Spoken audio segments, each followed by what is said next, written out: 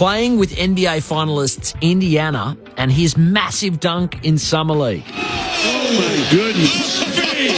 Cocked it way back. Oh, my goodness. That was in the top 10 out here, maybe all time. I think we'll see SportsCenter tonight with that one. That one's got to be on Sports. Man, that's a thunder from way down under. Wow. Incredible how he brought that ball back. Look at this. Look at him bring that back. That raised the level of energy in this building. Thunder from Down Under. It's an old classic. I'm Patrick Stack. This is ABC Sport Daily, produced by Poppy Penny. Thanks to rugby.com.au, Fox Sports, Stan Sports, and ESPN for the extra audio used in today's episode. This has been ABC Sport Daily, and for more, you can find us on the ABC Listen app. ABC Listen. Keeping bored parents busy is easy with the ABC Listen app. Then we can listen to our stuff, like Bluey Listen Along and all new Dino Derby. Hear it all now on the ABC Listen app. Ben Cameron and Corbin Middlemash from ABC Sport here. Alongside Paul Roos, Brett Delidio and Poppy Penny, we bring you all the latest AFL news from both on and off the field on the ABC AFL Daily podcast. You can hear it all on the ABC Listen app. Time to steady and pull the trigger! Get ABC AFL Daily Podcast. It's your daily footy conversation. Find it on the ABC Listen app. ABC Sport. We begin this broadcast by acknowledging the traditional custodians of the land on which this match will be played today and pay our respects to their elders past, present and emerging. We extend that respect to Aboriginal and Torres Strait Islander peoples listening. It's all on the line. Here we go. And the moment of truth has arrived. What a matchup this is. What a game. The umpire holds the footy up. I wouldn't want to be anywhere else on earth. On ABC Sport, this is the AFL. Oh, there's a bit to get excited about. The intensity and the pressure around the ball is unbelievable. Take your moment. This is that moment of the game of footy. This is just football at its best. And that'll be it. From walking on thin ice to dancing on the mountaintop, the Brisbane Lions never stopped believing. And they are the champions. Sit back, relax, witness the greatest. It don't get better than this. He's pulled the through for a magnificent goal. Comes out, gathers, snaps, goal. An extra bit of class. He smashed that through. What a kick. Goes bang with everything he's got. They are leaving nothing out there. Listen to the roar. The drop punt. He's gone. And the building is jumping. We know he's a big shot taker. He's a big shot maker. Leans back on the kick. Game on. Like camera action, baby. Countdown and contact. From the right forward pocket. Oh, he's a sharpshooter, all right. Step up in the big moment. Points to the man on the mark. Drop punt. He's there. Gathers. Snaps. He'll bring the house down. Sit back, relax, witness the greatest. It don't get better than this. He'll put it on the boot. Kick up towards the logo. You take a seat, cause it don't get better than He this. defies the laws of gravity. He runs onto it 50 from goal. He's in Dusty's pocket. He shoots. Oh, he's as bloody good as Dusty. Oh, yeah. Rose snaps goal. The drop punt. It's good. And you can hear that mighty roar. Walks one way and the next and the snap. There's the finish. 60 out. Oh, my goodness. That's a massive kick. Big time spot.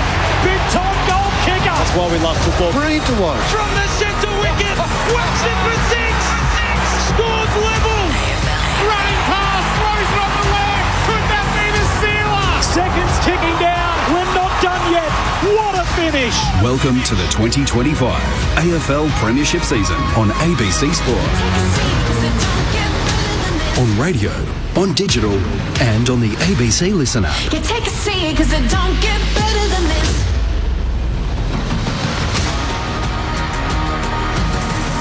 And welcome to the Gabba for Friday night footy on ABC Sport. 6 weeks to go before we trim the field to 8 and grid positions are finalised for the race to the flag in 2025. Quentin Hull is my name. The covers are down at the Gabba. I know it's been a long season, but stay with me here. I haven't lost my bearings. Well, I don't think so. The covers are down at the Gabba. There's been a bit of rain around, and we're hoping to get away on time, because it's been a little bit dramatic here in the last 40 minutes or so. The umpire's having a run through now. We saw a few of the Western Bulldogs players have a kick, but there was some lightning around, and combined with the rain, but particularly because of the lightning in the proximity, the warm-ups had been cancelled. The players weren't allowed out on the ground, nor the umpires, nor the security guards, and the centre wicket is still covered. But I think we're going to get footy underway on time, and let's hope we do, because it's a big game tonight. Brisbane at home to the Western Bulldogs. I think the narrative is all about the Dogs. Was last week's loss to Adelaide just a blip on the radar? Their form had been good prior, having won 4 games in a row, but then you look at, well, who have they beaten? Who have they been beaten by? And it paints a pretty black and white picture of the Dogs and the ladder sort of being a pretty decent indication of where they're at. Are they good enough to play in September? Well, come to Brisbane and beat the reigning champions. That's certainly one way to prove it. I'll get to the news around the teams in just a moment, but straight away I'm going to go to Zane Bojak, who is now allowed out and about. We've had an interesting 45 minutes or so here, Zano. Welcome to you. Bring our listeners up to date as to what's happened here in the last little bit. Well, I can tell you that the benches are just getting themselves set up because they haven't been allowed to be anywhere near the interchange gate, so they're just getting their chairs set up, and the Western Bulldogs are sorting out how they want to have things. And I've only just been able to get into my chair. I actually had to wipe it down. There was quite a significant amount of moisture, not only on top of a cube but underneath. So everyone who's making their way to the ground has to take particular care that they don't slip over, because there's quite a lot of puddles around the seating area. The surface, I can tell you, obviously is a bit wet, but as we know, this ground drains beautifully. So obviously it's a bit wet on top, but looks very firm underneath still, which is great to see. And we're just seeing patrons make their way into their seats because they weren't allowed to come into this ground up until recently as a result of that storm. We have seen some hail in surrounding suburbs. We didn't see any here at the ground, but lots of thunder and lightning, and it certainly was a little bit frightening. And the AFL's done a good job making sure everyone stayed inside safely, but now we can make our way around and hopefully see a great game of footy between the Dogs and the Lions. Very bohemian of you, Zane. I caught that. Well done. Zane Bojak keeping us up to date, and a couple of the Lions players are out there now warming up. For those that aren't aware, the form line for the locals is trending in the right direction. When they were here back in round 14, they lost a day game to Greater Western Sydney, and the Giants are showing that their form is very good with a win over Essendon to continue their charge to September last night. But 3 wins since, the great victory down at Condinia Park, then a rest, and then they beat Port here and were too good for the hapless Blues last start at Docklands. And for the Dogs, well, those 4 teams that they beat, St Kilda, Richmond, Sydney and North Melbourne, you can have your own discussions as to the merit of those victories, but they're teams that aren't in the top 8. That's the fact of it. And then they took on the Crows last week at Docklands, and Adelaide was too good by 11 points. Michael Price will be calling the action with me. Pricey, over the years we've seen most things here at the Gabba. We've been coming often enough. Lightning to delay the bounce? I'm not quite sure that that's going to be the case. You were here with Brett Sprigg the night the lights went out. The lights went out at the Gabba, We're not to that dramatic circumstance, though, are we? No, we're not. And as you said, Q, still privileged to be in the best seat in the house. The Lions, in dribs and drabs, have just come onto the field. But it is unusual to see the centre wicket covered, as you alluded to, cricket style. It's a little early. But I just hope we're not robbed of what could be a magnificent contest because of some slippery conditions. We got 2 of the best attacking teams in the league playing each other on a really nice deck. Let's hope that the rain stays away for the rest of the evening. It's going to be a little slippery regardless, but I think the skill level of both sides will go above that. And fingers crossed we get the game we were just salivating for. I was lucky to be among the gathered throng at Norwood earlier in the season. Aye. And that was some game. The Bulldogs were 39 points in front early in the third quarter, only for the Lions to kick the next 9 goals in the game and ended up winning that one by 21 points. But Marcus Bontempelli didn't play that afternoon for the Bulldogs. That's the major piece of the puzzle that returns tonight. And speaking of returning, the rain is starting to come down again. That's, of course, not foreign for footy, but we hope that there's no lightning about the place. There are no changes to the selected teams. So Caleb Poulter is going to be the sub for the Western Bulldogs. Second gamer Sam Marshall will be the sub for Brisbane. And at selection, Marshall coming in along with Bruce Reville. Noah Answorth season over, snapping his Achilles against the Blues. And Zach Bailey suspended for a week, despite the Lions going to City Hall and fighting that. City Hall won, and Bailey is out for a week. For the Bulldogs, what will we make of Liam Jones tonight? He's had an on-again, off-again season. His first appearance in the AFL since round 7. So he's in, Luke Cleary's in, and Lockie McNeil into the team for the Bulldogs. Nick Caulfield and Cooper Hines both omitted, and Josh Dolan's been rested. Matthew Primus, it's always a pleasure to be in your company, former Port Adelaide captain and coach. I've got one of your old mates in Brendan Lade coming along to have a chat in a moment. I recorded that just before coming on air. But nice to see you, Matt. How's things? Going very well. It was down the Gold Coast this morning. Had one of these storms roll through. Then it was a pretty good day. But she obviously hit here. I just had a look on the radar. There's another little band coming through, and then it looks clear behind that. So hopefully all okay in another 20 minutes or so, Q. But yeah, hopefully it doesn't affect the game, because there's a lot riding on this. I reckon these two teams have both got the hardest draws to finish the home and away season, and a crucial one for both teams, for top 4 for Brisbane, and Bulldogs to keep trying to charge in to make the 8. Righto, I'll be up front. Yep. Do you believe the flat track bully narrative about the Dogs?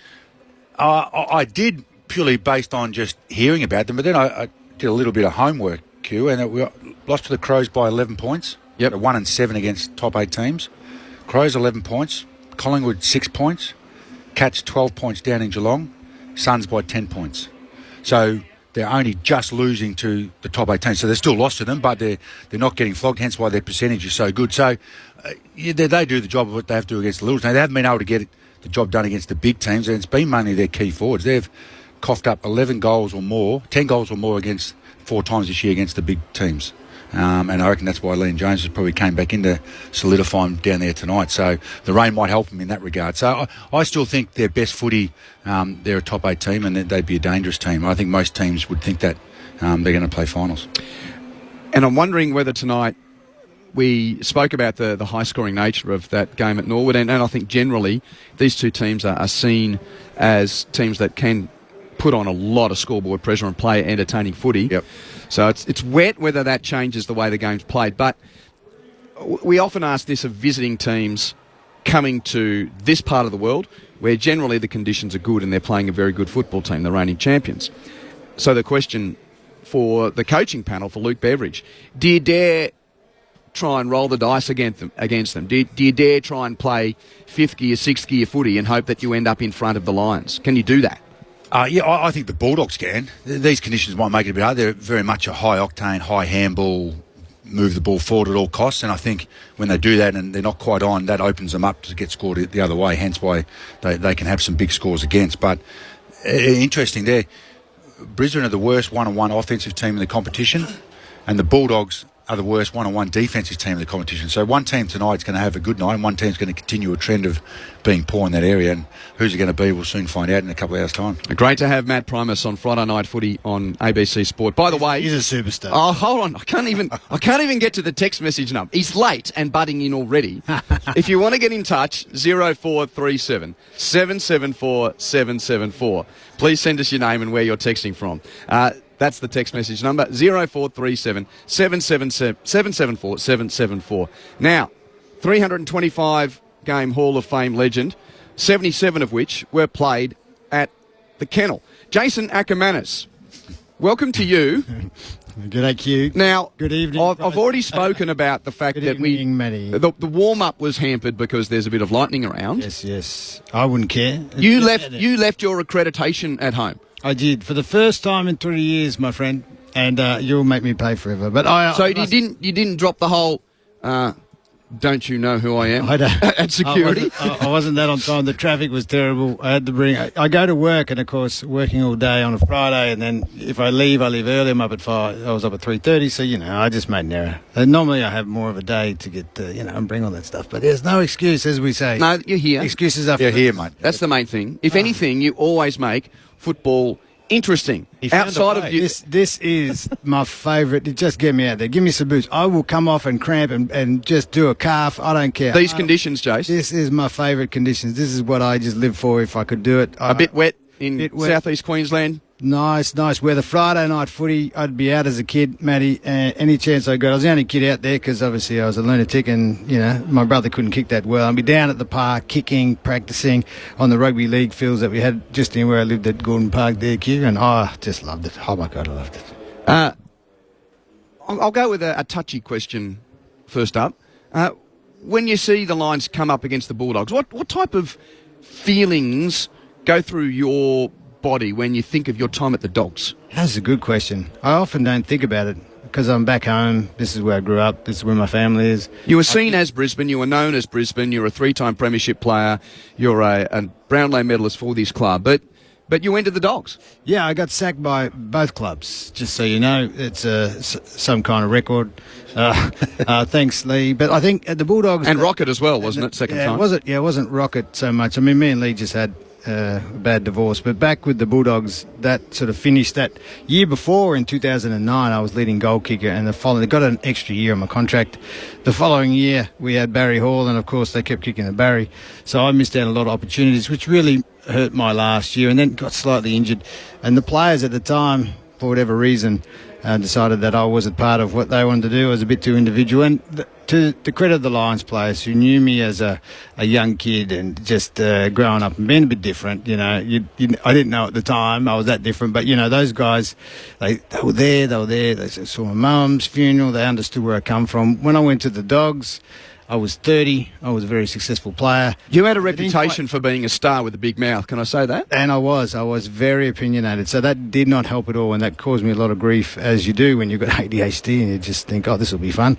I'm sure they'll take it the right way. And they never did. So and it's a different culture. When I went to the Dogs, I had no money relying on the AFL. Brisbane, opposite. We're doing our own thing. By the time I left, we're the very successful club. Ran it differently, culture differently. And, when you are on the teat, as they say, of headquarters, I think that was the difference, and that made it a little bit more difficult for a guy like me to be, I suppose, as outspoken. I had a lot of back up when I was in Brisbane, the players and Lee, and for a long time, where the Bulldogs, for a long time, was really good, but that last year just kind of went downhill. So, now... So the question in your mature years, what goes through your heart when you watch them? The Dogs or the Lions? We know what happens when you watch Brisbane. We try and keep you balanced on air. We know that you're a big Lions man, but what about your other old team? Yeah. I always feel that. Are you bitter? Do you or do you have warmth for the fact that they were the club that got you beyond 300 league games? Yeah, at that stage, and Matty will tell you that you couldn't just go. It was a difficult thing to be a big star and to move clubs at that stage. No one went to the Bulldogs. No one with any name went there at that stage. I went there. They had just played their first final. That first year I was there, they did not. We just increased. We played in 3 prelims in that period. I should have been All-Australian a couple of times, and I don't mean that because I said it. It's because I just played great as a small forward, had better numbers than Stephen Milne and these kind of guys. So it was an interesting period. But because of my mouth, headquarters, and because of my columns, I was sort of into headquarters too much. It turns out they've got egos bigger than you can believe, so I had to feel the wrath of that. So all of that is mixed in my feelings. But all I think about, and I'm sure Matt is the same, when you don't know anyone anymore, I still see Zimmer, who's a club doctor, who's 104, and I still love Zimmer. He's got the same birth date as me, not the birthday. And, I still love seeing Zimmer, and we chat all the time, and every birthday he always sends me a text and tells me how old I'm getting. So outside of that, and Jakey Landsberger, who's still my great mate and doctor, he sort of... Yeah, those guys, and he's not there anymore, and all the other guys, I really don't know anyone in there, and that makes it harder to really get that feeling for the club. But, yeah, I sometimes even forget tonight, that's right, both those teams I played for, I reckon, though, when you watch them, would you like to play under Luke Beveridge in the way that this footy team plays, the Bulldogs? I like it fast and furious, and the quicker it is, the better it is. Guys like me... the slower it is, you saw how I played. I'm a game breaker because I can move the ball, take off, kick it long, short, whatever you need. This era, in any team, if you move it like that, is awesome. So much fun. And being one-on-one and running back and getting defenders, and the stand rule, Matty, I would have kicked another 400. Oh, my goodness. I would love it. Great to have Jason Ackermanis and Matthew Primus with you for Friday Night Footy on ABC Sport. We've got an update from the AFL, the initial lightning as well outside the 10-kilometre range of the Gabba now. The second front is approaching, rain only at this stage, not electrical. So the warm-ups are proceeding as we speak, and we expect the game will be starting on time. Let's just go into the Bulldogs camp and time shift back about 40 minutes or so. I was able to catch up with Brendan Lade, who's the midfield coach of the Western Bulldogs, to your old teammate. Matty's old teammate. So have a look inside their week, recollections of and the processes of what happened last week against Adelaide, and just that unique scenario that usually we'd be on the ground doing the warm up and the interview, but we were stuck in the tunnel of the race because we weren't allowed outside. Well, Brendan, this is a bit different. We're not allowed to go out on the boundary because there's lightning around. So by the time this goes to where we probably know what's going to happen. But as far as your boys' warm-up, you've got a few Sherrins being kicked in the corridor here. Welcome to Queensland. No, it's normally rains pretty heavy when it rains, and when it doesn't, she's nice. But a bit different warm-up for us. Whether we're allowed to go outside or not, we'll wait and see. But same for Brisbane, so we'll prepare accordingly. How's your week been? Form had been good, but Crows were too good for you last week, so I think the footy world's wondering, and we'll find out tonight. Is it a blip? What did you learn? Yeah, we learned our tackling wasn't anywhere near the standard it needed to be, and just missed way too many for a team that's aspiring to be the best they can be. And against a side like Adelaide, give them that many opportunities, they're going to get scores. So I think in the second half they scored 15 times from 22 entries. So we didn't help our backs out through the mid zone and forward zone, and something we're looking at improving tonight.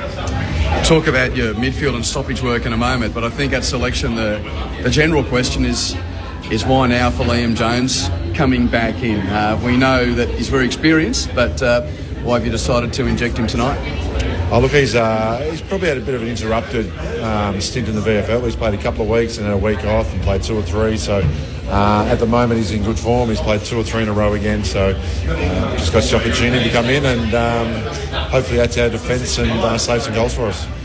And I am going to circle into your big man knowledge, because it's interesting that the Lions have named both Darcy Fort and Oscar McInerney tonight. It hasn't happened a lot. We know you guys are pretty tall. Do you think that's just a direct matchup thing? It's normally they normally play day if they don't play Fort. They normally like to have that second key forward / ruck that can do a bit of both. And Fort's been in good form, and McInerney's obviously just come back in the last couple of weeks. So it'll be a challenge for us tonight. We think Marshall will be their sub, but if this weather keeps up, they might switch it to a ruckman, which would be nice for us. The game at Norwood during gather round was incredibly entertaining. I'll put it that from the neutral's perspective. Not great for you guys. You're almost 40 points up and you lost the game. So what did you learn from that afternoon? Just got to keep playing the game. We wound our shells a little bit, try to be a bit safe with the ball, and made some mistakes in key areas, and they were able to capitalise and get the momentum back in that game. And at Norwood Oval was quite small, so once you get momentum it's hard to get back, and as we showed in the first half, but our stoppage work late in the game wasn't good enough. So McInerney dominated and really gave them first use and got them outside of us a lot. So tonight we'll be trying to control that ball inside as much as we can and have a few plans if that happens again.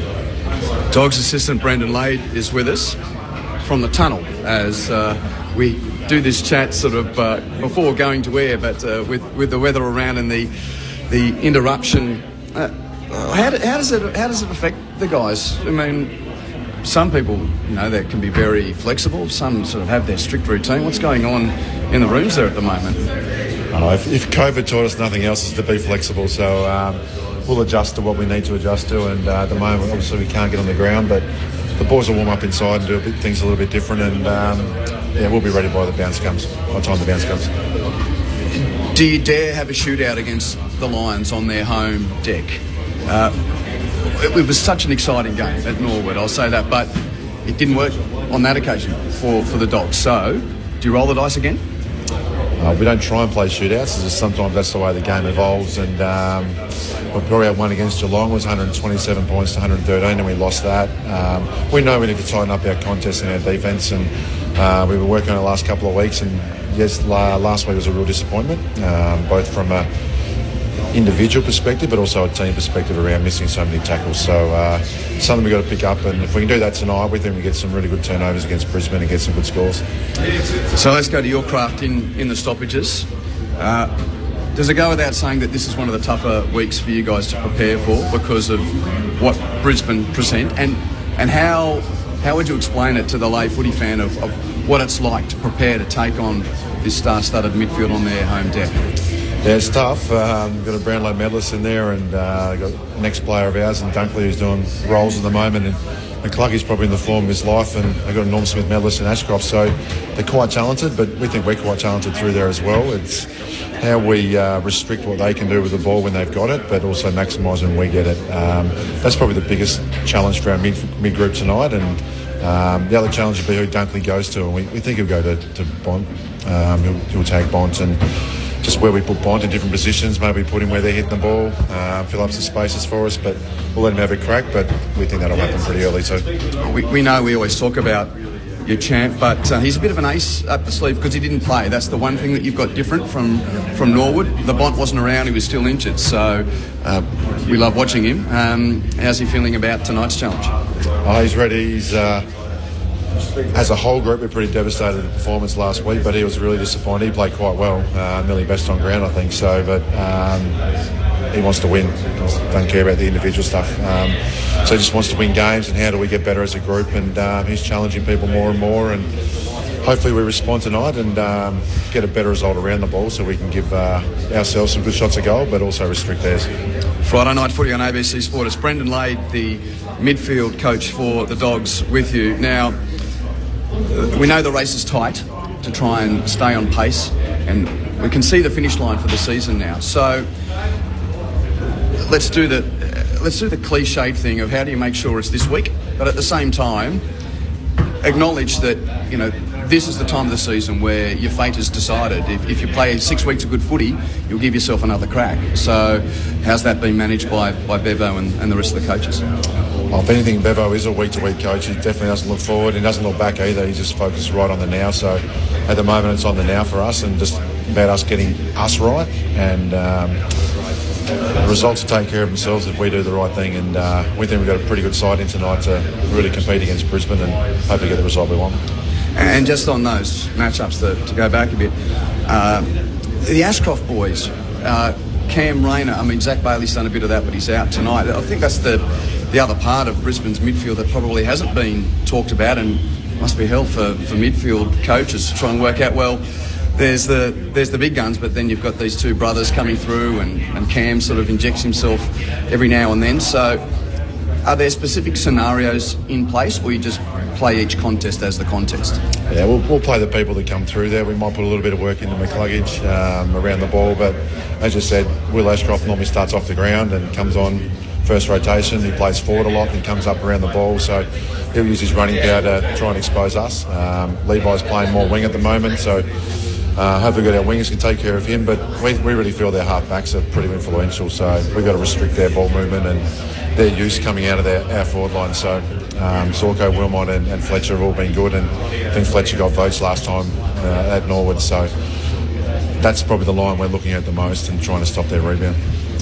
Well, hopefully he can get out there and warm up. And just the last one, Sammy Davidson, I think everyone loves the story, and news coming through that he's extended his time at the club. What's impressed you about him starting out his footy journey in a very different way, and now, of course, playing some great footy for you guys? He's just very humble. He's been all around Victoria playing footy. He's been in the Gippsland, he's played VFL, he's played up in near the Riverland, so he's been everywhere, and he's just a very humble person, but he does work incredibly hard. His ability to get up and down on the wings is nothing I've seen before, both ways, and he's still working through a few things he needs to improve on, but what he can do is pretty impressive for us. So we're excited what he's brought, and we'll bring in the future for us.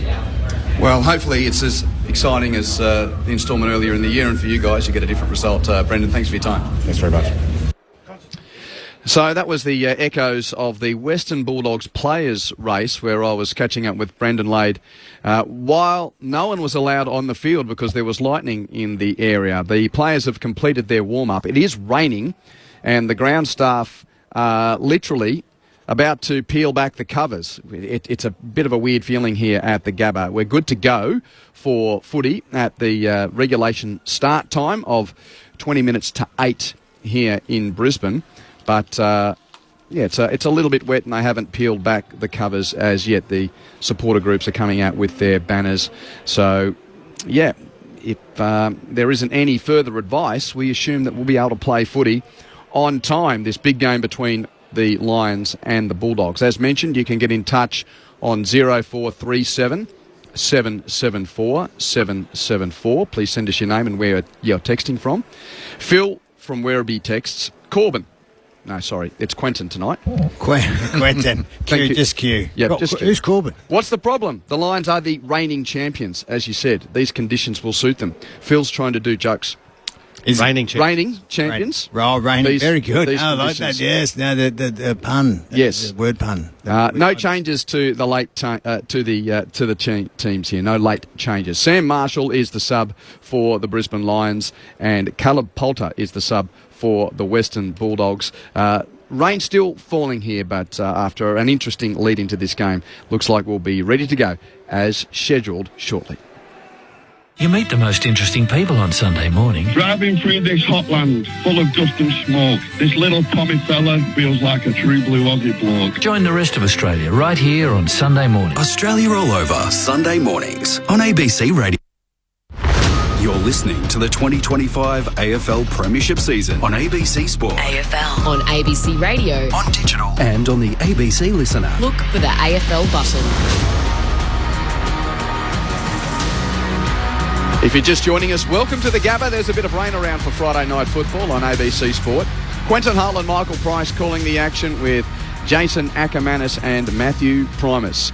It's the reigning champions on a 3-game winning run taking on a Western Bulldogs team which had their 4-game winning streak snapped by the Adelaide Crows last week, and as a consequence they find themselves outside the top 8 with 6 games to go. Liam Jones back in for the Bulldogs tonight. Luke Cleary and Lockie McNeil also included at selection. Nick Caulfield and Cooper Hines dropped. Josh Dolan has been rested. While for the Lions, a couple of key players not there tonight for differing reasons. Zach Bailey suspended. Oh, no. Noah Answorth with an Achilles injury. So Sam Marshall and Bruce Reville come into the team. Marshall as the sub, Caleb Poulter the sub for the Western Bulldogs. That's the mutterings of Jason Ackermanis next to me, with Matt Primus, as mentioned, also to join you throughout the evening. I wonder if we can get out to Zane Bojack on the boundary, because he's trying to do his best to keep up to date with everything and not get himself nor the equipment drenched. For those just joining us, Zane, it has been a bit of a dramatic lead in here, so just a recap of what we've been through in the last hour. Yeah, well, Q, as you mentioned, the covers have just come up, and that's the latest I've ever seen them stay down for a game of AFL, and the banners have just come out, but they haven't been erected yet. The crowd's just making their way in, but a lot of them are obviously wearing ponchos and trying to do whatever they can to stay dry because it's quite heavy rain. There's a lot of, you can talk about full rain, there's a lot of moisture in each drop, so at the moment it's making that surface out there more and more slippery, even though we know it drains great here at the Gabba. I think it is going to be slippery for the players. And you could see when they were warming up, they were really trying to concentrate on their ball handling. But, yeah, it's a difficult one for both teams. We know they like to run and gun both sides, particularly through the corridor, and tonight's probably not going to be the game that we wanted it to be.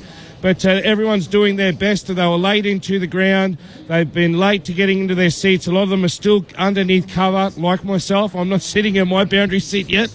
I'm trying to stay as dry as I can, but everyone's trying to do what they can to make sure that they can enjoy tonight's proceedings, even though, as I said, it's still quite heavy rain here. But looking forward to the contest and seeing whether or not Eric Hitwood can continue his upward thrust against his team. He's kicked 11 goals in his last 2 games against the Doggies. That's a good stat. Well done, Zano. Yeah, and stay safe out there. Looks like the rain is just hanging around, but this front, I think, is moving through, and we're going to be right to start on time.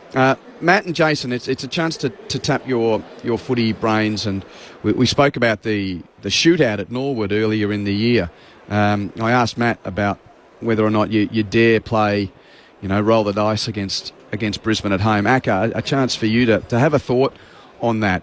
Can the Dogs basically try and out-throttle the reigning champs on their home deck? Oh, yeah. Yeah, they can. They can try, and they will get their game going. And we've seen this ground and teams come up here and do that against the Lions. So, if they are just clean around the contest, they do their little things well, break those tackles, depending on the pressure that both teams bring. You know how much the Bulldogs handball game has been for years, just the cornerstone of what they do, and that's how they get out and how they move the ball. If they can change it up. It's a little bit simpler in the wet. You try and, I don't know when you coach Matty, but even in this type of, even in the old era that we played in, it's the straighter, the longer, the deeper, the quicker you can get it in there, put the defence under pressure and lock it in. That's really going to be the key. So the midfield will be the reason on both teams winning or losing this game, I have no doubt, except for, unless you kick 20 points straight or something ridiculous like that, which is very rare because the ball is heavy, and even blokes that swing it left to right, well, it just goes a lot straighter. So, Eric, no wonder you could have another field day.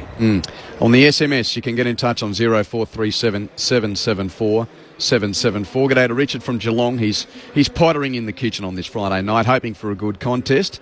If I've seen a worse game of football than we had last night, I don't remember it.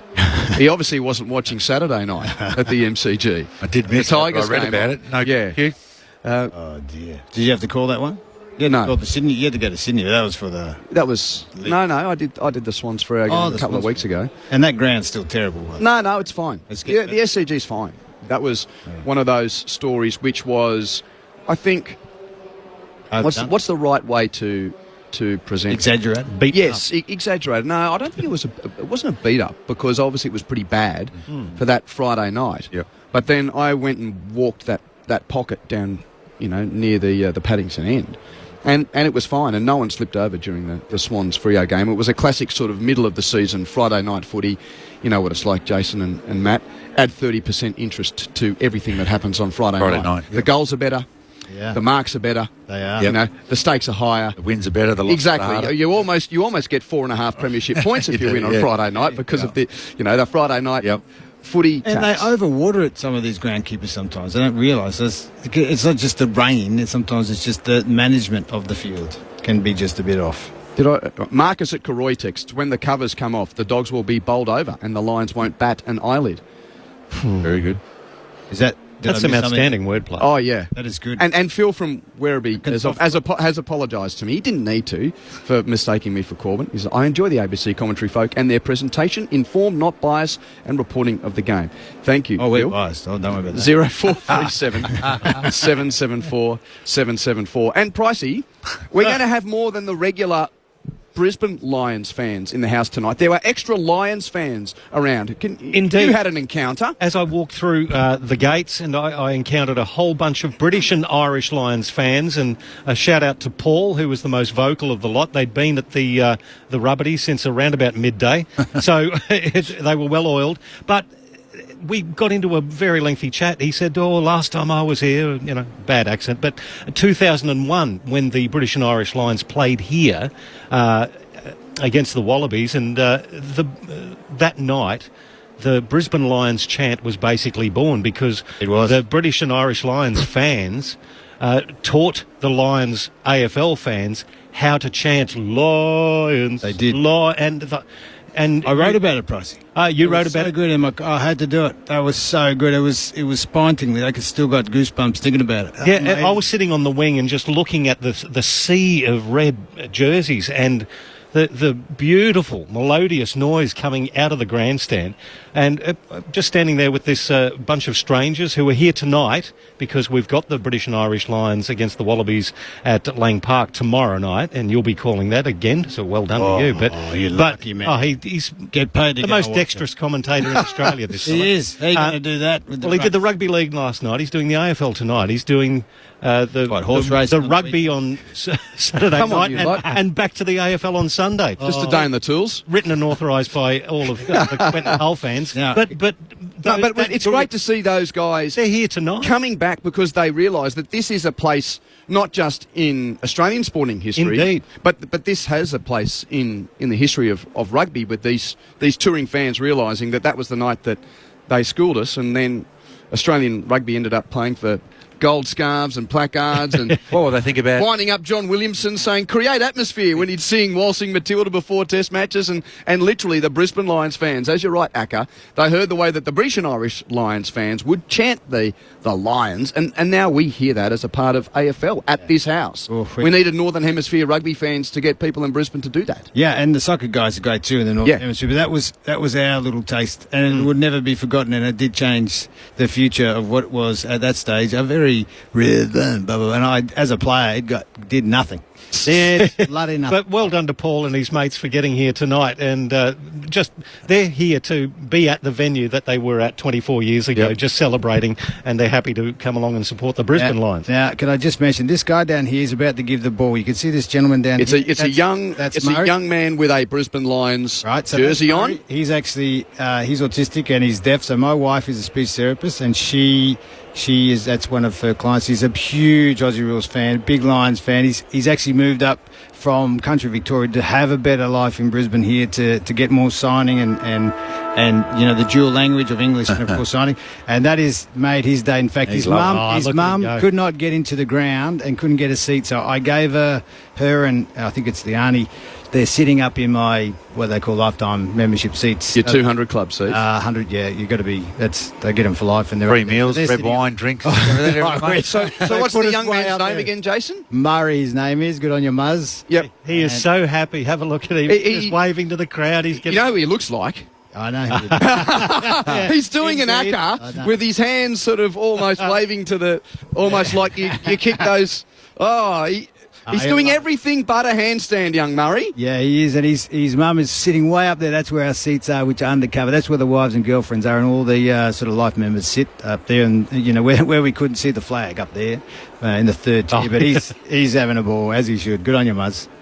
He's gone from the broadcast wing to now basically at the attacking 50, not far from the Lions race. He's been waving his arms. He's pointing to people in the stands.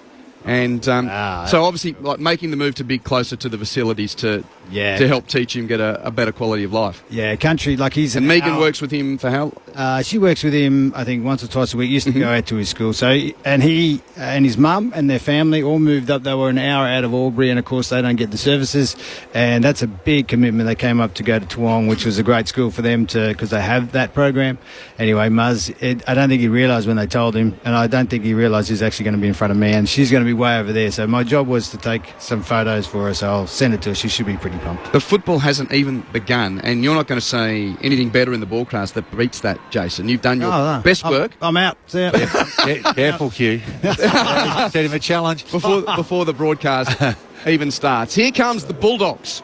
With light rain falling, Marcus Bontempelli is about to lead his team through the banner. They're playing in their away strip, white. They go through a banner which reads, "The Lions Kings may have reached the top, but they are less..." Aslan. And more paddle pop.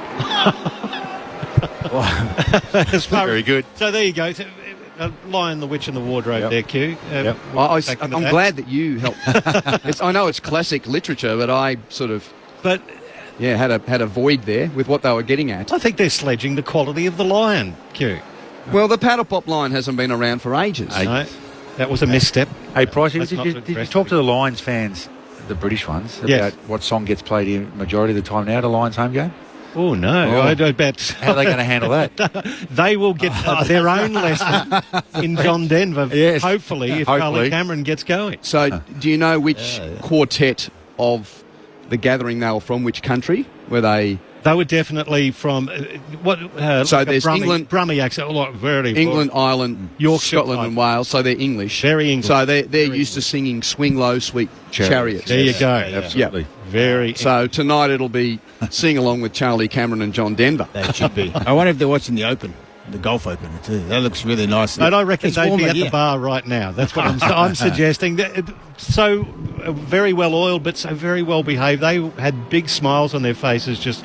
And the leader of the group was actually telling some of the other lads who haven't been here, this is where we were here, and this is where we were here. Oh, it's a super memory. It's a memory for all of us. I'll tell a little story that my rugby league expert Billy Moore relayed to me. He had either himself, no, I think he had people very close to the British and Irish Lions race that night. And they've gone out for the warm-up. And Martin Johnson, who is the English captain, he ended up being the captain and winning the World Cup a couple of years later, but he was playing the big lock forward for the British and Irish Lions. And basically they've done the warm-up, and then he's come down the race. And apparently, to paraphrase, he said, "Don't worry tonight, lads. Home game for us. Home game for us tonight, lads." Because he'd seen all the red in the stands. And it was close too. Vocally. Yeah, well, back then they won the first test before Australia won the second and third tests, and that's still the only time that the Wallabies have beaten the British and Irish Lions. The local Lions are about to enter the field of play here, with the rain sort of just hanging around. The Dogs are out there warming up. Here comes Brisbane. 12 wins and the 1 draw this season, second only to Collingwood on the ladder as we enter round 19. It's been a premiership defence which has been, I think, punctuated by some patchy form at the start of the season, but they're getting going, and this is a really good test for the local Lions tonight. And a couple of key pillars out.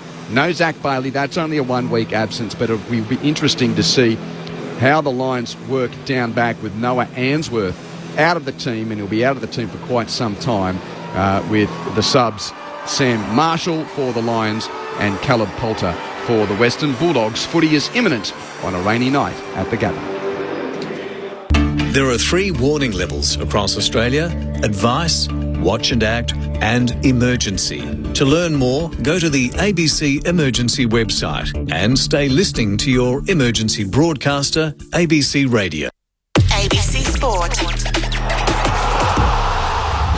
On ABC Sport, you're listening to the 2025 AFL Premiership season. Don't get better than this. Footy's biggest weekly stage, Friday night footy.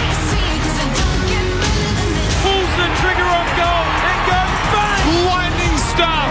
Unbelievable! Oh, he makes the impossible look easy! Snaps across the body and the party continues. In front of Elliott! Jamie Elliott! He launched into the night sky! Sit back, relax, witness the greatest. And don't get better than this. This is the 2025 AFL Premiership season on ABC Sport, on radio, on digital, and on the ABC Listen app. You take a seat, cause it don't get better than this.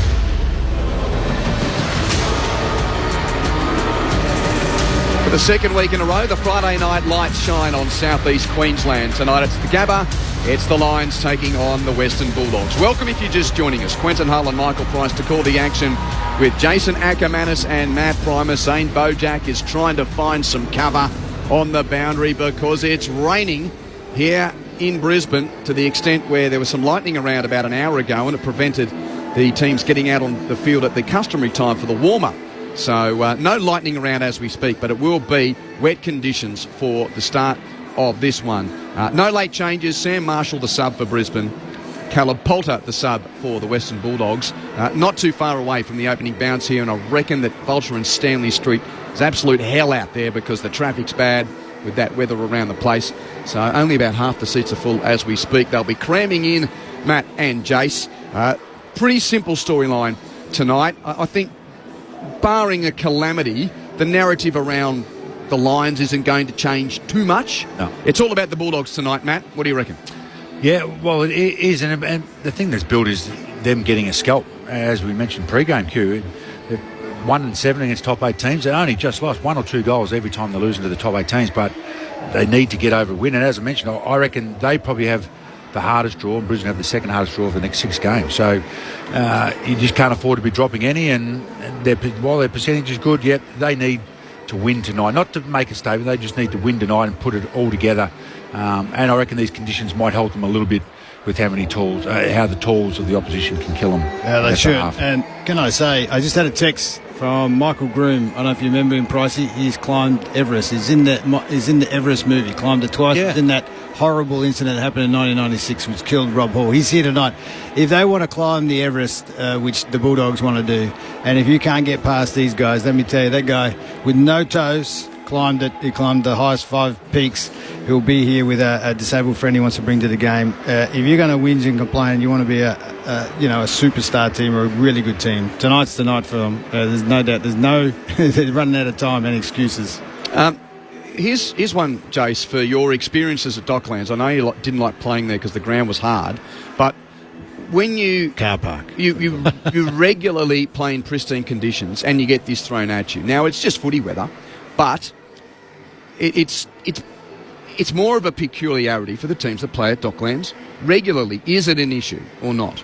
No, this is a great game for the Bulldogs. When I came back up here to play at home, or the old home, it's a wonderful feeling to be on grass, proper grass, where you can actually see the roots of the grass, and it's not mud, and it doesn't look like, it looks pristine on TV, don't get me wrong. It's the worst, ground you'll ever see for the AFL standard, that stadium, unfortunately. It costs a lot of money, and the way they built it, I'm not going to complain, because, it's home to many teams, but to come here and play in the wet, these guys will take that. They travel all over the place, and so this will be just a Friday night. Anytime you could play Friday night footy and you're the Bulldogs, man, you'll take it. It's football's number one question. Who mans up on Sam Darcy? I think it'd be you. Yeah, good question. Well, they normally like Harris taking the second best forward, don't they? And then trying to come off them and those sorts of things. So, I'm not sure. It probably depends a little bit where he plays. At times he can get up the ground, or he's going to 6'10", and he's a monster when he puts his hands up. But I think it'll depend more about how deep he is or how high up the ground he is, because they've got some good small forwards and they might try and get them in behind him.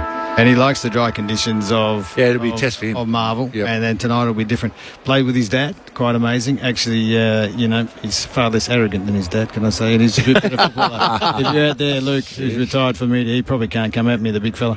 And the other, lastly, you wouldn't believe it, but I can't believe that he is still playing. COVID was the best thing for him, can I say?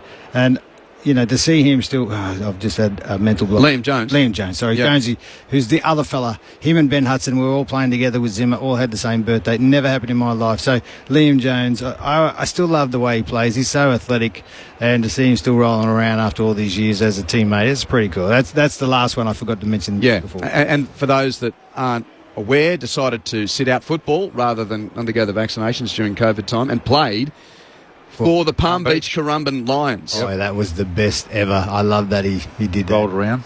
He's a man with values, Matty. Absolutely, yeah. So, and the other thing that's interesting tonight, Matt Primus, is we haven't seen Darcy Ford and Oscar McInerney play in the same team a lot. They're both playing tonight. Oscar's had his issues with his body and his back not being 100%, and in Brendan Lade's interview with the Dogs midfield coach before the game, he said, sort of Sam Day's been going with that role. So it's interesting what Chris Fagan's doing tonight. I think he's trying this out. I don't think he still knows what the right formula is in the post-Joe Danaher days. No, they're still searching for that. As I mentioned, Q, they're the worst one-on-one team offensively. Now, you don't get many one-on-ones in the modern game, but they still struggle to score as freely as what they had last year. So they're missing Joe, and Sam's played a role. Sam Day is. I'm not sure these two are. They've done it a couple of times. I think the times I've seen it done, it's more, I think Darcy's been a sub, which has been weird, and he's come on there. So, it'll be interesting to see how much game time Oscar plays, because I know he's had the health issues. They've looked after him, got him ready for that. So, definitely they're still tinkering with it. I'm not sure this would be the setup they'd want coming into the finals. He's not in this midfield work. He's in the forward work. So, you can tell already that Darcy Ford's going to be down forward, I would say, just looking at that. And the big screen is a cue to nod to Greg Swan, who is now officially on his last night match night of duties as the Brisbane Lions CEO before he goes to join Laura Kane in the footy department at Head House. Just work on their fixturing. Yes, there's a few things to get sorted. Was that one of the best recruits for Brisbane off-field over the last decade or so, was Greg Swan? Yeah, he's sort of funny because he left just before both teams at Carlton and Collingwood. Where was his Collingwood when they were successful, and coming out of motorsport, doing a great job there. So he's a career, guy at that level. But at grand finals, when you guys beat Collingwood in grand finals, right, and then went to Carlton. Yes, and last among all the years that he spent in football, last year was the first time he he'd been a part of, the office with a premiership. Yep. And it shows you, though, that CEO doesn't win premierships, though. But he's done a great job. Set up. Coin toss is taking place in the middle. I'll give you the result of that. West Indies have won the toss. Sorry. No jokes about 27 tonight. Harris Andrews has won the toss. He points to the right of your radio dial, so the Lions running towards their players' race. So to the western end in the first quarter. Zane Bojak out on the boundary. Are you safe? Are you dry? What's going on out there, Zano, after we had that little foible around the Lightning an hour ago? Well, I can tell you, Q, that as a media, we've got together, and us and the other broadcasters who are on the boundary, we've decided to take shelter, and we're under cover because it is still raining quite heavily. It's not as heavy as it was previously, but it is still coming down. And it's so wet that Aaron Norton's headband, it's already become see-through, Q. He's gone the white headband, and he's no use wearing it whatsoever. But looking forward to the contest, and, I can't wait to see who's going to be on Darcy because he's a critical element in tonight's game. It's going to be a little bit slippery, but hopefully this rain stops shortly so we can see some enterprising football. Well, very different conditions to when they met in Gather Round. It was a gorgeous Saturday afternoon. They played at the Skinny Winged Parade at Norwood, where the Dogs led by 39 points early in the third quarter, only for Brisbane to produce one of their amazing comebacks. They kicked the next 9 goals in the game and ended up winning by 21 points. The Dogs outside the 8 as the round begins, but their form has been good, apart from that loss to Adelaide last week. And Adelaide are playing good, though. Yeah, they are. They are playing really good footy this year. Brisbane's last 3 scalps, Geelong, Port Adelaide and Carlton in that order. So the rain just getting a little bit lighter, Michael Price, as we get to the opening bounce of Friday night footy at the Gabba. And congratulations to umpire Andrew Stevens, 250 games for him. He throws it up, no bounce. The clearance immediately won by Brisbane inside 50. Archie gets spoiled. Front and square was Bontempelli. Took the legs out of Hipwood. It's going to be a free kick against the Bont, methinks. Now I think that's unlucky in the old school way. He went to ground to get the ball, and because it's slippery, I can't see that that's a free kick against Bontempelli, but in the modern vernacular, tell us about it, experts. Oh, that is unlucky. But what do? Our day, you had to win the ball. It's sliding a bit. It's early in the game, and taking the legs. Imagine how many free kicks we'd have got now. 1,000. So Eric Hipwood, very fortunate to cop a free kick very early in the piece. Directly in front, he'll have to kick this from 40 metres. Slippery ball. Could go anyway. He leans back on it, he pushes it left. Well called, Acker. One behind to start proceedings, and perhaps the footy gods have spoken. 1 minute gone, the Lions with one behind. Evened it up there, right there. Probably had his best game against them earlier in the year, kick 5. He did, yeah. He loves playing this team. Can he do it tonight, though? That's a lucky free kick. Yeah, it was mainly in the second half, but he really got fire there. 0437 774 774 if you want to get in touch. Dale chips in short. Bramble takes the mark in the right back pocket. He'll kick the Bulldogs towards the outer wing in a contest. Darcy flew over the pack, almost took a chest mark. Didn't take it to ground, rode by the Lions. Hand pass goes around the boundary but doesn't create much. He's winded there. As everyone looks to the big screen for the replay. Right in the middle of his back. I think Darcy Gardner was the ultimate stepladder. Zane, that was close to you. Yeah, it was, and he's feeling the effects, the young fella. Also, remiss of me not to mention, it's Hugh McCluggage's 200th game tonight as well. Great centre clearance for him. Unfortunately, Hipwood couldn't goal. So the throw in at left half forward for Brisbane. English versus McInerney. McInerney got it down out front. Liberatore. His handball sharked by Berry. Inside 50 again. Spoiled away by Lobb. Dogs with the numbers at ground level. Bramble shot a handball out to Liberatore. His handball back to Bailey Williams. Put him under pressure. He kicked it to half forward. It was a good fly there from Jasper Fletcher at ground level. Berry's handball missed Zorko. Just short of centre wing out of side. Zorko. A wobbly one inside 50. Rayner with the contest. Rove there by Neal. Got the handball away to Morris. Centering ball was sublime. It hit Levi Ashcroft on the chest. 30 metres out. Directly in front. Logan Morris with the pass, Matty, and just luck's a fortune. You've got to be aware when you're a player. It's coming back in, not always the play, but, forwards, good players, they're always ready to go. Good start, good kick. Yeah, Dale just pushed in and winged there, and Ashcroft pushed in with him, but just held out a little bit, and Dale just got too deep, and, but a brilliant decision. Can he kick this, though? He should. Debut season. Has played all 17 games from 30. Levi Ashcroft opens up the scoring for Brisbane. They all get around him as well. His 9th goal of the season. The Lions first for tonight. 1-1-7. The Doggies yet to score. 3 minutes gone first term. Redheads, see? They have always got talent. Hey, what about Morris's kick in the wet? Big guy around the corner of his body. 30-metre little dart to Ashcroft. I always find the balls, because they're a bit heavier too when they're wet, when they're light, and you know how they used to be, and you got to sort of press them in and kick them in, and they do a better job these days. Remember how fluffy they used to be and pointy at the start of the game? That said, that's a super kick, and that's the skills of the man. Hopefully we see more of Morris kicking goals, because he is a gun, having a good season. Missed a last couple of weeks, but yeah, Levi would be happy with that. He'd just give a big hug to Saunders. They must be mates on the wing here. But he'd be happy he got one up on him so far. Well, they're Sandringham boys, so that's the relationship there, finishing their footy schooling there at the underage system at the Dragons. Centre bounce. Rayner crashes into the pack, and then Libba tackles him. High, no? No, high fend from Rayner. Yep, free kick goes to Liberatore. So he'll kick the Bulldogs from defensive side of the bullseye. Miss hits at a slew ball to half forward. Looking for West, taken by Starcevic of the Lions. Kicks it to the wing. Archie gathers well near the boundary, half forward. Kicks inside 50. Morris is being held by O'Donnell. Free kick to the Lions. What about that sequence? Libba just stepped off the line, had to play on. Horrible kick, quick change, turnover there from Starcevic out there, and really good from Archie. And then around the corner, Morris getting hailed. This is the class of the guy. That was a free kick, a little bit soft, but he'll take that and see how he goes here, fellas. This wet ball, this guy can kick if he flushes it straight over the goal. Umpires. Has he got the right boots on, Jason? You don't like these synthetic boots. You need the leather boots on a night like tonight. I think they've changed them. They're not listening to me, but they certainly have changed them, thank goodness. Morris, 45 out, off the instep, doesn't hit it well to the top of the goal mouth. Almost a mark to English, can't finish it. Joe Hennison picks up for the Dogs, gives it to Bale by hand to Williams, kicks it around the boundary line. It's seen out of play by Vandermeer, and a boundary throw-in will take place about 40 metres around from the Lions' goal. Crap boots.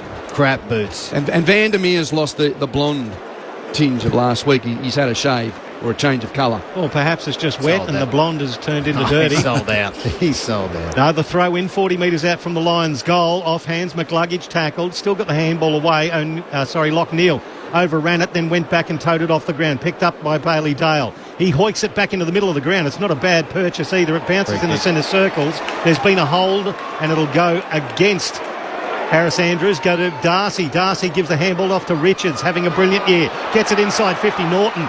Oh, it was advantaged by the kick. Free kick, no. Rowe by Riley West and snaps the first goal. It was going to be a free kick anyway, but the Doggies get that answering goal immediately. 6 minutes gone in the first term.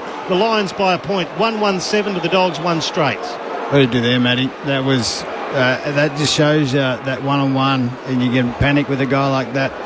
He's too big, Darcy, and then they're out of position. They're all thinking one-on-ones. They were there for the turnover, the Lions, and then bang, they run hard, the Bulldogs, and got out the back. Really good transfer of play. Yeah, and Harris Andrews just got caught. He's actually not the matchup. He's playing the deepest, but he got caught then, and that's not his go. He's going to him now. But, yeah, they've got dangerous small forwards, the Bulldogs, so if they can get in there quickly, as they've shown all year, they've got great capability to score really quick. Is that a matchup problem, Darcy, on Norton? Do you think that's going to cause... He's a bit too athletic, maybe. We'll see. If it's coming down quick, he is. English with the tap at the centre bounce. No Rover, though, for the Bulldogs. Dunkley's over the top of it. The former Dogs premiership winner and best and fairest. Liberatore picks up. Rush kick inside 50. Met by Gardner of Brisbane. Taps it to the advantage of Wilmot under pressure. Gave it up. Richards wins it for the Bulldogs. His hand pass turned over. Starcevic for Brisbane. Hands it out the back to Zorko. Rush clearing kick towards right half back. It's towed by Lobb back towards attacking 50. Hoping for Davidson. Couldn't pick up. Levi Ashcroft's there for the Lions. Clearing kick to the wing. Straight to Lobb of the Bulldogs. He centralises the ball. Puts it to Bramble. He's about 80 from goal.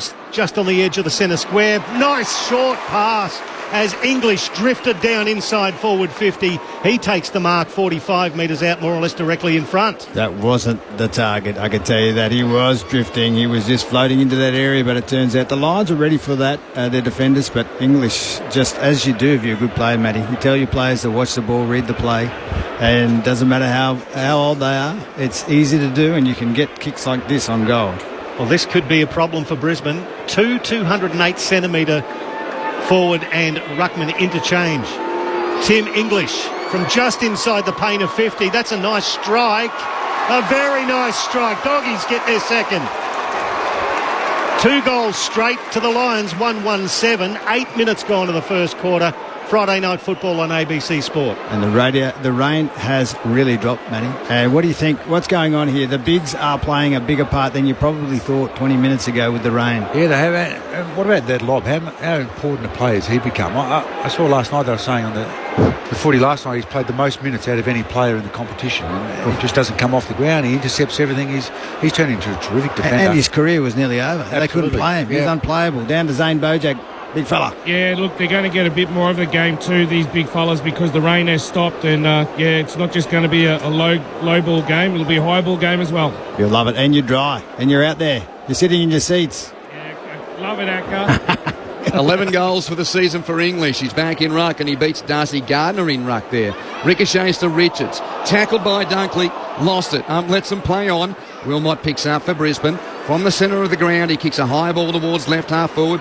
Bouncing ball as well gathered by McNeil of the Bulldogs. Got the hand pass to O'Donnell. From right half back, kicks over the head of Davidson on the wing.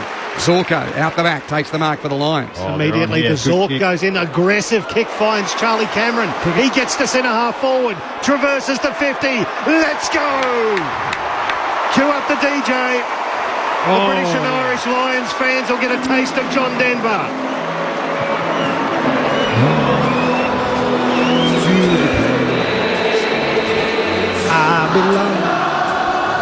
What a pass. Dane Zorko. Take a bow. What a super aggressive pass. Charlie with the grab. Play on. Country roads are right. 2-1-13 the Lions. The Doggies 2 straight 12. Just a point the difference after 10 minutes of the first quarter. And that, if that doesn't get the crowd going, nothing will. Yeah, I love the directness of it. They can't concede big scores, the Bulldogs, especially off turnover. And I love how they went direct out the back there, and the backs and the midfielders didn't pick up Cameron, and then a beautiful finish. But I love the speed of the movement off a turnover for Brisbane then. Jason Nakamanis and Matt Primus with you for Friday Night Footy on ABC Sport. Centre bounce, it's McInerney with the tap down despite the sing-along continuing. Kicked off the ground by Levi Ashcroft, but centre half back Bailey Dale marks for the Bulldogs. Kicks out wide to the wing. McNeil takes the mark, plays on with a hand pass to Williams. Forward of the wing, he kicks the Dogs into attack, leading the man to the ball, Lester. Too good for Vandermeer. Can't mark, robes his own crumb, shunts it towards the boundary line. Davidson keeps it in for the Dogs. No creative touch though. Picked up by Gardner of Brisbane. Rush clearance towards the outer side. Bounces with a 2-on-2 around there. Lohman for Brisbane with a hand pass. Too good for Morris. Turnover, Dogs with the ball as Williams hands it over his head, doesn't find a teammate. Was hoping for O'Donnell, who has to play tackler on Morris, and we'll see a ball up on the outer side. It's the Bulldogs 2 straight 12, the Lions 2-1-13. You have a breath there. What about that little creative handball from Kyle Lohman? Up and about. Can he kick a couple tonight? The ruck contest on the outer wing comes off hands, and Bailey Williams tackled into the ground by Josh Dunkley, a premiership player with both clubs.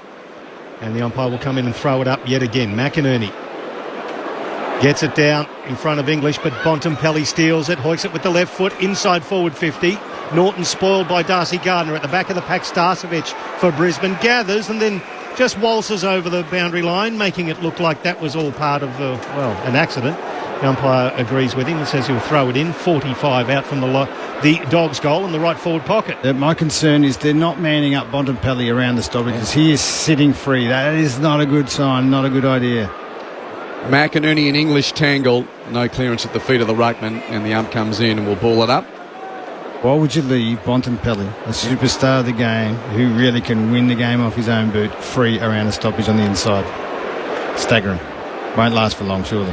Jason Ackermanis with you, Friday Night Footy on ABC Sport. McInerney clean possession, then fumbles the ball at the stoppage. Richards picks up for the Dogs. Little toe poker to the corridor, off hands. Cleared out of danger by Dunkley of the Lions. It's a high kick, not a deep clearance.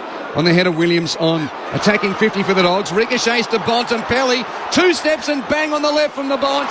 Doesn't have the distance. Marked on the goal line by Gardner, or... No, he's got to give it to the ump because I've got to check with the arc. Yeah, check with the arc. Looked like he nearly took that. He's saying, he might have a kick here, but he doesn't seem too concerned, Darcy. I think he's more worried about his leg. On-field calls a mark. Fair enough, too. They're usually pretty quick up there. They're a bit quicker than those guys in the NRL there, cue ball. That's because they're in a bunker. That's true. Is there a difference between an arc and a bunker? What are they, doomsday preppers over there? That's a very good correlation there, Jason. Yes, you've seen those guys. Yeah, that's a mark. Mark.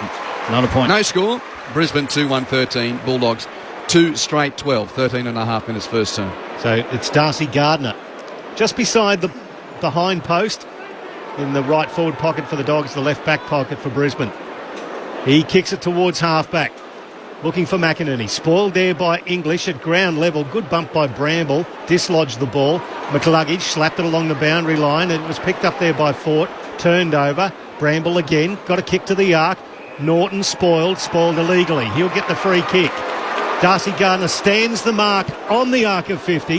45-degree angle to the right. Aaron Norton has the ball. He's got Bailey Dale screaming for it at centre-half forward. He kicks it in that direction, but he overcooked it, gave Archie a look at it, who spoiled. Bruce Reville goes for the ball. They're not booing him, they just call him Baroose. He taps it forward. Archie tackled his opponent into the ground. That was Cleary. Dislodged the ball. Now Bailey Dale again tries to sizzle a pass, turned it over. Well read there by Darcy Wilmot at right half back for Brisbane. Took a chest mark. Thought wing, thought corridor, thought wing, thinks again, now bangs it long down the line. Very indecisive, kicks it to a pack. Off hands. Morris does the roving for Brisbane. Hand passes towards the boundary line. Archie has to sort of kick it out of the air and away from Garcia. It ricochets over the boundary line for a throw-in. Garcia, there's some bad mustaches, but I think he takes the cake with it. Do you like the combination of the name Garcia with the tash? I think as well? so. There's something about Narcos right there, I tell you. Garcia. He should be in one of those Netflix movies. Crowds build up as well after the rain pre-game. Boundary throw-in. English plays Rover. Shunts it to Bontempelli. Dogs clearance.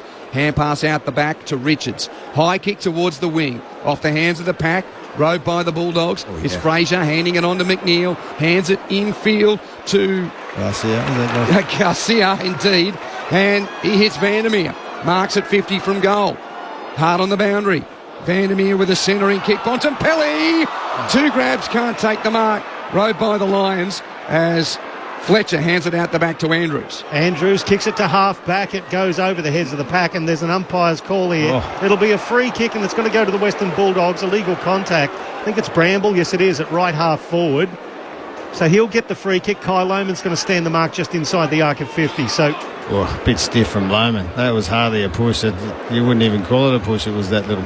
Bramble's only a couple of metres in from the boundary line, 55 from goal. He wants to measure a pass.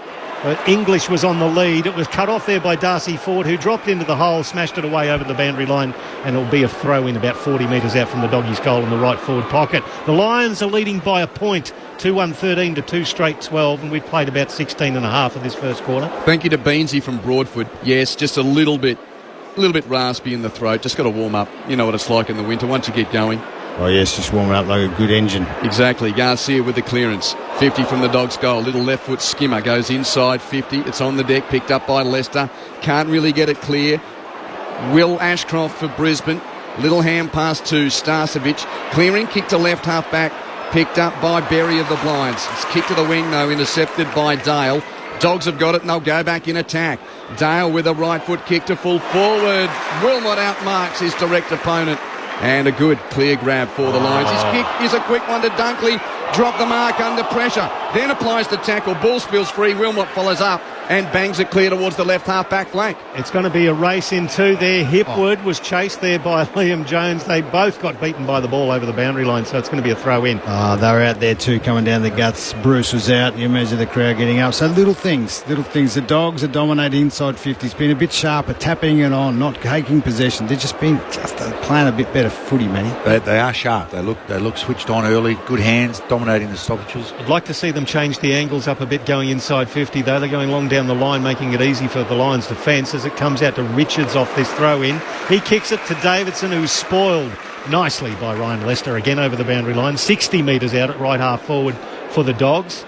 they've had a few players in the corridor just not willing to pull the trigger on those aggressive kicks. Yeah, they're predictable even to the opposition at the moment, the Dogs. That's what they need to change up. But the Lions, to their credit, are getting back one-on-one against their opponents. Lions by a point. 18 minutes first term. Boundary throw in. Tapped back towards the paint. Dunkley won't try and keep it in. Won the best and fairest at the time that he had signed to move north. Oh, that's a brilliant. Is that good timing or bad timing? Well, yeah, such was the value of him at the Kennel. Yep. Now a dual premiership player for these two clubs. You know why he left AQ? Well, his sister was playing netball here, among other things. Culture. That's why he left. Didn't like it. Okay. Yeah. Sanders picks up 60 out. An up and under kick will come down on 50. Zorko tried to take a chest mark as if he was a fullback under a bomb. Cleared by the Lions. Ashcroft with a hand pass. Make it Will to Levi. Back to Will. Now the hand pass to Lohman on the wing. Hands it to Neil. Forward of the wing. Tumbling kick inside 50. Levi follows up to shut it to the advantage of Fort. Picks up hand pass to Lohman. Left foot kick from 40 is marked on the line by Dale to spoil what would have been a brilliant kick and a brilliant goal. Back. Hang on. Was the mark controlled fully in the field of play, Michael? The goal umpire didn't think so he conferred straight away.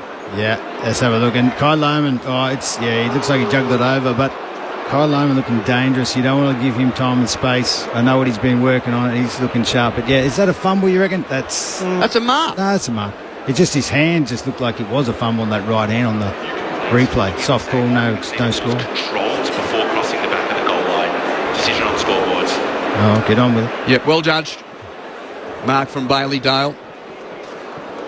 How's it going, Beansy? I feel like it's slowly warming as well. By the way, Beansy, she's a nurse, so she knows a thing or two about it. Well, it's been bad this. Up in northern parts of Brisbane, they've actually had to delay some elective surgeries because of the nature of the flu in town. So it's one of those feeling better but sounding worse, Beansy. Thank you. For all the people that came up from Victoria for the holidays. Oh, you're blaming them, James? Absolutely. They do it every year. Right. Wait, you'll sit next to him, Macca. Meanwhile, the Doggies have brought it back in. Dale got it up to Darcy, who took a beautiful mark. His long kick came off hands to Zorko. Zorko measured a pass to Harris Andrews, just short of centre wing on the outer side. And I think Vandermeer it was who went past the demilitarised zone, so it's going to be a 50. And Harris Andrews, he can have a shot here. He's laconic at the best of times, and he's very laconic carrying this ball 50 metres. He's on the point of the centre square, kicks it to centre half forward. Darcy Wilmot, he hits him on the chest. Man on the mark is standing on the arc of 50. He can kick this. He's got the range. He's got the wheels for it, hasn't he? But from a standing start, he's going back to the centre circles, or just forward of them, and he's coming off the long run off the centre wicket area. Yeah, have a rest and then have a pot shot there, Will. I told you my daughter calls him Wombat because I didn't realise his name, but she's only 7. Wilmot. Darcy Wilmot comes in. Let's go from inside the centre square. That's a nice-looking kick. It's going to just be cut off. It's fisted back into the field of play, front and square Ashcroft, and it was taken in the goal square by Darcy. Tried to claim a mark off a 5-metre kick, got the handball away to Lobb. Lobb tackled. He gave it to Jones. Jones handball to English. Goes over the boundary line. It's going to be a throw in the left forward pocket. Stevie Wonder, that is dropping the ball, umpire. Even if you don't like the lines, that is a poor decision. No, Darcy was tackled by Darcy. Darcy on Darcy. Darcy Fort tackled Sean Darcy. Yep. Confusing. Boundary throw in. Brisbane in attack. English taps down boundary side. Dale's clearance goes into the chop. Ricochets to Lohman of Brisbane. He lost it. Back to Dale, who does get it clear this time.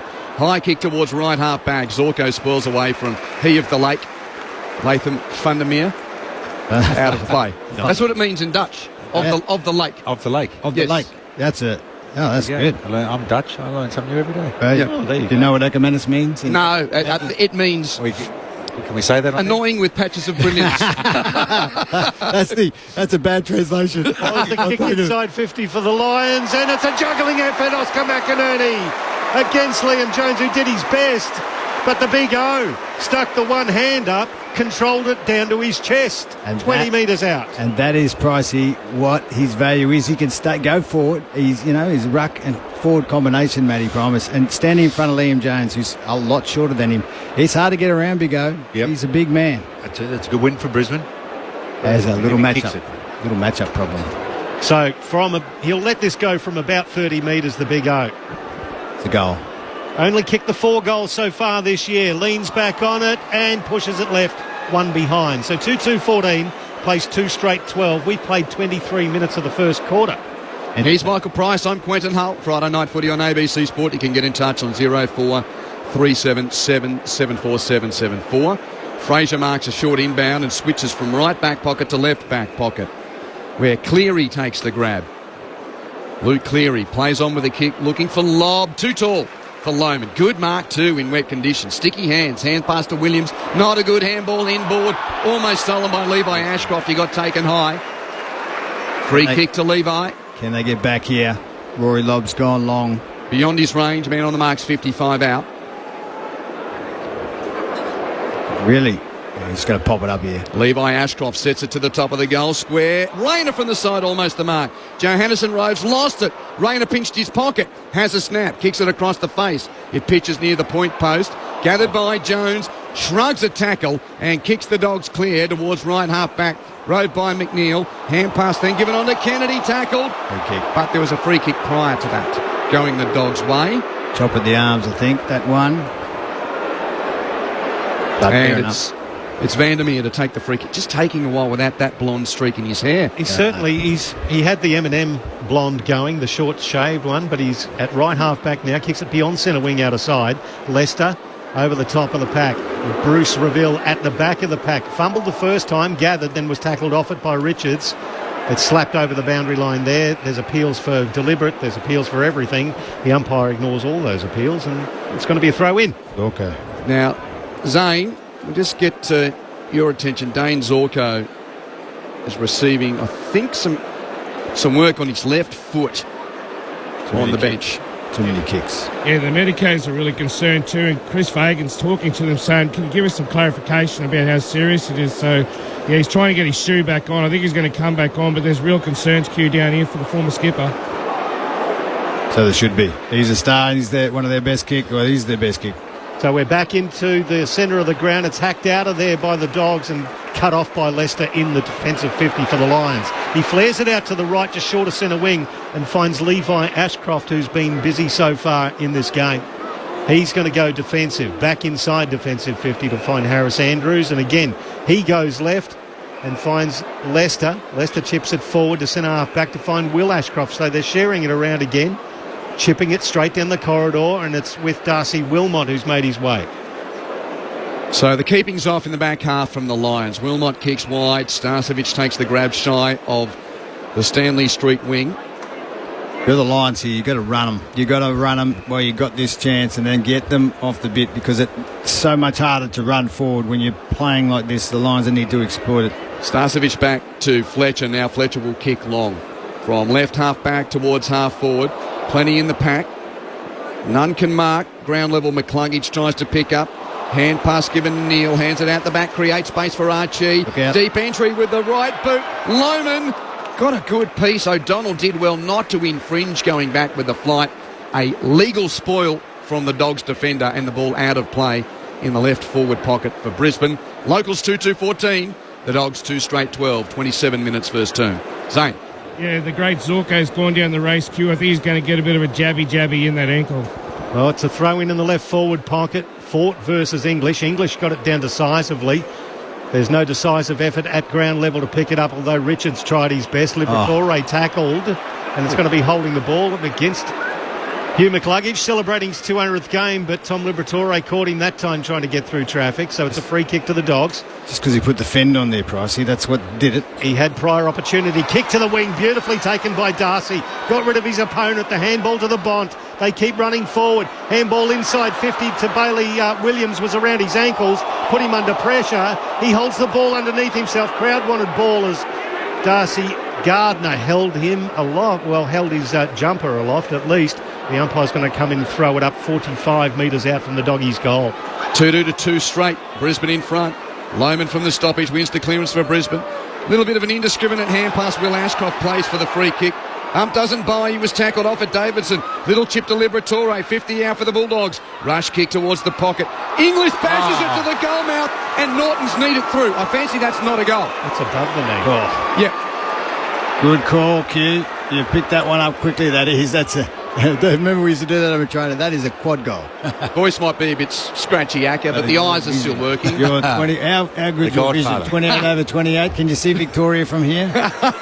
They've gone to the arc again. Look at that, Q. That's a big call live. Look at that. It's above the knee. Super pickup. Give it to Wombat. Be a kick in. We can see the ball comes off above the player's knee. Decision on scoreboards. So it's a point from Aaron Norton. Brisbane 2-2-14. Bulldogs 2-1-13. What a goal that would have been, though, Q. That was outrageous. Their movement there, just taking the game on the Bulldogs. This is a way more exciting game. So the Lions bring it back in the left back pocket. It's with McLuggage. He tries to spear a pass towards Archie. He's spoiled there by Lobb. Ball into the corridor at centre half forward now. Leicester versus Riley West at ground level. It stuck between the pair of them. Lockneil tries to interject, and umpire's going to come in and separate them all. He's going to throw it up right on the arc of 50. Doggies in attack. They're only trailing by a point with 29 gone first term. Darcy Ford slaps it down for the Lions. Getting there first was Dunkley. He towed it just a little bit wide to right half back. Now it's taken there by Bailey Dale. He tried to get a kick away. The crowd's applauding because there was a great smothering effort once again by Dunkley and co. It went over the boundary line between wing and right half forward for the Dogs.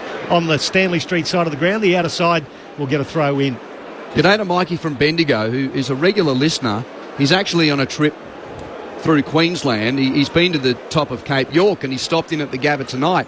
Nice to have you at the ground, Mikey. 0437 774 774. No clearance from the throw-in on the outer side as Jared Berry's wrapped up. Gives the ball back to the umpire. Thrown in the air. Ruckman share it. Lohman tackled by Kennedy. No prior. Just a minute to go here. Either team, the way they're set up, you can see this from where we are. It's pretty lined out. You wouldn't want to get a score against you here. Umpire throws it up. It's taken there by Sanders for the Dogs. He's immediately tackled into the ground. We'll do it all again. So very good tackling effort from both sides there as Dunkley peels himself off the ground and gets away from the traffic. A couple of bodies hit the deck. There's a lot of work going on between Berry and Riley West off the ball as the umpire comes in and interjects with those players laying on top of it. Once again, Dunkley just on centre wing. There's several of them. Richards and Will Ashcroft are having a go at each other too. There's some class in those names, isn't there, in the midfield of both teams as the umpire throws it up again. And it's slapped towards the boundary and out of play. And then even after that, Fraser just comes in to bump. They're working the young fella. They're working the Norm Smith medalist, Matt. They're into Will Ashcroft, the Dogs. Yeah, lots of body, lots of pushing going on, and a lot of stoppages too early in the game. A bit of niggle, we like that. Brisbane 2-2, Bulldogs 2-1. No rain at the moment, but a bit slippery from some earlier rain here. Thrown on the outer side, true centre wing, and again it's a mess of men, and the umpire finds a free kick. Going to the Bulldogs, I think Richards got one high. Oh, they're going to have a chat at quarter time. So Richards for the Bulldogs, uses that left boot to launch the Doggies deep into attack. Leicester fists the contest to punch it away. Ricochet to English of the Bulldogs. He's under pressure. Kennedy picks up. Hand pass comes clear. Darcy taps it. Sanders now with 50 from goal. Hands it out the back to West. Hooks it towards the goal mouth. Hoping for Williams. Can't mark. Gathers on the ground. Dunkley immediately tackles him. And the umpire will come in and sort it out with 13 seconds left in the first quarter. Defended pretty well, Brisbane. 13 inside 50s against. Kept them to 2 goals. Done really well. Lots of pressure, lots of quick kicks from the Bulldogs inside 50. Umpire throws it up. Darcy gets it down. It was taken by McLuggage, immediately tackled, and the umpire will come in and throw it up. It's 40 metres out from the Doggies' goal. Only seconds remaining in this first term. Lions by a point. Darcy Fort gets it down to ground level. Once again, Dunkley involved. Richards tackles him. 6 seconds. We're getting there. It's the longest quarter ever. Doing it in increments at the moment. Umpire throws it up again. There is the quarter time siren. And that's a gripping contest in the first quarter. Only 1 point separating the two teams. The Lions 2-2-14 to the Dogs 2-1-13. The goal kickers for Brisbane Levi Ashcroft kicked the first, Charlie Cameron with the second, Riley West with the first for the Dogs, and Tim English kicked their second. So only 2 goals apiece for each team. Thank you, Michael. Your thoughts continue to be welcome on 0437 774 774. 0437 774 774. Please send us your name and where you are texting from on this Friday night. 2 games in the National Rugby League tonight. One's been completed. Victory for the Cronulla Sharks over the Roosters at Shark Park. Sharks 31, Roosters 18. No scorers yet between the Penrith Panthers and the South Sydney Rabbitohs. That game is 13 minutes old. A call, of course, available on the green button on the ABC Listen app. Quarter time at the Gabba, and Brisbane lead the Dogs by a point on Friday Night Footy on ABC Sport. Get your footy fix live and ad-free with the ABC Listen app. Whatever footy you're after, we've got you covered. Called by ABC Sport's expert commentary team. ABC Sports coverage of the footy on the ABC Listen app. This is the 2025 AFL Premiership season on ABC Sport. Rayner with the contest. Rode there by Neil. Got the handball away to Morris. Centering ball was sublime. It hit Levi Ashcroft on the chest. 30 metres out, directly in front. Levi Ashcroft opens up the scoring for Brisbane. They all get around him as well. His 9th goal of the season. Harris Andrews go to Darcy. Darcy give the handball off to Richards, having a brilliant year. Gets it inside 50. Norton. Oh, was advantaged by the kick. Free kick, no. Rode by Riley West and snaps the first goal. It was going to be a free kick anyway. Bramble, he's about 80 from goal, just on the edge of the centre square. Nice short pass as English drifted down inside forward 50. He takes the mark 45 metres out, more or less directly in front. Tim English from just inside the paint of 50. That's a nice strike. A very nice strike. Doggies get their second. Zork goes in. Aggressive kick finds Charlie Cameron. He gets to centre half forward. Traverses the 50. Let's go. Cue up the DJ. British and Irish Lions fans will get a taste of John Denver. This is ABC Sports coverage of the AFL. On your radio. ABC Sport Digital. And on the ABC Listen app. Well, it was a bit slippery to start, but the rain has dissipated, and it's Brisbane leading the Bulldogs by a point at quarter time.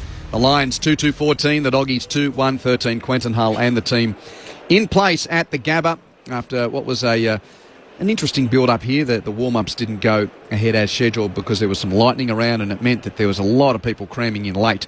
But all the seats seem to be filled now. We're set for another crowd around 30,000, and we're getting a mix of sort of dry and wet weather footy in that first term. On the SMS, 0437 774 774. Marcus in South Melbourne may have sort of given us an indication as to what happened to Dane Zorko. We're still trying to work that out. He's had his left boot taken off, but Marcus tips to Jason. He goes, Acker, you can't kick straight in these new boots. You slip over in the wet and they don't protect your feet when you get stomped on like Zorko. Why do they wear them? I didn't see that, Marcus. I haven't seen a replay, but thank you for giving us an indication of what might have happened there. We'll get Zane Bojack to follow it up. Jason Ackermanis and Matt Primus with their thoughts on the first quarter. Matty, what do you think? I mean, there's a couple of matchups and a few little things that the Dogs are doing great. They are just a bit cleaner. They're moving it sharper. Their tackling pressure is great. They sort of stepped it up first couple of minutes, Lions on top. But the inside forward 50s are really putting the Lions defence under pressure. And in the end, the Lions around stoppages and just their ability to hold and break tackles is going to be key because they're just not going to stop, I feel like, tonight, the Dogs. Yeah, I'm impressed by how the Dogs have started into it. They've brought a lot of pressure. I reckon if we had a pressure rating, it'd be through the roof probably for both teams. But against the Bulldogs, you have to because of the way they handball. I think Brisbane at them and shut them down. It's forced a lot of junk inside 50s. Even they had 13 for the quarter, but none of them have been really nice apart from the first couple. So both teams are applying a lot of pressure to each other. There's not any free-flowing ball. Brisbane look a bit more dangerous going inside forward 50, where the Bulldogs look like they're working really hard to get their shots. So, but Beveridge will be pleased with their centre bounce work, their stoppage work, and trying to limit the amount of inside 50s against. Because as I mentioned, the Bulldogs have really struggled slowing teams down to score. I just think if they can't let Bontempelli, he's just been a bit loose around the stoppages. They're just seeing here with Zorko and his injury, just something not right. I think he's just sort of stood on the back of his heel, but we'll see what Zane says. It's hard to tell, but he's Chris Bacon's yelling at him, talk to me. Yeah, we just had a replay of Vague sort of make a call like that. Yeah, getting some. I don't think it was at Dane himself. It was at the medical team saying, "Come on, give me some information. Do we sub him out or not?" Tense. That's not a good sign. Usually pretty calm. Yeah, Zane Bojak down on the boundary. You're close at hand there. What are you seeing? Yeah, look, I still can't get any assessment on Zorks. There was some talk that might even be higher up the leg as well, not necessarily ankle. Shin. But they're saying that it's been checked and it's strapped. He's all good to go. I just got an update from the Lions media. So his foot was stood on and, it's strapped up and he's good to go apparently. Yeah, those new boots, though, to Marcus at South Melbourne. You're right. Depends on, I'm not sure. They look really super shiny, and I don't know if they're the great kangaroo leather that I used to wear, and, the leather boots we used to have. In fact, they banned them. They don't make them anymore in Adidas and a few companies because someone in Australia got upset because the kangaroos are getting, obviously, killed to get these beautiful leather boots. But anyway, that said, they are slippery, but Zane's so good. It wouldn't matter what's on his foot. Zorko's so good, he could kick it anywhere, left and right. Zane's pretty good too. Zane. No way could Zane kick as well. Will Ashcroft with 8 disposals in the first quarter, 7 each for Darcy Wilmot and Jared Berry. Best for the Dogs, 10 for Bailey Dale, 7 for Libba, 6 for Richards, Bramble and Bontempelli. Second term, Michael Price. Umpire Broadbent throws it up in the middle of the Gabba. It was McCluggage tracking it backwards the way the Doggies are going, to the right as we're calling it. Liberatore tackled Berry, who ended up with the ball, and the umpire will come in and throw it up. Still inside the centre square, just about 10 metres forward to where the Doggies are kicking it to the right. Umpire's going to make a call here. There's a hold, and it's going against English. It'll go to Oscar McInerney, the big ruckman for Brisbane. He lays a size 16 slipper into it, gets it to centre half forward. Nice mark there, taken by Cleary for the Doggies. Just a good clunk, good defensive mark. He got away from Charlie Cameron, read it nicely. He flares it out to the right half back to find Bailey Williams. He gathers and takes the mark. He's got a nice setup in front of him from Brisbane, so he's going to have to go long down the line. Not a very high kick. At the front, Darcy presents. Can't mark row by McCluggage in game 200. Hand pass intended for Neil. He'll get a free kick. He was tackled by Garcia without the ball, the 2-time Brownlow medalist. So Lockie Neal. There's a number of Lockies and Rileys playing tonight. Oh, good luck tonight, fellas. Neil from the wing. High kick to attacking 50. Morris presents. Balled away by Lobb. Ball on the deck. Williams to clean up for the Dogs, but manhandled in a front-on tackle from Rayner. No Pryor. Ball up. Get that to Lang Park tomorrow night for the Wallabies v the British and Irish Lions. Oh, absolutely. That'll be pushing the scrum backwards, Q. When he confronts players like that, he gets that gleam in his eye, does Cam Rayner. He ends up with the ball here. It's going to be a push in the back, though. It'll go back to Jared Berry, who fed him the ball. He's at left half forward where the arc meets the boundary for Brisbane. Every Doggy is forward of the centre square. They are inside defensive 50. Berry puts it to a dangerous spot. Oh, McInerney. There was a sea of Dogs. He put his hands up and he gives it off to Rayner. They play on. Rayner snaps. Arrogant and effective. The Lions get their third goal, 3-2-20 to 2-1-13, and we've played 2 minutes of the second quarter. What about that, Matty? He just down there, he's playing that role. We just wondered what he was going to do. Takes the clunk, and he's literally talking to Cam Rayner, who's all of half a foot from him. Hey, and he's like, I'll handball to it. Just give it to me. Give it to him. And in the end, the pressure came. He stirred the snap. Cam Rayner, what a goal. Yeah, that's the Achilles heel, though. Even with Liam Jones and English down there, they still get outmarked by the tools. And, while he missed his first shot, the tools look like they're really dangerous.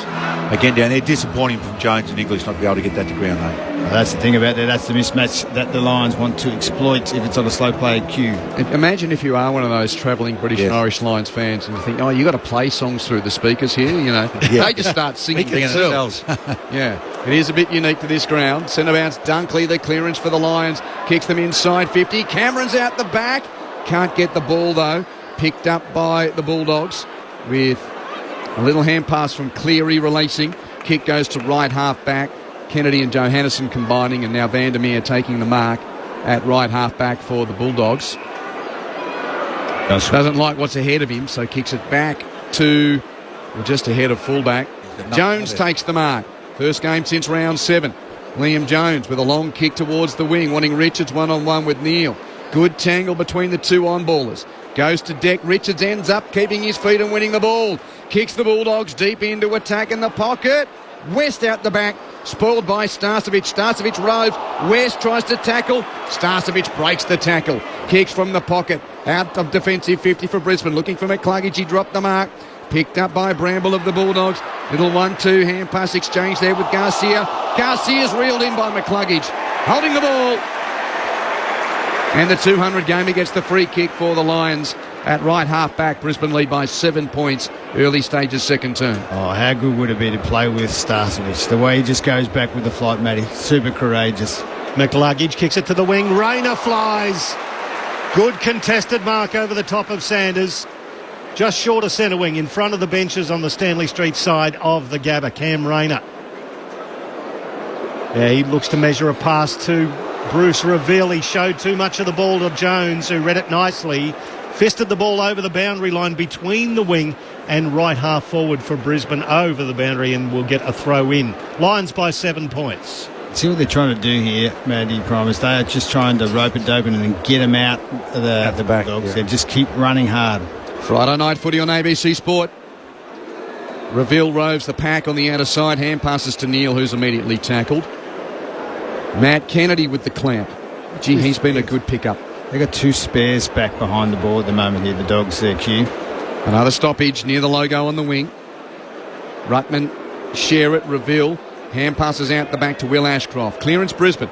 Rush kick to half forward. Morris with a juggling mark under pressure from Johannesen. Good mark from Logan Morris. Kick and a half from goal. Right half forward. Low entry into the pocket. Was hoping for Archie. Didn't get to him off hands. It's taken by Cleary. Cleary's wrapped up. And we'll see a ball up. Right forward pocket for the Lions. Left back pocket for the Bulldogs. Umpire throws it up quickly. Off hands. It's travelling back towards the boundary line in front of Rayner. And it'll get over there 30 metres out. And the right forward pocket will get a throw in now. The thing though, if they get that ball where you had Liam Jones there sitting as the spare and you move it quick, Logan just need to be a bit quicker getting inside forward 50. Throw in, McInerney gets rid of English. Kennedy got the handball away. Johannesen knocked off the ball, picked up by Dunkley. He's knocked off the ball. It was gathered there by Kennedy.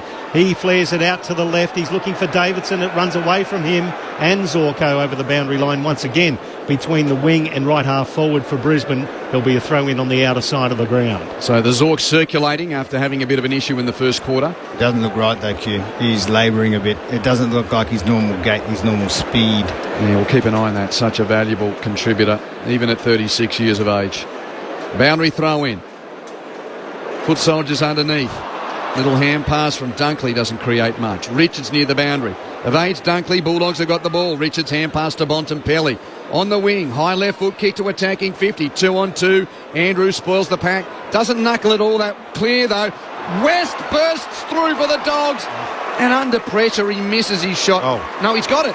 He's got it. His second goal. And for a moment I thought he pushed that right. There was a bit of an interesting reaction. But no, Riley West has kicked the goal. And it narrows the margin to a point.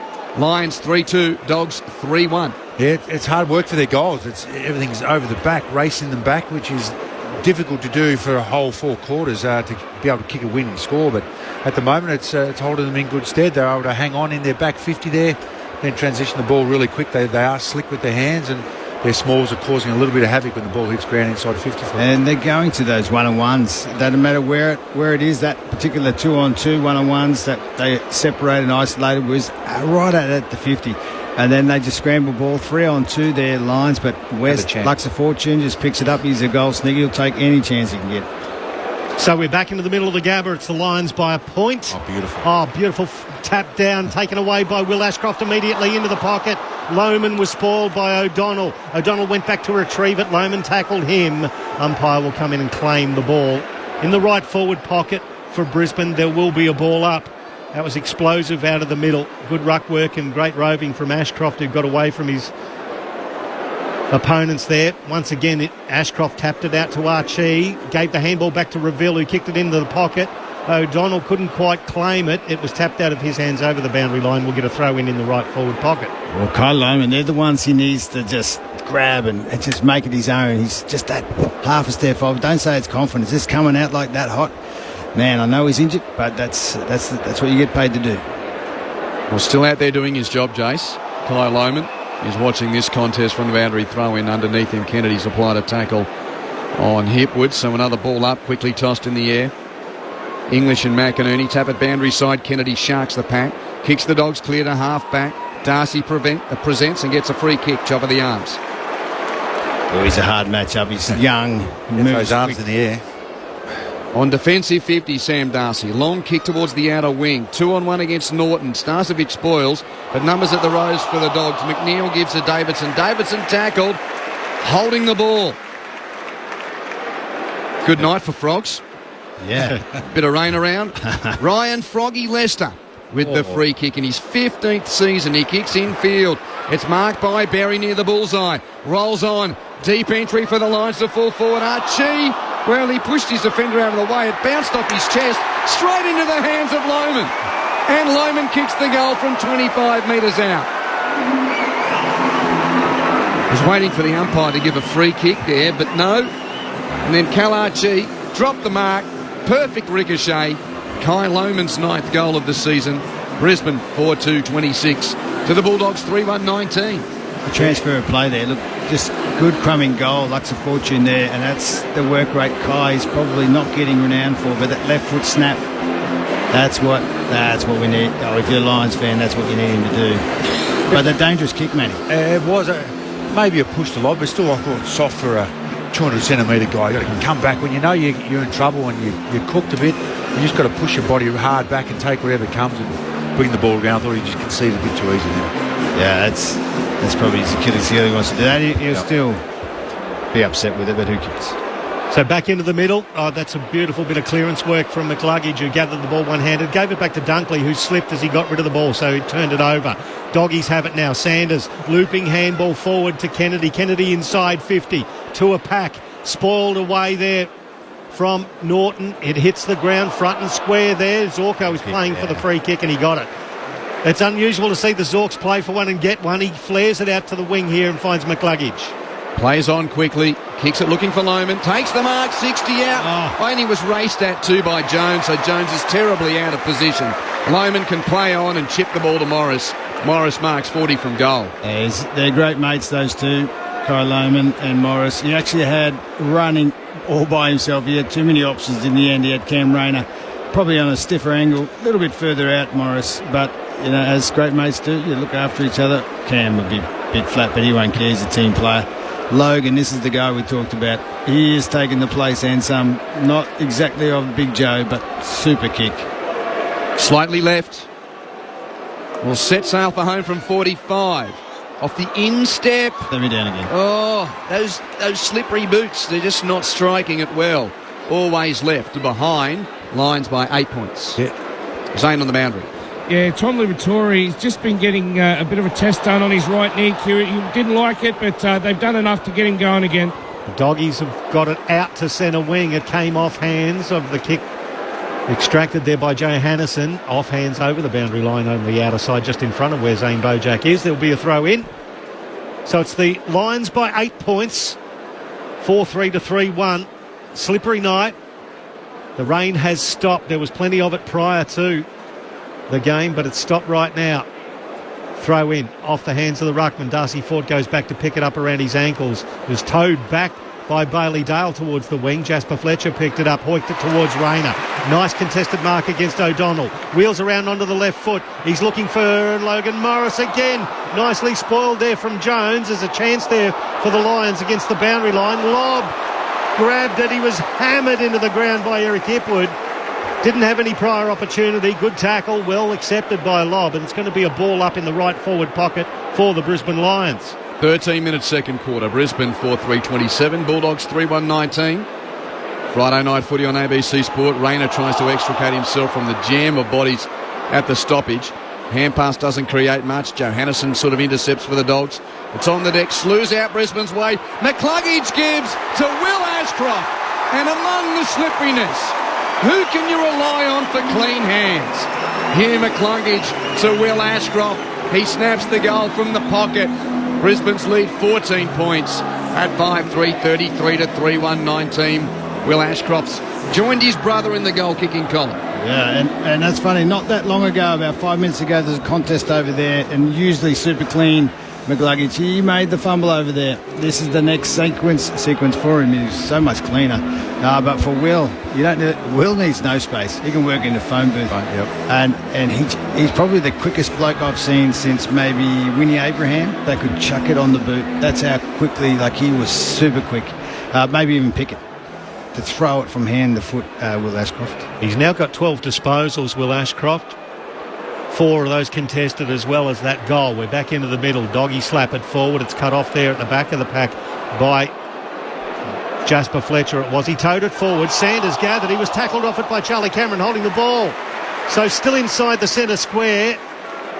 Charlie Cameron with the ball. He lowers his eyes looking for Lohman, dropping back into the hole. Rory Lobb did it beautifully, the big fella. Took a nice chest mark in the left-back pocket for the Dogs. That is the game changer for Charlie. He's so much better tackler in the last few weeks, and it's changed his team. His team loves when he uses that pace and just mows someone down. Lobb with the short pass to English. Marks uncontested left half back. Chips at the required 20 beyond the man on the mark to Garcia. Yeah, they just can't play quick here, Q. They just slowed them right down, Brisbane. Bulldogs will just kick mark. That's not their style. Matt Primus with you on Friday Night Footy. Now Garcia with a long kick to the contest. On the outer wing, Norton's the target for the Dogs. Out the back, West does the roving. Hand passes defensively to create space for Williams. Williams 60 from goal. Kicks towards full forward. Davidson the target. Good spoil Leicester. Cleaned up in the goal mouth by Levi Ashcroft. Chips it short to Fletcher. Fletcher in the pocket. Kicks it around the boundary line. Darcy Gardner marks. Near defensive 50 at right half back. It's 15 minutes second term. Brisbane 5-3-33. Bulldogs 3-1-19. Oh, Gardner played on, turned it over. Bontempelli on the arc, gave it to Davidson. Off a step around the corner. He kicks it blindly and to the advantage of Brandon Starcevich for the Lions. He takes the mark with his back 30 metres away from defensive goal. He's looking out towards the Vulture Street wing. He's got the leader there in Dunkley. That's an exquisite kick. In front of him, there was the player in Fraser who just did enough to put him off taking the mark. He dropped it, did Dunkley. Fraser tackled him and the ball, and the umpire's going to come in and ball it up. About 70 from the Doggies' goal at right half forward. He's Michael Price. I'm Quentin Hull. Jason Ackermanis and Matt Primus also with you for Friday Night Footy on ABC Sport. McCluggage crashes through the pack. Just gets a hand pass free to Fletcher. His hand pass infield turned over. It's Sanders for the Bulldogs. Hands to Kennedy. His hand pass to the Bont. Tackled by Rayner. Dispossessed. Ball picked up by Dale. Lohman with the tackle. And Lohman gets up. Looking at Dunkley. Like the Lions just celebrating each other's defensive presence there. Yeah, that's his 8th tackle, Dunkley. He's had 3 kicks and 8 tackles. That just shows you what he likes to do and what he's going to do tonight. Oh, McCluggage, another stoppage clearance. On the wing. Hands it to Levi Ashcroft. High kick towards attacking 50. Cameron trying to milk the free kick. Won't get it. Picked up by Hipwood. Tackle. Indiscriminate hand pass stolen by Lobb. He's tackled. Lost it. Picked up by Fort. Rush kick for Brisbane to attacking 50. Dropped by the Dogs defender, but time enough to clear as Dale picks up. Chips it to the wing, and the freneticism just dies a little pricey as Matt Kennedy takes the mark and slows things up between right half back and the wing. Lions 5-3-33, Dogs 3-1-19. 17 minutes second term. Kennedy to half forward. Harris Andrews peels himself away from his opponent, gets to the pack, spoils, and it's going to end up in the hands of Darcy Gardner. He's tackled immediately, and the umpire will come in and ball it up. There's a mess of players around this ball as Darcy got it down for the Doggies. He was being manhandled, it was, by Darcy Fort. There's a lot of Darcys here tonight too, just quietly. Darcys and Rileys and Lockies. So Sean Darcy, 70 from goal, wins the free kick from the ruck contest. He's going to put it into the hot spot, looking for Norton to fly. Norton was grabbed. He was impeded in his path to the ball, and the umpire, it stuck out very obviously 20 metres out directly in front. I wonder if they go into half-time, the umpires, and look at all the arm chops and holds that the Bulldogs are doing in back play. They are pros at it. This is why they're playing better footy. That one there, not much in it, but Norton, put your arms up, make yourself big. The umpire's got no other option but to look your way. That's a good little soft free kick there. Spoken from a man who knows how to gain umpires' attention. No need for it as Aaron Norton comes in and pops it straight through the middle. The Doggies get their 4th. 5-3-33 to the Brisbane Lions. 4-1 25 to the Bulldogs. It's an 8-point margin, and we've played 18 and a half of the second term. Zane Bojak's on the boundary. Yeah, Dane Zorko's still uncomfortable with that foot. He's about to come back on, but they're really struggling to keep him out there. And by the way, guys, if Zach Bailey wasn't suspended tonight, we would have had 3 Baileys out there as well. Oh, that's a good call too. Interchanging first and last names, yeah. Is there any... What's the record for... We'll have to look it up. The most last names with the same name... on the field. The Jacks and St Kilda are the ones that everyone knew for a while. Jacks, there was 6 of them at one stage. Yep. Danaher's name. That's a rare name. Well, they all played at Essendon. Yeah, so that's not Didn't that's a they? rare thing. No, not many Ackermanis or promises. No. 0. 8 points the lead to Brisbane. Centre bounce. Darcy Ford with the tap down. Rayner picks up. Ineffective hand pass. Shunts to the edge of the centre square. Reveal picks up for Brisbane. Hands to Neil. Hands to Ford in tight. Rush kick from Ford inside 50. Through the fingers of Morris. Great roving Dunkley. Hand pass didn't get to Lohman, who's playing for a free kick. Up didn't buy. Lohman goes in and gets it anyway. Shoots on goal and hits the post from 20 metres out. Wow. Yeah, they're up against it here. It's 5-1 centre bounce this quarter, and it's 12-4 inside 50. So they're hanging on just the Bulldogs. Even though the scoreboard's only 9 points, they're out of their depth a little bit at the moment, but hanging on grimly. Lions 5-4-34, Dogs 4-1-25. 9 scoring shots to 5 at the moment as Johannesson plays on from the goal square. Kicks it longer. Darcy. Sean Darcy. What is this guy going to do? 6'10". Takes the mark just short of centre wing out of side. Kicks it to left half forward, looking for Norton. Spoiled by Darcy Gardner. It goes 20 metres back towards the wing. Picked up by Rayner. The ball slapped out of his hands immediately. Starcevic gets there. Scrubs it to the goals, to the centre circles. Deft little touch from Hipwood to Fletcher. Fletcher the handball over to Berry. Berry traverses the 50 and hits it sweetly. Hits it beautifully. Jared Berry pinned them back and struck the Sharon sweetly for the Lions' 6th goal. 6-4-40. Plays 4-1-25. 15 points the margin. 21 gone second quarter. ABC Sport on a Friday night. What about that sequence, Matty, coming out and not taking possession and just getting that tap on there? Fletcher, I think it was it Eric that did the tap on over there to Fletcher. Little handball, he's already out. Berry's running towards goal. Forwards going, running away. He's got the space to run into. And good to see Jared getting on the scoreboard. He can kick a good long goal, but he very rarely does because you don't really see him running inside 50. No pressure, really. Yeah, they just struggle to contain Brisbane, are they, the Bulldogs? Once the ball gets outside of a contest, a stoppage or along down the line, they just look super dangerous with their running power, and they're struggling really to be able to hold the ball in. Ball up in the centre. Whistle. Brisbane free kick. Geez, they've had a good run free kicks this quarter. I'm not sure what Kelly is, but full. Will Ashcroft's picked it up. He was held by Libba. Ashcroft hands it off to Fletcher. Deep entry towards the pocket. Off the hands of the pack. Ricochets towards the boundary. Sanders closest for the Bulldogs. Under pressure, gives the hand pass. Hoping for Richards, who has to kick it off the ground from defensive 50. Fumbled by McNeil, but picked up by Liberatore. Brilliantly done. Hand pass to Richards at half back. Kick around the wing, no one there for the Bulldogs. Taken by Wilmot of Brisbane. 1-2 hand pass exchange with Dunkley. Now Wilmot's kick to half forward. Fort Marks going to a knee, 55 from goal. He chips it short, hoping for Hipwood. Intercepted though by Bramble of the Bulldogs. Still a Brisbane chance. Ball on the deck. Cleaned up by Berry. Hands it to Fort. Hands it to Reveal. 55 from goal. Lohman gets so high but dropped mark of the year on top of Cleary. It's rushed into the goal mouth. And a Brisbane goal anyway to Levi Ashcroft. And rarely do you think that the goal is the... Well, it's down. It is the part... Hold on. Oh, no. free kick. Free kick, no goal. We're going for a hang. Surely not. Lobb gets the free kick. Was that what the free kick was for? No. It was for something else. Lobb's kicked it to Williams. Ryan halfback. No score, Brisbane by 15 points. So it goes beyond centre wing, where we're robbed of a couple of highlights there. Vandermeer has it for the Dogs. Goes laterally to the left and finds Garcia. It wasn't the distance. Play on. Zorko's grabbed him by the leg. And Zorko's copped a boot to the head as well. Accidental as he was diving towards it.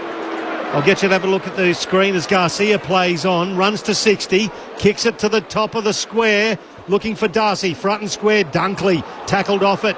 And then the ball picked up by Starcevic. Davidson has him. and the umpire's going to come in and ball it up in the right forward pocket for the Dogs. They're trailing by 15 as Zorko gets a bit of treatment. He's getting walked off the ground. I think he's got a little bit of claret coming out of the forehead after. It was just when they dive towards the boot, just that the back tackle. heel. Yeah, there's nothing worse when you get scrubbed down and then it just copped a little bit of the bottom part of the boot. It looks like just on the brow there. Night Zorks, hasn't he? He's in the wars. he's hurt at both ends of the body now. That free kick was for a throw towards Levi Ashcroft at the other end. It was a old Fitzroy flick pass. But just also that be happy with that.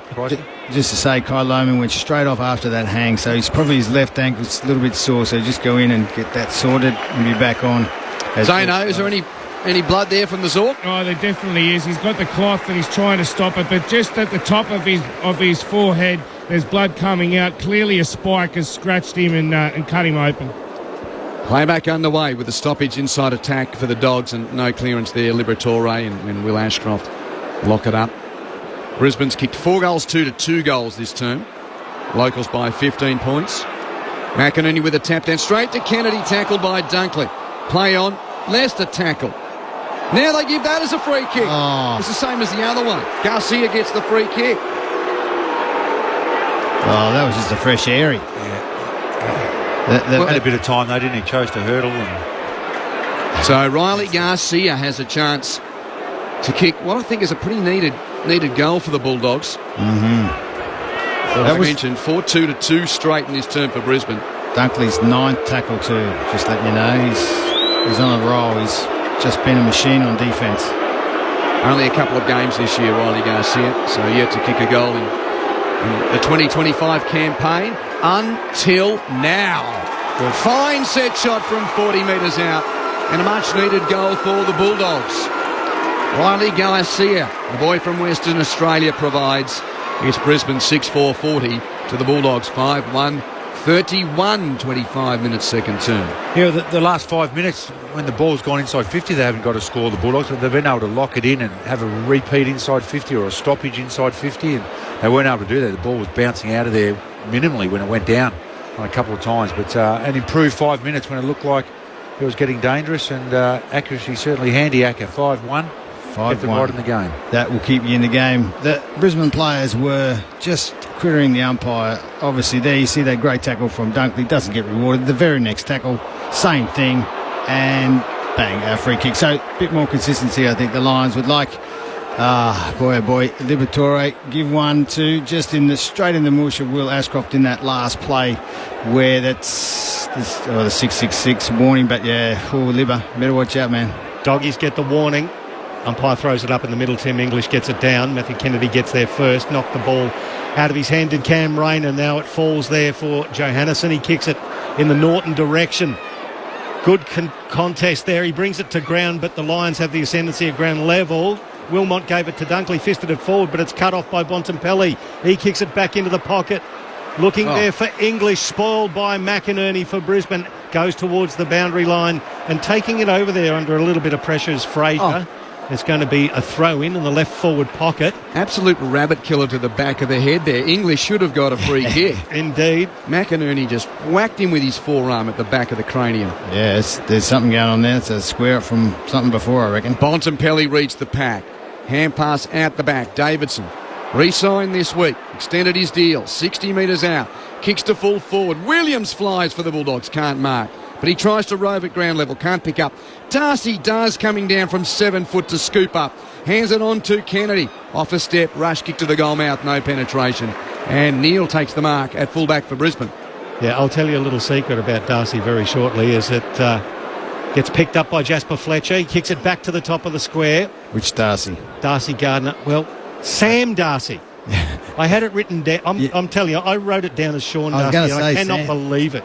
Oh, Sam. Why did you just say S. Darcy? Then you never get it wrong. Yeah, I shouldn't have fessed up, but I did. I wrote it down wrong. What an idiot. Anyway, we're getting Texas. Get to right half back, kicks it beyond centre wing outer side. Archie gathers. He's tackled off it. That's a good tackle. Well played, the Dogs. They've just stepped up their tackling game. Garcia plays on, gave it to O'Donnell. He gets it beyond centre wing. Sanders takes a mark. He wants to go laterally to the right to find Bailey Dale. 60 from goal. He launches. He launches. Oh, to the left. It hit the post. Goes through 4. 1 behind. Off the post. He's having some game day, Pricey. Indeed. He's gone up 2 now. How many disposals has he got? 13, is it? 13. 6-4-40. Plays 5-2-32. 8 points the margin. Zano? Yeah, look, in these Trumponian times, you don't know whether there's too much speculation in the stock market, but I'd like to have money in Elasto Plus because dead set Dane Zorko's got his ankle strap and he's got so much on his forehead, fair dinkum, you won't be able to buy any in the shops tomorrow. Right half back, the mummy kicks towards the wing. That's Zorko, by the way. Kennedy off the hands of the pack. Picks up. Hand pass to kick to McNeil. Marked by Fraser. Hand pass to Johannesson in the bullseye. Chips wide to Williams. Dogs working it to the spaces of the half-forward flank. Good chip. Dale marks it. Unencumbered 60 from goal and he chips to Norton in the pocket. Norton marks on his chest. And Harris Laconic Andrews decides to give him a bit of interest. That is just amazing ball work. They've come through risky through the middle, but they know what they're doing out the other side, and they're working just a little bit harder at times, the Bulldogs, in that last bit of play. That said, the Lions have dominated that first half of the quarter. Well, it's been a good hit back from the Dogs. They've kicked 2 of the last 3 goals in the game, Acker, and here's a chance for Aaron Norton. Tough angle, right half forward, left foot strikes, a beautiful kick, but it's just near side. Very pure off the boot, but a miss, albeit a narrow one. 7 points the lead to Brisbane. Half an hour played, second term. Lions bring it back in quickly through hands. It comes off Neil and it gets to Wilmot. He flares it to where the arc is. Dunkley gives it back to Lockneil. He retreats to the pocket, then goes laterally to the right across the field. He finds Jasper Fletcher. He's got his mate in Levi Ashcroft. He comes back with the 45 kick towards Leicester. Good ball movement, Lions to right half forward. Archie gathers, kicks it into the pocket.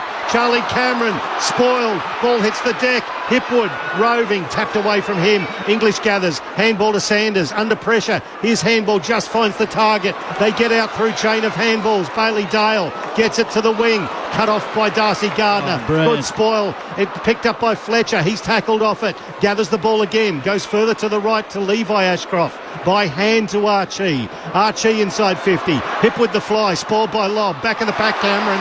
Picked up by Will Ashcroft. And snaps and goals. Charlie Cameron, deft touch there.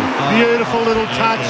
Just one of the most subtle goal assists. And Will Ashcroft gets his second. The Lions 7-4-46 to the Doggies 5-3-33. 13 points the margin late in the second quarter. What about that sequence, Matty? Out, pressure, back. And that little, just that turnover from Darcy. Just that diving, Darcy Gardner that is, just to bring it back and take the momentum out of the boys running forward for the Bulldogs. But just keep at it. They love that forward pressure. Boy, oh boy, that was good. And a touch there from Charlie. We look at the replay and there's Will Ashcroft and then goes underneath. You ever kick one of those goals, Matty? I wouldn't have thought so, okay. You? Dogs kicks that one, eh? Kick 4 1/4 just that stop it.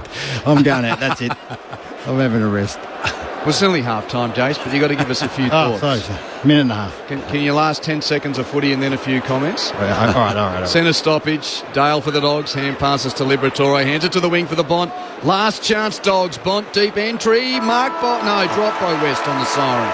He was near the boundary line. Leicester was close. So had he marked it, I reckon it would have been paid before the hooter. But he didn't mark it, so no need to worry about it. That's half time at the Gabba. Brisbane has extended from a 1-point lead at quarter time to a 13-point lead at the main break, kicking 5-2 to the Bulldogs, 3-2 in that quarter. Brisbane 7-4-46 to the Dogs 5-3-33. Will Ashcroft is the only multiple goal kicker in the game. He's got 2. Singles 2, Lohman, Berry, Levi Ashcroft, Rayner and Cameron. He's the only goal kicker for Brisbane. Correct. I will amend. Riley West has got 2 goals for the Bulldogs. 1 to Norton, 1 to Garcia and 1 to English. So a point at quarter time the lead to Brisbane. Now it's 13 points at 7-4-46 to 5-3-33. We had no late changes. The subs haven't been used yet. Sam Marshall's on the bench there in the vest for Brisbane, waiting to be injected into his second game. Caleb Poulter is the sub for the Bulldogs. Jason Ackermanis and Matthew Primus will tell you how we've got here after our first half of footy, gentlemen, which started in rainy and slippery conditions. Still a bit wet out there, but we haven't had rain for a while. I'm enjoying the football. It's a good game to watch. Absolutely, is in the conditions. Q, it's a very good game. It's high octane. It's a lot of handballs. Both teams are trying to move it fast, even though I think the Bulldogs probably played a little bit of long down the line and tried to get some goals off crumbs and get the ball inside 50, which was a hard way to get it going. In the end, it's coming down to, I think Brisbane are about 28% for goals efficiency going inside 50, and the Bulldogs are about 15%. So that efficiency, they look more dangerous going forward with their smalls and a bit more athleticism with their tools, where the Bulldogs don't look, probably because they haven't had the speed of the ball moving going in there, but they don't look as dangerous. When the ball locks in there, they certainly do, but when the game's flying up and down, Brisbane just look a bit more potent and classy in their forward half. But it is a really good game. Clearances are equal, inside 50s have evened right up. Contested possessions a little bit in Brisbane's favour. That's more the ground ball work, but a really entertaining game. It just looks like the firepower of Brisbane is what's going to get them over the line.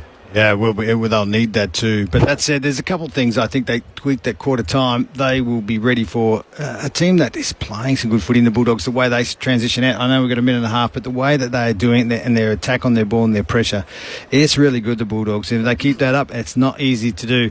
Brisbane, similarly, they know what they're up against back half of the season. You know how hard they are to beat after that break. You know, you get that bye, and they're just a super team in that second half. So, as in the second half of the season. Tonight, slippery, it was raining. It's got everything far more entertaining than I thought. But that said, they could easily have had a few more goals, the Bulldogs, the way that they've moved them in. So it moved it into the forward line.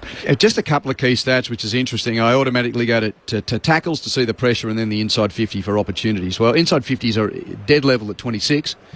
And the tackles, Matt, are dead level at 42. Yeah. So both teams are getting their chances, and they're, a bit of a wet night. But we know that Chris Fagan has said to the Lions, the one thing we want to see from you guys, the tackle numbers haven't been as I would have liked for the majority of the season. I think that's why we saw Kai Lohman really celebrating a couple of tackles a moment ago. Yeah. No doubt. I reckon both teams have brought some real heat and pressure around the contest. It's probably when it's got out, Brisbane look a lot more dangerous compared to when the Bulldogs get out. Brisbane are still able to shut them down and have a bit better shape behind the ball. But, yeah, both teams are bringing really good heat at the contest.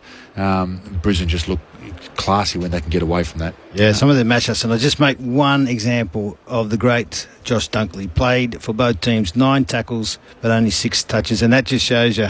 They love him so much, but that's the quality of the guy. He's just setting the example. And if Rayner and Cameron are making those huge tackles, just lifts your team, and that's what they want to see. That's what they're getting. Same with Kai Lohman. So both teams have got pressure, and the midfield who can get on top and then get in the forward line and kick goals. Jason Ackermanis and Matt Primus with you at half time. It's Brisbane by 13 points.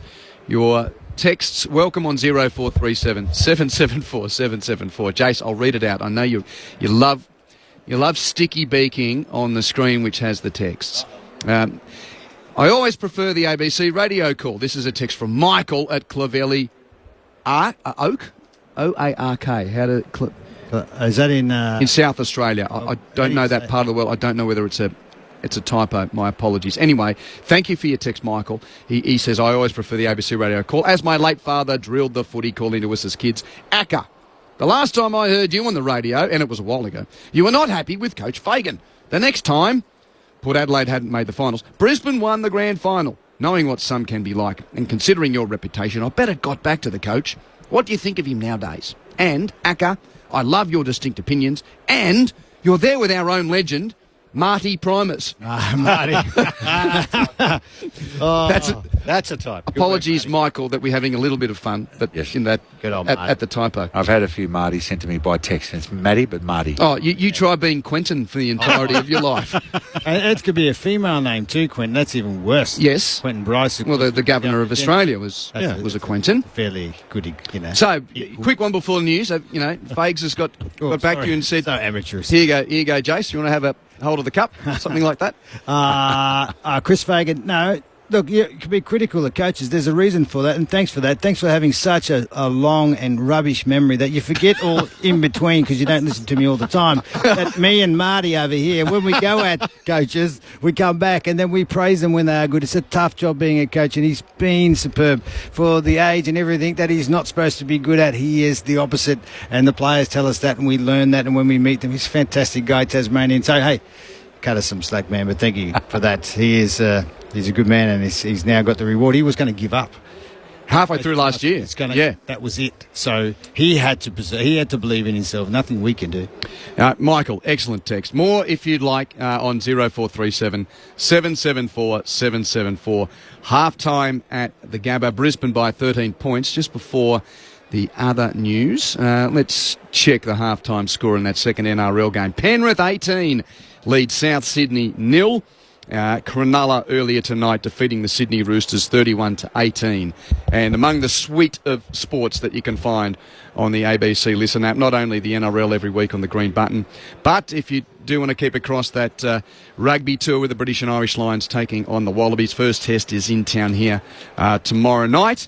I'll be on the call with Phil Mooney, Stephen Moore, plenty of others over the next 3 weeks, so the Sports Extra button is the place to catch that tour of tours. They only come every 12 years, so looking to go from Lions one night to Lions the next. Meanwhile, what have we got in this second half? We'll wait and see. Brisbane by 13 points at the main break. We'll be back after the latest from the newsroom.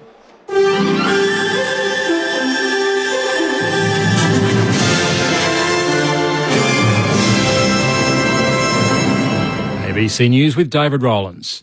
Experts say it's unlikely that courts in the US will release grand jury transcripts in the case of deceased convicted sex offender Jeffrey Epstein. US President Donald Trump has ordered his Attorney General to seek the release of the documents, a move that would be subject to court approval.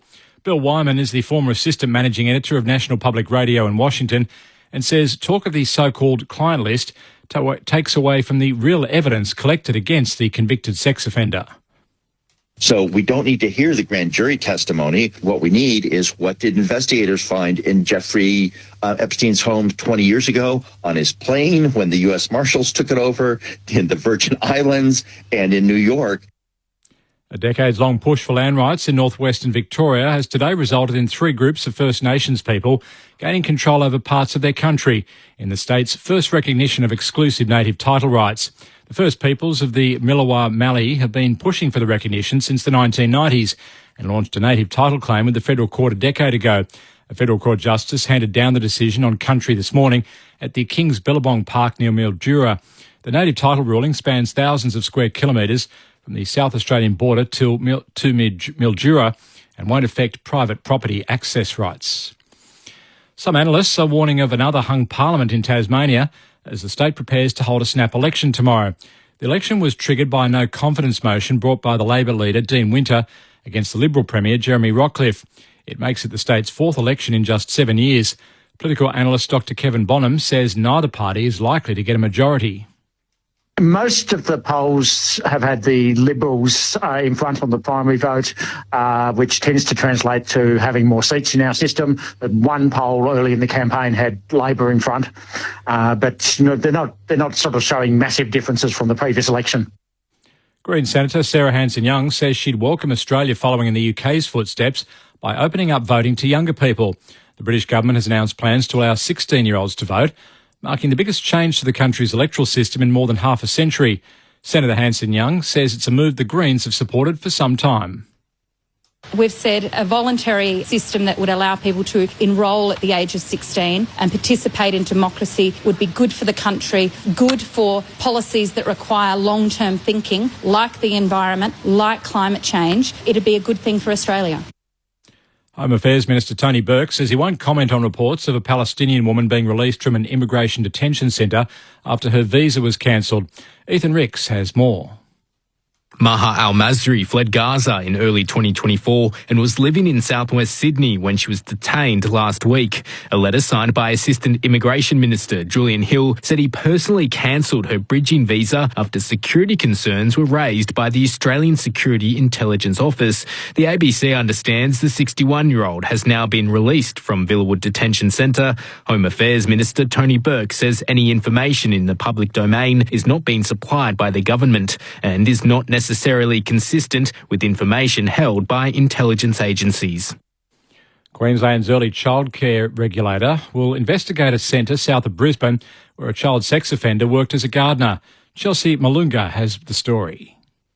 Andrew William Vassell was convicted on 2 child sex abuse offences in New South Wales in 2007 and has been a reportable offender for 15 years. The 44-year-old appeared in the Beenleigh Magistrates Court on Thursday and pleaded guilty to breaching his reporting obligations under the Child Protection Act by failing to report his employment at the Beenleigh Montessori Early Learning Centre. The court heard Vassell accepted witness accounts he'd played the role of Santa at a Christmas party and was working as a maintenance man and gardener. The court was told his wife is the centre manager. There is no allegation Vassell offended against children at the facility. Vassell was fined $2,000 with convictions recorded. Democratic US Senator Adam Schiff has questioned whether a decision to axe The Late Show with Stephen Colbert could be tied to a settlement the network has agreed to pay US President Donald Trump. CBS says the cancellation is purely a financial decision against a challenging backdrop in late-night television. The network will pay more than $24 million to the US president after he sued CBS, alleging it had deceptively edited an interview with Kamala Harris that aired on its 60 Minutes news program to tip the scales in favour of the Democratic Party. And in sport, Cronulla Sutherland has beaten the Sydney Roosters by 31 points to 18 in the National Rugby League. This is ABC News. First gig, favourite party tune. Every Aussie song comes with a memory. And on July 26, Triple J and Double J will be counting them down. Hottest 100 of Australian songs. Catch it on Triple J, Double J and the Triple J app. Hello, Patrick Stack here. Do you like sport and good conversation? Then we've got a great podcast for you. One cracking story, in depth, every day, in under 15 minutes. It's called ABC Sport Daily, and you can find it on the ABC Listen app. This is the 2025 AFL Premiership season on ABC Sport. Every doggy is forward of the centre square. They are inside defensive 50.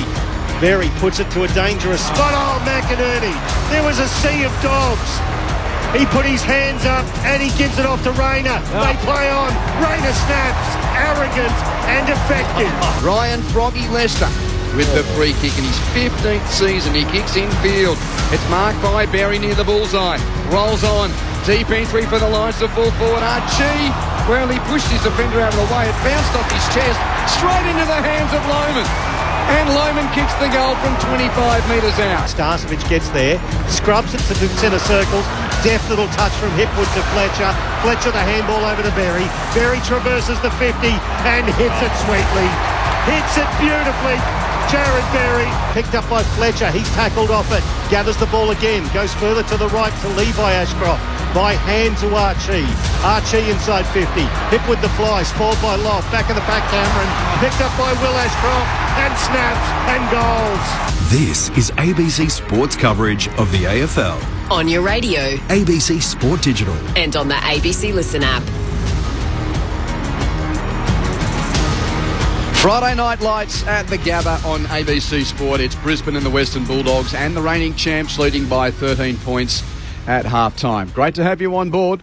Quentin Hull and Michael Price calling the action with Jason Ackermanis and Matt Primus. With Zane Bojack down on the boundary line, it's Brisbane 7-4-46 to the Bulldogs 5-3-33. Outside of the score, no sort of main headlines. There was a bit of a foible in the pre-game with the players not able to warm up on the ground as scheduled because there was a lightning around, but that cleared and we got the game away on time. No late changes and still the subs haven't been used as yet. Sam Marshall for Brisbane and Caleb Poulter for the Western Bulldogs. Bit of a watch, though, on Brisbane veteran Dane Zorko, who's had a few issues with his left foot, and then he copped a stray boot to the head late in the term as well. So, at 36 years of age and 295 games in, It's been a tough day at the office so far for the Lions champ. Let's run the stats, Pricey, with the Auskick kids just ushered from the field at half-time here in about 4.5 minutes before the third quarter. So overall disposals, the Lions leading that by 11, 179 to 168. They're leading the contested possessions 89 to 77. Tackles 41 apiece. The centre bounce clearance is 7 to 6 in favour of the Lions. The Doggies leading the overall clearances 22 to 18. 26 inside 50s apiece, about 2,900 metres gain per piece. 31 hit-outs to 18 is the big one I'll ask Matty Primus about it. Oscar McInerney doing a magnificent job in concert with Darcy Fort, 18 and 13. They've got it up against English, who's got 14. Sam Darcy with 4. But the leading possession winners individually, Will Ashcroft has crept into it. 15 disposals, 6 contested, 2 goals. Jasper Fletcher's got 14. Lockie Neal with 13. Darcy Wilmot and Hugh McCluggage with 12 apiece. And for the Doggies, Bailey Dale, 16 disposals. Bontempelli's got 14, as well as 4 tackles and 6 contested. Ed Richards, 12. Matthew Kennedy and Bailey Williams have got 11 apiece. But the big stat is on the scoreboard. It's the Lions by 13 points, 7-4-46 to the Doggies, 5-3-33. Just quickly, the goal scorers again. Will Ashcroft's got a couple singles to Lohman, Berry, Ashcroft, Rayner and Charlie Cameron. And for the Doggies, it's Riley West with a couple. Aaron Norton, who's missed a couple, he's got 1 goal too. And Garcia and English with 1 apiece. Matty Primus, I'll ask you firstly about the big ruckman, Oscar McInerney. He's obviously overcome a lot of those body issues. He's having a great night tonight. Yeah, he is, and he's moving well. He's pushed forward a couple of times. He's had a marks as a forward, so he looks like he's moving well, but it's only a half a footy, so what's he capable of doing, especially after backing up last week against Carlton. But, they haven't had too much of an influence. So the hits are going their way. Bulldogs are a hard team to beat at the clearances, but they'll work English over, and it'd be interesting to see halfway through the third or towards the end of the third if he continues with the 2 rucks or brings on a Marshall and gets rid of Ford or Big O and gives them a rest. But as you mentioned, Pricey, a lot of even stats amongst them there. A lot of even possessions. The midfielders are both getting a lot of the ball. As we mentioned, it's just been the ability for them to be cleaner and better leading patterns, and their forwards look a hell of a lot more dangerous in the air and on the ground when it does go in there. But there'd be a lot for Beveridge to say to the Bulldogs too, hey, we fix up 1 or 2 of these little areas, spend a bit more time in our forward half, and we've got a chance to get the scoreboard ticking over like they did the last 10 or 12 minutes of that quarter. Yeah, and getting in this, I'm a little bit concerned with the run of the halfback, Johannesson, and the match-up there that they had a tie where you believe it was on Eric Hipwood trying to get runner on runner. If they can get him into the game, and I think Logan Morris can kick a couple of goals as well. He's looking dangerous, hasn't got the reward that he will.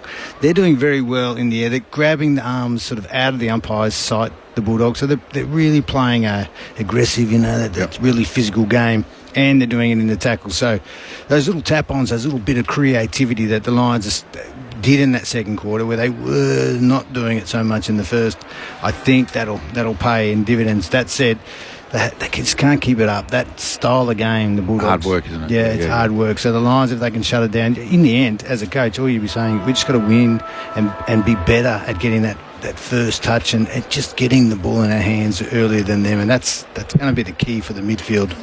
What were if you can click on that second quarter there, Pricey, what were the free kicks there? Brisbane got on top of the contested ball. I reckon they just won some because they were in first. Don't know if it shows it up there.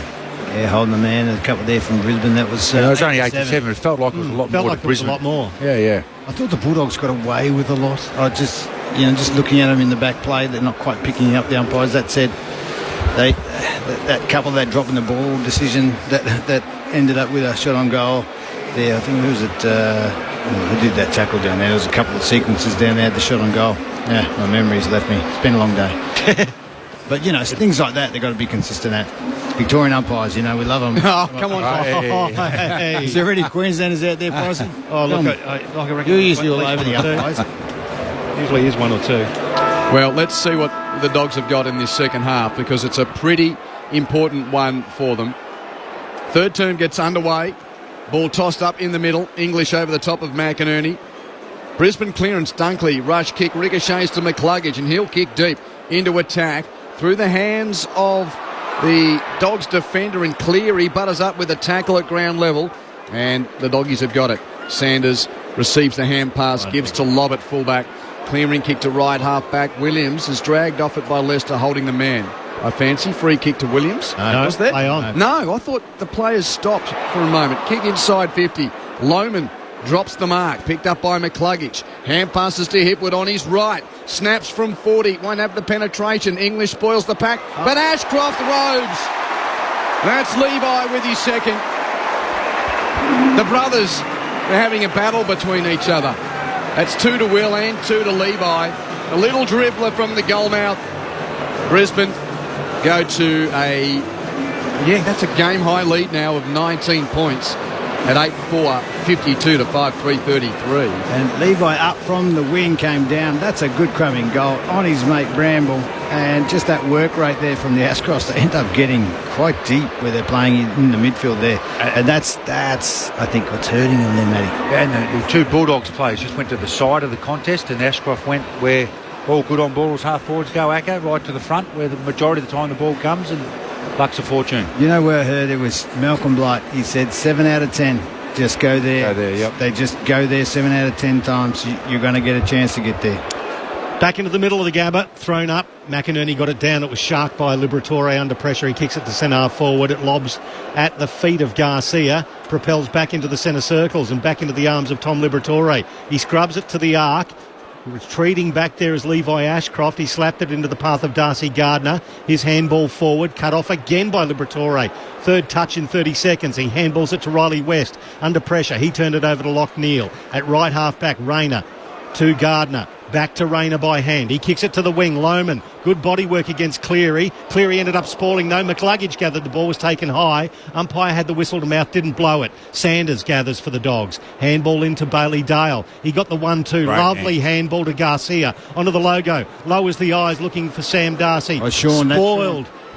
Good on you, Akka. Spoiled. And it was Zorko back on the field with the bandage around the head and the shin, and the ball's going to be balled up at the point of the centre square at left half forward. Sean Darcy was playing better in the first half. Well, whatever his name, they were a bit focused on him there. There was 3 around him. And the Dogs were moving forward well there, but went to the contest. Brisbane win the stoppage. Rayner hand passes to Archie.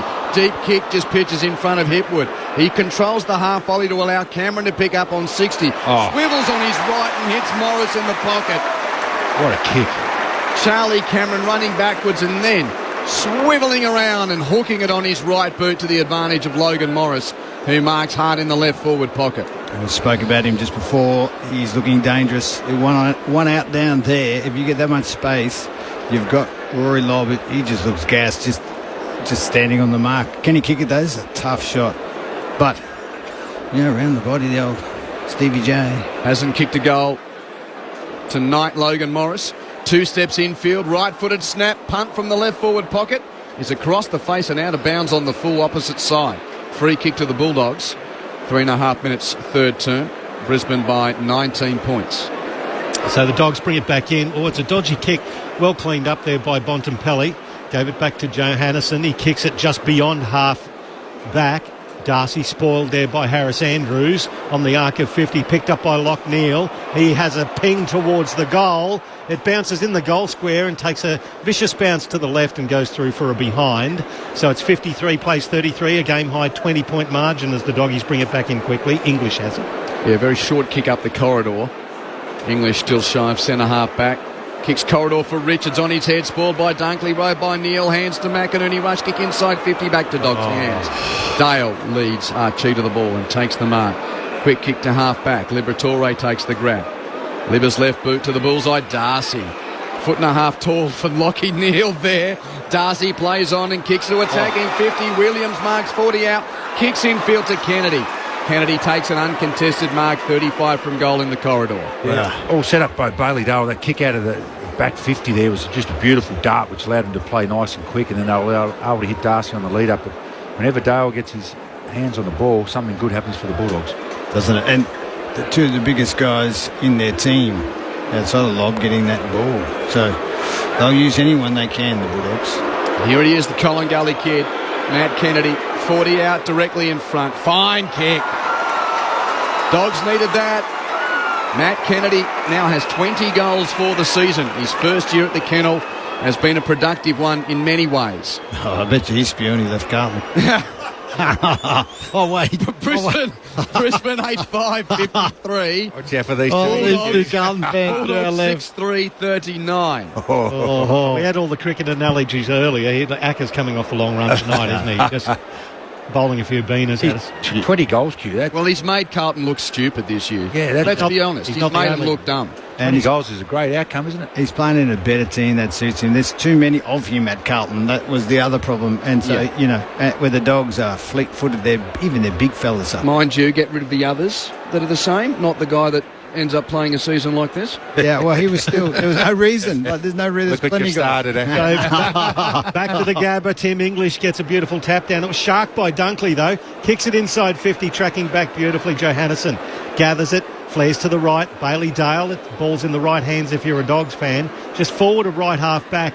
He tries to chisel a pass, and as soon as I put that on, he turned it over. Jared Berry goes laterally to the right to find Dunkley. As I said earlier, won a premiership with both of these clubs.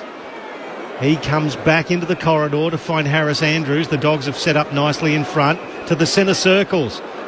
The bandaged Dane Zorko gathers just beside the centre circles and takes off. Uses his right boot to kick Brisbane deep into attack. Oh, that's a great defensive mark from O'Donnell. Flying in from the side. Wow.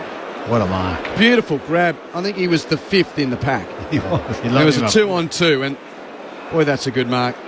O'Donnell in the right back pocket. Long left foot clearing kick for the Dogs. Leicester now takes a mark in the pack. Not quite as aesthetically pleasing, but still a good grab by Leicester's standards. On his right boot, kicks it back from whence it came. Looking there for Morris, brought away by Dale. McCluggage tries to rove, hassled off it. Davidson's providing pressure for the Bulldogs to ensure it's locked up. And we'll have a ball up 40 metres from Brisbane's goal. Lions 8-5-53. Bulldogs 6-3-39. 7.5 minutes third quarter. It's Friday night footy on ABC Sport. Umpire throws it up. English taps it down. McCluggage just let loose the ball and gave it to Will Ashcroft, who's immediately tackled. He's got Matty Kennedy on one side and he had Fraser on the other side. I think Libba got him high. He's going to cop a fine there for that one in the second quarter. I don't know whether the umpire had contact or not, but he fell over as Richards picked the ball up for the Doggies, kicked it to the outer wing. Harris Andrews got in front of Darcy, takes the mark. Chisels a 45 kick to Lockneil, who plays on quickly. It's a low ball, sizzling towards Rayner. He couldn't mark it, but he recovered and gathered. And a left foot snap, and it bounces awkwardly to the left again. Another behind. 8-6-54 to the Doggies 6-3-39. So it's a 15-point margin, 8 gone. Yeah, they need to try and hang on to the ball and move it forward here. They just got pinned the last 4 or 5 minutes, and it looks dangerous. That's what they do. That's their game plan, the Lions. Pin them in their front half. I reckon Cam Rayner's come in contact with the umpire then too, just quietly. Brambles kick in. Not a great one to half back. Offhand, Zorko Rose pumps it back into attack for Brisbane. So Bramble gets to the drop to punch it away from Cameron. Cameron jumps on it, gets tackled. Umpire's watching and says, Mike. Look at the numbers around the ball here. It's going to be hard. They're going to run hard here, the Bulldogs, to get out of this area. Chested forward 50 for Brisbane. Fort taps boundary side. Rode by Liberatore. His hand pass, though, stolen by Archie. A little outside of the boot. Hoper on goal. Slews near side for a point. Brisbane by 16 at 8-7-55 to 6-3-39. There's just too much talent in Brisbane's forward line just to continually be pinned for 5 or 6 minutes. Eventually they'll kick a goal and they'll kick it. So it's just going to be a bit more composed ball in hand. So Bramble's in the goal square. He goes to the right to find Johannesson. A little 9-9 to the arc. It bounces in front of Richards, who tries a subterranean handball to English. Big fella did well to get down to the ball. Now it's at ground level, though. They've overrun it, the Dogs. Bramble, though, comes in, picks it up, hoiks it towards the wing. Harris Andrews chopped the arms of Sam Darcy. The crowd don't like it, but it was there. The big go-go gadget arms of Darcy, and then he chips the ball out wide to find Sanders next to the boundary line. That's, in fact, it's Riley West. And West runs around Zorko, 70 from goal, kicks to the pocket, out the back of the pack. Leicester was trying to kick it off the ground. He was shunted near his legs. Up, let it go. Kick to the goal mouth is intercepted by Brisbane's Wilmot. Kicks it to half-back, a rolling ball. Dunkley has time to gather on the bounce. Near D50, chips it to the leading Morris. And despite the pressure of Jones, Morris takes the mark just forward of right half back for Brisbane, and he gets the little slow down signal from Josh Dunkley. He does. Not sure why. They might switch it here, I reckon. Well, the whole Doggies team is up the line there. There's only a couple in the corridor, so he goes back towards the top of the square to find Harris Andrews. Further left there, Jasper Fletcher.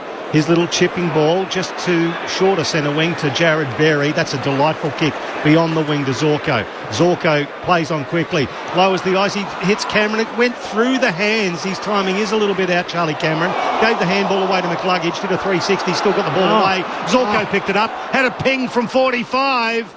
It goes left. Another behind to the Lions. 56 plays 39. 17 points the margin. 11 gone third term. I'm just having a look at the big scoreboard, and I just saw again that replay of Cam Rayner. He did take the umpire out. That will be looked at. That'll be a fine, surely. Dale long down the corridor. Bontempelli beyond centre half back. Takes the mark of that long inbound. Edge of the centre square. He kicks around the square marked by Fraser. 60 from goal. 2 steps.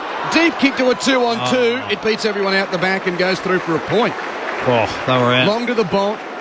Medium-sized kick to Fraser, and then he scores. So 2 kicks to get it to the other end. Lions lead trim to 16 at 8-8 to 6-4. Smart. Really smart mismatch there in height. Got it down. They were at the back there, so they're looking dangerous, the Doggies. Fletcher inboard to Neil. Neil out to the right to Levi Ashcroft, 45 from his own defensive goal. He goes beyond the arc to Fletcher, who ran on for him.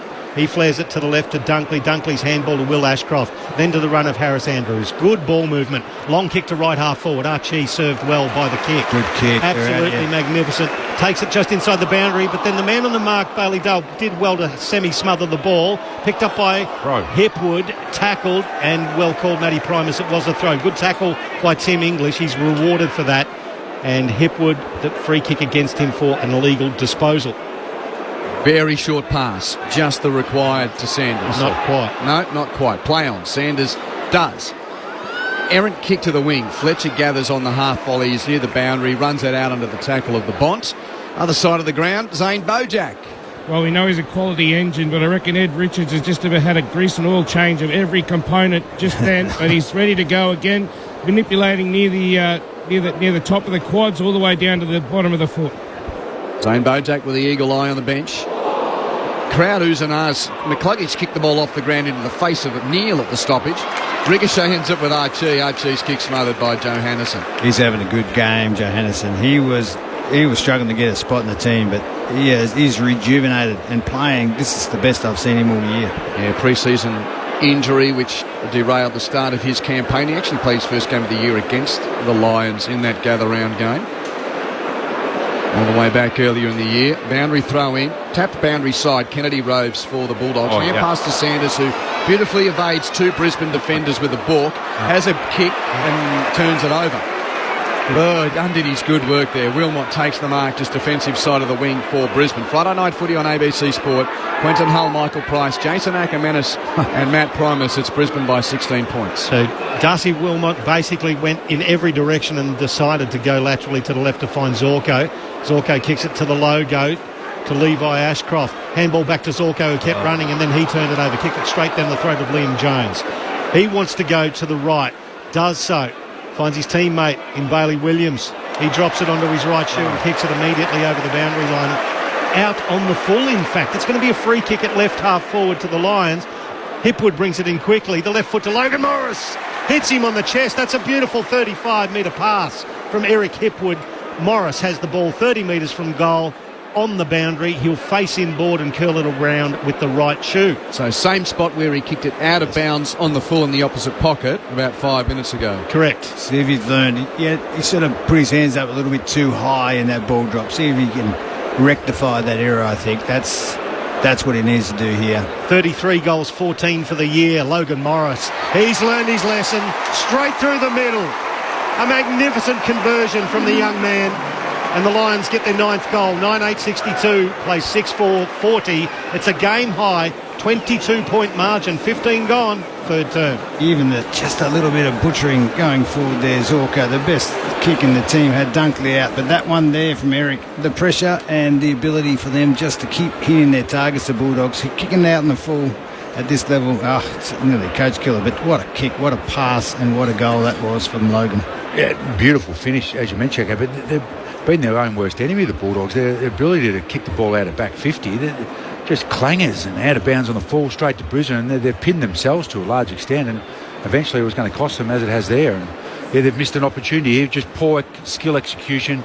Yeah, a little bit of pressure, but they've got to be a lot better than that, and they normally are. It's far from a juggernaut, but Brisbane slowly just stretching the elastic band here. It's out to 22 points at 9-8-62 to 6-4-40.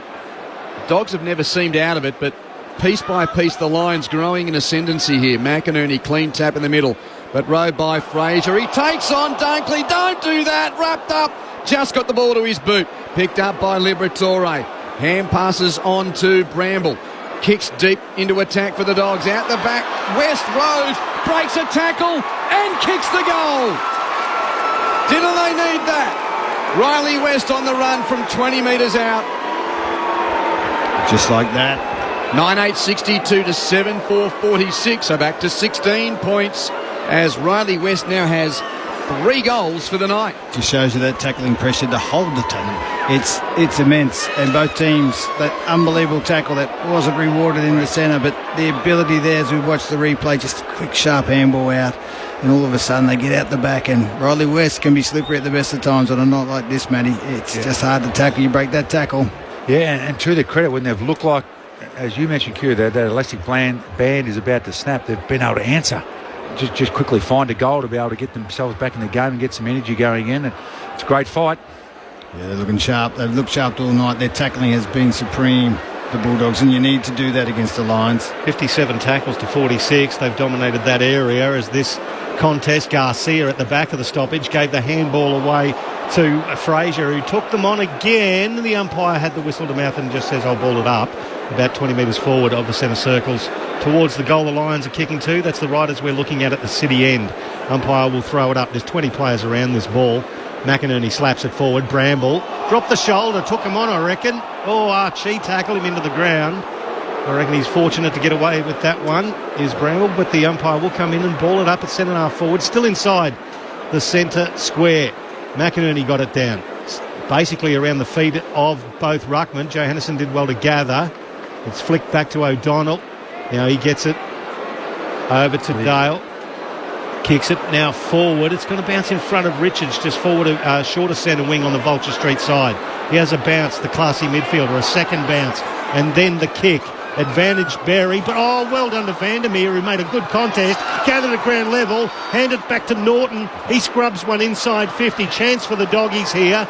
Williams was feigning for the free kick, so it's still loose at centre half forward for the Doggies. Picked up by Liberatore from 40. Snaps to the goal square. Retreating back there and doing beautifully. Leicester takes a mark and saves the day just a metre away from the goal line. 16 points the lead to Brisbane, approaching 19 minutes third term. Leicester short to Zorko. Zorko short to the Corn Road Reveal. He spends money at the hairdressers for Friday night footy, Bruce. Best 2 kicks. He doesn't always have the cornrows, but he's got them for the big stage. Kicks to the wing, Loman a fly, never really near it. Off hands. Cleary, the spoiler, out of play. Just joining us. It was a 1-point lead for Brisbane at quarter time. 13 points to the reigning premier at half time. Currently 16 points. Jasper Fletcher is hurting the Dogs. His run and carry. He's breaking out for the Lions. Clean possession. Darcy got rid of McInerney at ruck time. High kick inside 50. Leicester back with the flight. Never took his eyes off the ball and takes the mark in front of Norton. What a contributor he has been. 15th season for Froggy Leicester, Michael. And Hugh McCluggage celebrating his 200th game, gathers on the arc, and that's a spear into the middle of the ground. What an aggressive kick. It found Archie just beside the centre circles. He's got Darcy Fort and Lobb. Lobb did well to get there. Front and square, Berry again. Has a ping. Jared Berry again. That's his second. He only needs a couple of looks at it, does Jared Berry. Doesn't get too many, but boy, they've been effective tonight. 10-8-68, plays 7-4-46, back to 22 points the margin, 20 gone third term. Just that ability to hit that target in there, just to break up their zone defence of the Bulldogs there. That's what breaks it up. And then Darcy Ford out the back, nearly got a perfect kick, made the contest. And Matty Primus, don't you love that? Yeah, I love that kick, but geez, Leicester, as you mentioned, Q, he's had the highest intercept possessions for the game. He's done some great marks. The first half coming off his man, he came off his man then, helped out in the air, and then be able to give it to a good user, and then bang, they go. Outstanding tonight, Leicester. Leading question, what does it tell you about the delivery when there's a guy like Leicester with those numbers, and you've got Norton, and you've got Darcy, and you've got those guys in the forward line? Surely he shouldn't be outmarking those guys. Well, he shouldn't, but they were bunkered down one-on-one, and he had the run, and he used his body. That's a tough mark. Yep. That's one of the hardest marks in footy, that one. Again, out to 22 points in favour of Brisbane. English and McInerney tangle. Kennedy comes in, can't pick up. Kicked off the ground by Fletcher of Brisbane. Just hacks it off the deck out towards the wing. Morris leads the race for the football. Picks it up. O'Donnell makes the tackle. Morris with a hand pass out the back to Will Ashcroft. Kick is smothered by Davidson. O'Donnell crashes in. Then got tackled by Ashcroft and lost it. Picked up by Morris of Brisbane on halfway. Kicks it to half forward. Knuckle from the defence of Jones. Punches it over the boundary line. And we'll see a throw in on attacking 50 for Brisbane at left half forward. Lions by 22 points, almost 22 minutes, third term Friday night footy on ABC Sport. Got no time in this game. The tackling pressure on both teams is immense. Throw in across half forward for Brisbane. McInerney in front of English. Slaps it inside the attacking 50. Attacking the ball very hard was Morris. Couldn't quite pick it up. Dogs enter the fray. And was tackled immediately into the ground there was Liberatore. Umpire's going to come in and ball it up. Look who's there again, Pricey. It is Dunkley. Oh, he loves this scrap, doesn't he? Slapped down by English, around the ankles again. McInerney actually toes it forward for Brisbane. Going back clear, he did well. Gathered the ball, beat Lohman, put it straight to his right boot, shorter centre wing. Starcevic spoils into the arms of Fort. He slaps it forward. Picked up by Bontempelli. Hasn't been as dominant tonight. Sweeping handball in the path of Garcia. Once again, Leicester cuts it off and takes it, or is Brandon Starcevic in the end, takes it over the boundary line in front of the Lions bench. Between the wing and left half forward for the Lions, leading by 22 points. Now Brisbane 12 wins and a draw, Dogs 10 wins, and Dogs outside the top 8 as the round begins. They're a top 8 team, Q. Well, they've got to get there, James. I know, and they play like this, they will get there. Well, they'll be chasing, I think, if they don't win tonight, that's for sure. Richards sharks the pack at right half back, scrubs the kick to the wing, ricochets to Kennedy, go back to Richards, hands to Garcia, hands to Davidson, in tight, arches his back, his hand pass is not great, hoping for Vandermeer in space on the wing. He goes out in front of him, and then he's just a little bit short in his hobble there, Vandermeer. Zeno, not far from you. Yeah, Poulter's taken off his subs vest. He's about to come into the game. Not quite sure who it's for just yet. Well, that's very interesting. As you said, Vandermeer just has a little bit of a hobble up there. So throw in just beside centre wing. In fact, it'll land on the logo. McInerney slaps it in the Lions' direction, tracking back. Liberatore gathers. Handball over to Bramble, who's had a fair bit of the ball. In front of the benches, he kicks it long to right half forward. Well done by English to propel it forward, roving the Bont. He's a smooth mover. Oh, beautiful kick. Magnificent kick, Marcus Bontempelli, and hits Sam Darcy. 35 metres out directly in front. And it looks like Vandermeer is hobbling towards the bench, Zeno. Keep an eye on that one for us. Can Sean kick this goal? Joke about one. If you want anything perpetuated, Michael, you know that Jason will provide. I should have just... You shouldn't have mentioned it. Mate, I just thought transparency and honesty is part of the policies. He's a sharpshooter, this guy. He can kick a goal. So Sam Darcy, 31 goals, 15 for the year. Comes in. Oh, the goal umpire didn't move. Did not move. The doggies just will not go away. The Lions 10-8-68 to the Bulldogs 8-4-52. 16 points the margin. And in this third term, we played 24 and a half minutes. Matty, this is some quarter. The game is opening up, but it's not a game that is open. It's pressure everywhere, and both sides are taking their chances. And Zane, it looks like Vandermeer. What does Vandermeer mean? Because at the moment it's on the bench and in trouble. Yeah, it's his ankle, and he really is struggling. So you wouldn't want him going near any lakes the way he is at the moment. He wouldn't be able to swim. But Poulter has put his vest back on, so maybe they're not going to make the switch straight away. Of the lake. Of the lake. Vandermeer. Not in the lake. Of the lake. Of the lake. It would be wishing he was in the lake with that pain. Get rid of that. Oh, nice chilly pain. 16 points Brisbane's lead. English, good punt down to Kennedy, but his kick ricochets out of the pack. Liberatore will clean it up defensive side of the bullseye though for the Dogs. Hand passes to Cleary running off half back. Kicks it to attacking 50. Richard Spaulding away by Fletcher. Brisbane's ball gave to Will Ashcroft. Not a great handball to Zorko. Pressured off it. McCluggage picks up, but Zork got impeded over the shoulder. Free kick to Dane Zorko, still with that bandage around his forehead. Kicks to attacking centre-half forward. Marked by Archie, about 60 from goal. Archie with a deep entry to Lohman, who flies at the top of the goal square. Couldn't take the mark. Johannessen's clearing kick smothered. Still in the chop. Oh, Charlie Cameron and Lohman fight for the same footy. Cameron wins out. Hands it to Reville. Hands out the back to Darcy Fort. And his shot on goal is touched through for a point. Right foot snap from 25 metres. Good work for the Dogs to make sure it's a minor. 17 the lead to Brisbane. There they go again. Oh, the Dogs bring it in quickly. They've turned it over. McCluggage from 35 hands the ball over to Neil. Neil kicks it straight up in the air and gave the Lions forwards no chance. It was retrieved by Bontempelli. He wants to move the ball quickly. Kicks it to Bailey Williams. Spoiled too easily by Bruce Reville. Gathered by Darcy Gardner. He fists it forward. Bontempelli gathers, tackled over the line there by Lohman. And we will get a throw in 55 metres out from the Lions goal at right half forward in front of the Queensland Cricketers Club. Why do players continue to snap? They should be kicking drop punts, and this is why they miss. Oh, lucky Neil, I've got to go down there. Watching your highlights, Acker, Clearly not. Delusions of grandeur perhaps, and it's picked up there by Fort in the ruck. The handball to McCluggage, kicks it inside 50. Hipwood makes his way to the front of the pack and takes a chest mark.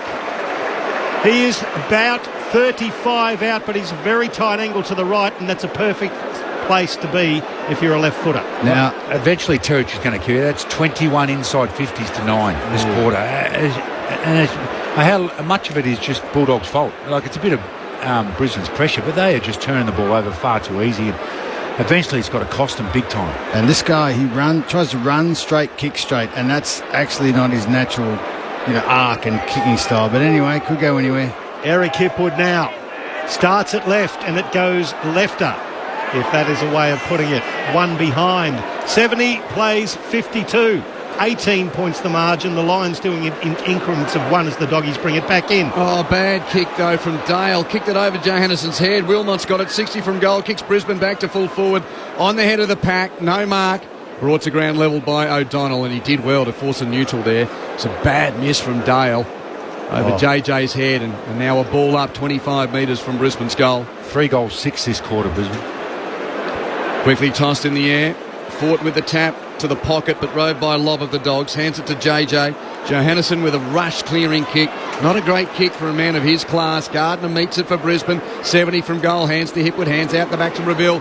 Hands it to Andrews in space. Chip infield to McCluggage. 60 out. Not the required distance for a mark, so he had to rush the kick. Off the hands of the pack. Will Ashcroft. Bullet hand pass to Archie, who bullets a pass across the face of goal, but straight to the chest of Riley Sanders for the Bulldogs in the right back pocket. Oh, that's 3 goals, 6, and one on the full too, isn't it? Yep. Yeah. And this is what they do to you, Brisbane. I mean, they want to make 42%. That's their average. That's what they built their game on. Well, it's around about 25 at the moment as Sanders kicks it towards outer wing, gathered by Brisbane and Zorko from 60. And then one of the most reliable kicks in the league. Lucky to hit Foot out of bounds on the full. It's a free kick to the Dogs, right back pocket, and it's going to be with Cleary. Oh, he had players screaming at him too and say, hey, middle corridor here, we're out. That turnover, he's going to Cody Lohman. It was on, but poor kick from the best kick in the team. Well, the pressure is on as Cleary goes to the outer wing. Harris Andrews against Darcy. Interjecting was Lester, who fisted forward. It's going to be trapped under a pack of players here as the umpire's going to come in and throw it up. Adjacent to the logo, the last person to pick himself up was Sam Darciacker. And Sean should come back because he's playing a lot better. 50 seconds left in this third quarter. Morris receives a short pass from a Neil clearance. He's 70 from goal. Takes the mark, kicks it towards full forward. Archie! Too good in the one-on-one wrestle with Sanders. Oh no, it might have been Cleary. I think it was Cleary in the end, yep. Nonetheless, it's a mark to Kalachi, and he's got a chance to make this a game-high lead of 4 goals.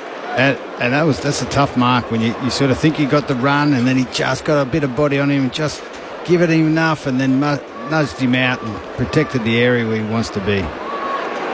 No angle to speak of. 40 out. Kalamachi misses to the right. 10-11, 71 to 8-4, 52. What were you saying, Matt, about wasted opportunities? Dogs bring it back in. Bontempelli is the target, and lucky the siren goes for the Doggies because it was about to rebound back in. It is 3-quarter time, and after leading by 1 point at quarter time, 13 points at half-time, it's the Brisbane Lions leading by 19 points at 3-quarter time. 10-11-71 plays 8-4-52. The goal scorers for Brisbane, there's a pair to Jared Berry, Will Ashcroft and Levi Ashcroft. Singles to Lohman, Morris, Rayner and Cameron. When it comes to the Doggies, 3 to Riley West. Singles to Matthew Kennedy, Sam Darcy, Aaron Norton, Riley Garcia and Tim English. Thank you, Michael. Jason Ackermanis and Matt Primus to give you their thoughts in just a moment. 19 points, Brisbane's advantage. Getting late on in the NRL, Penrith looks like they're going to continue South Sydney's woes. Nearly full-time in that second NRL game. The Panthers 30 lead the Bunnies 6. Earlier tonight, Cronulla Sutherland 31 beat the Sydney Roosters 18. Final change at the Gabba. It's Brisbane by 19 points. It's Friday Night Footy on ABC Sport. Everyone's an expert at something. It's what makes us all special. If only that were true. Join Tom Gleeson for brand new Hard Quiz. No expert subject turned away. Back Wednesday, July 23 on ABC TV and ABC iView. This is the 2025 AFL Premiership season on ABC Sport. Players stop for a moment. Kick inside 50.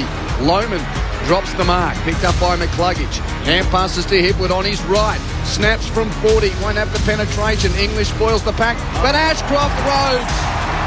That's Levi with his second. Liberatore takes the grab. Libber's left boot to the bullseye. Darcy. 1.5 tall for Lockie Neal there. Darcy plays on and kicks to attacking 50. Williams marks 40 out. Kicks infield to Kennedy. Matt Kennedy, 40 out directly in front. Fine kick. Dogs needed that. Rode by Fraser. He takes on Dunkley. Don't do that. Wrapped up. Just got the ball to his boot. Picked up by Liberatore. Hand passes on to Bramble. Kicks deep into attack for the Dogs. Out the back. West Rose breaks a tackle and kicks the goal. Didn't they need that? Hugh McCluggage celebrating his 200th game, gathers on the arc, and that's a spear into the middle of the ground. What an aggressive kick. It found Archie just beside the centre circles. He's got Darcy Fort and Lobb. Lobb did well to get there. Front and square, Berry again. Has a ping. Jared Berry again. That's his second. This is ABC Sports coverage of the AFL. On your radio. ABC Sport Digital. And on the ABC Listen app. Dogs had won 4 in a row before losing to Adelaide last week, and it cost them their spot in the top 8. And they're 19 points down to the reigning premier at 3-quarter time. Brisbane on the brink of a 4th straight victory. Quentin Hull and the team at the Gabba. Lions 10-11-71. Bulldogs 8-4-52. Your thoughts are welcome on the SMS 0437 774 774. What's your gut feeling at 3-quarter time, gentlemen? Matt, I'll start with you. Well, should be nearly game over if Brisbane had taken their opportunities, and they had some simple ones. It wasn't as if, I know Logan kicked one from the boundary line, but they had some pretty easy shots, and they brought some good heat to the Bulldogs. But as I mentioned during that quarter, their own worst enemy, they just could not move the ball by foot. They got lost stoppages, so they lost territory, and then they just turned the ball over. So lucky to be in it, but saying that, if they can turn it and get it down their end like they showed the first 5 or 6 minutes of that quarter, they do have the ability to score and worry Brisbane's defenders. But if they're going to concede territory and then just plonk themselves, there wasn't much movement ahead of the ball, long down the line, not giving many options. It's going to be a long night, and eventually that scoreboard will start ticking over the other way for Brisbane, and it could blow out big time. So an important 30 minutes here, one for Bulldogs to get back in the game and try and win it, but also try and get some momentum going their way and get some energy on the scoreboard. Yeah, you can't argue with that. I mean, in the end, the Lions, that's what they want to do to you. They will put the pressure on, repeat entries. They're probably just their decision-making and calmness just to get that kick right, either lower the eyes or just hit that target. It's dewy out there, but the pressure is up. The Bulldogs have brought their game of pressure. It feels like a finals game in that sense. That said, what about Dunkley? He's had 14 tackles. What's the record? Well, I'm not. That's a good question. Jude Bolton, I think, or something, or Rowell or something had 18s or something. Anyhow, the next best is Kai Loman with 6 for the Lions. So, but you see Liberatore, who's the tackling machine, has had 8. So he's nearly doubled Libba, who's just a machine when it comes to. He actually took over my number 21. Obviously, didn't do it any justice because he can't get a goal. But oh my God, can't that man tackle? And I think. He lost the speed, but brought some back. He got his old man speed. Those little legs, they go like they look like Barney Rubble, Just if you look at those inside 50 to 34 inside 50, so if that continues, Brisbane might have high 60s and keep the Bulldogs to mid 40s, and that's just not going to win the game for them at all. And I think what they've done at Brisbane is they've come up to stop this sort of outlet as coming out of the. They lose the ruck and they're coming off half back. They still have got a few that they've got there, the Bulldogs, but they've put that pressure and probably, I don't know the stats on how many turnovers they've got from their tackle pressure, Brisbane. Even though the Bulldogs tackling pressure, it's been good to watch. It really has. And you've got to earn every kick. You've got no time with it. So it's going to be an interesting last quarter. Who can be clean and who can execute? It looks like Vandermeer is done with that leg issue. So Caleb Poulter has been subbed into the game, Zane. Yes, he's just putting on the vest in front, right in front of me, Vandermeer Q. He did try to run it on the boundary, but they've pulled him out of the game, and I'm just trying to work out whether the Lions are likewise, but it doesn't look like they have just yet. Lockie Neal with 22 touches, 20 for Fletcher, 20 for McCluggage. Bailey Dale leads the way for the Dogs with 24 disposals, 19 for the Bond and 18 for Libba. This is a huge half hour for the Western Bulldogs. They trail by 19 points as they try and keep pace with September approaching and their top 8 place looking tenuous. Back into the middle. McInerney slaps it forward for Brisbane. McCluggage immediately gets himself involved. Handball off to Locknear was spoiled. Now it's loose. Richards now, he gathers. Hipwood tackles him immediately. He still gets his boot to ball. It's cut off by McInerney. His kick cut off by Lobb. Sweeping handball forward now to Matthew Kennedy, short of centre wing. His kick towards Riley West was good. Couldn't quite take it, West. Oh, gathered by Jasper Fletcher. Sold the big dummy around Kennedy. Kicked it to half forward. Hipwood provided a contest, then provided a tackle to hold the ball up. Well done, Eric Hipwood, in that exchange. The ball is going to be balled up just outside the arc of 50 at left half forward for Brisbane, and there's 20 players around this contest. They're going to try and move the ball quickly here, the Dogs. English beats McInerney for the tap. Ground level, Kennedy's tackled by Levi Ashcroft. McCluggage with a hand pass out the back to Will Ashcroft. Rushed entry, Cameron meets the ball. Could have marked it, dropped it. Dale comes away for the Bulldogs. Composed kick to the injected sub, Poulter. Marks shy the wing, kicks infield to Richards. Hand pass infield read by Zorko and pinched. The Zork kicks deep to the pocket over the head of Rayner. It bounces out of play. Zorko. Oh, that's a couple there. Zorko. Read that brilliantly. He knew exactly where Richards' hand pass was going. He just overhit the kick inside 50. I'm sure he can't feel his foot, just quietly. Was it Mick McGuan who got the jabs that day? Oh, yeah. Couldn't hit his foot. At the MCG. Throw in left forward pocket for Brisbane. The Doggies defending Dowley. It's slapped forward there by English. It's gathered there by Bramble for the Dogs. He's held up, so the umpire will come in and ball it up. About 30 metres out from the Brisbane goal, close to the boundary line. Off the hands of the ruckman, nicely picked up by Bailey Williams. Scrubs a kick outside defensive 50. Starcevic gathers. Oh, great tackle, Riley West. Didn't give him any time. There was no prior, but a ripping tackle to contain the ball and drop Brandon Starcevic about a metre away from the boundary line. Now the umpire's going to have to wait a little while the two ruckmen get up to contest this one. Swanee, are you listening? It's his last day on duty for Brisbane, Greg Swan. And then he's saying that they should just throw it up whenever ready. Another clearance for Brisbane. Will Ashcroft. Rush kick to half forward. It's balled away by Hipwood from Jones. Anyway, Ashcroft up. Archie hand passes to the goal mouth. Met by Rayner. Gang tackled by 2. It takes sometimes that many to stop him. Jones there along with Cleary, and they wrap up Rayner. Ball up in the left forward pocket for Brisbane. McInerney and English. It's tapped boundary side. Pretty congested passage there. Dale got a hand pass to Richards. Rush kick to half-back. Norton flies over Andrews. Takes an aesthetically pleasing mark at half-back. Nice fly. He flares the ball out to the wing, into the path of Bailey Williams. Does it bounce kindly enough? It does. He gathers and takes it straight over the boundary, though. No spatial awareness there, as Brandon Starcevic was right on his hammer. But the umpire will come in and throw it in. What a hang. Nice hang. That's a bad kick too. It came off. They're lucky they're the Dogs. Worst turnover ever. Lucky Norton took that hang. Throw in. McInerney gets to the front spot, slaps it back towards the boundary line. Kennedy picks it up for the Dogs, hacks it towards right half forward. It's going to bounce just inside and go over the boundary line. And I was with you, Q. If he had to ping that for insufficient intent to keep it in, then the game needs changing. What about that rule you like? Is that in that one? The lasso, no, it was inside. I think it was just inside 50. You know what? Between the arcs, let's call it the lasso and adopt the AFLW rule immediately. That's one thing, the AFLW rule. I like that one. I'm with you, Pricey. Boundary throw in right on attacking 50 for the Bulldogs, who trail by 19 points. No score through 4 minutes of this third quarter. Liberatore sharks the pack. Hoping ball to the corridor. Pitches in front of West. Couldn't mark. He traps it. Starcevic is over him. He goes again, West. Picks up. Gets to his feet. Toe pokes on goal. Oh, one-hander. Taken by Lester in the goal mouth to stop it going through for Brisbane. Hands it to Levi Ashcroft. Too long. Norton tackled him. Ump says play on. No free kick. Bontempelli close to the boundary line, can't keep it in. Oh, great. Out of play. Just got his foot to it, I think, Hugh. Must have just grazed his shoe.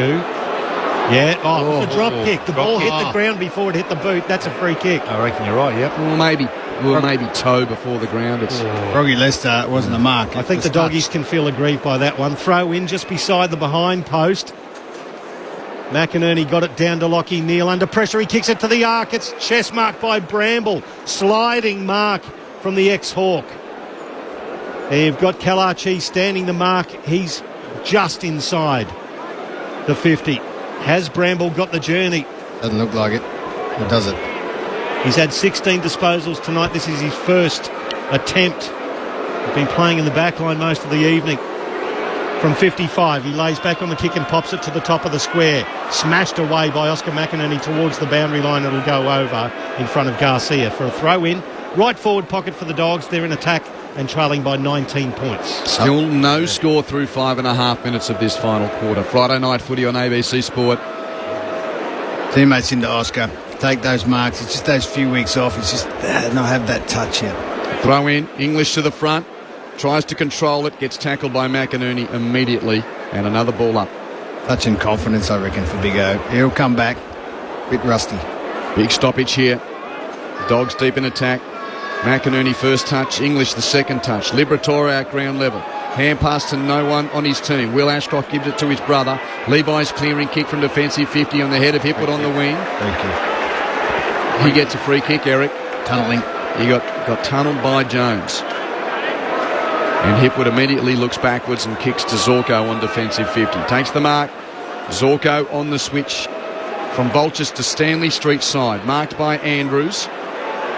Harris kicks it to right half back for Fletcher. Fletcher's transfer to the wing for Reveal.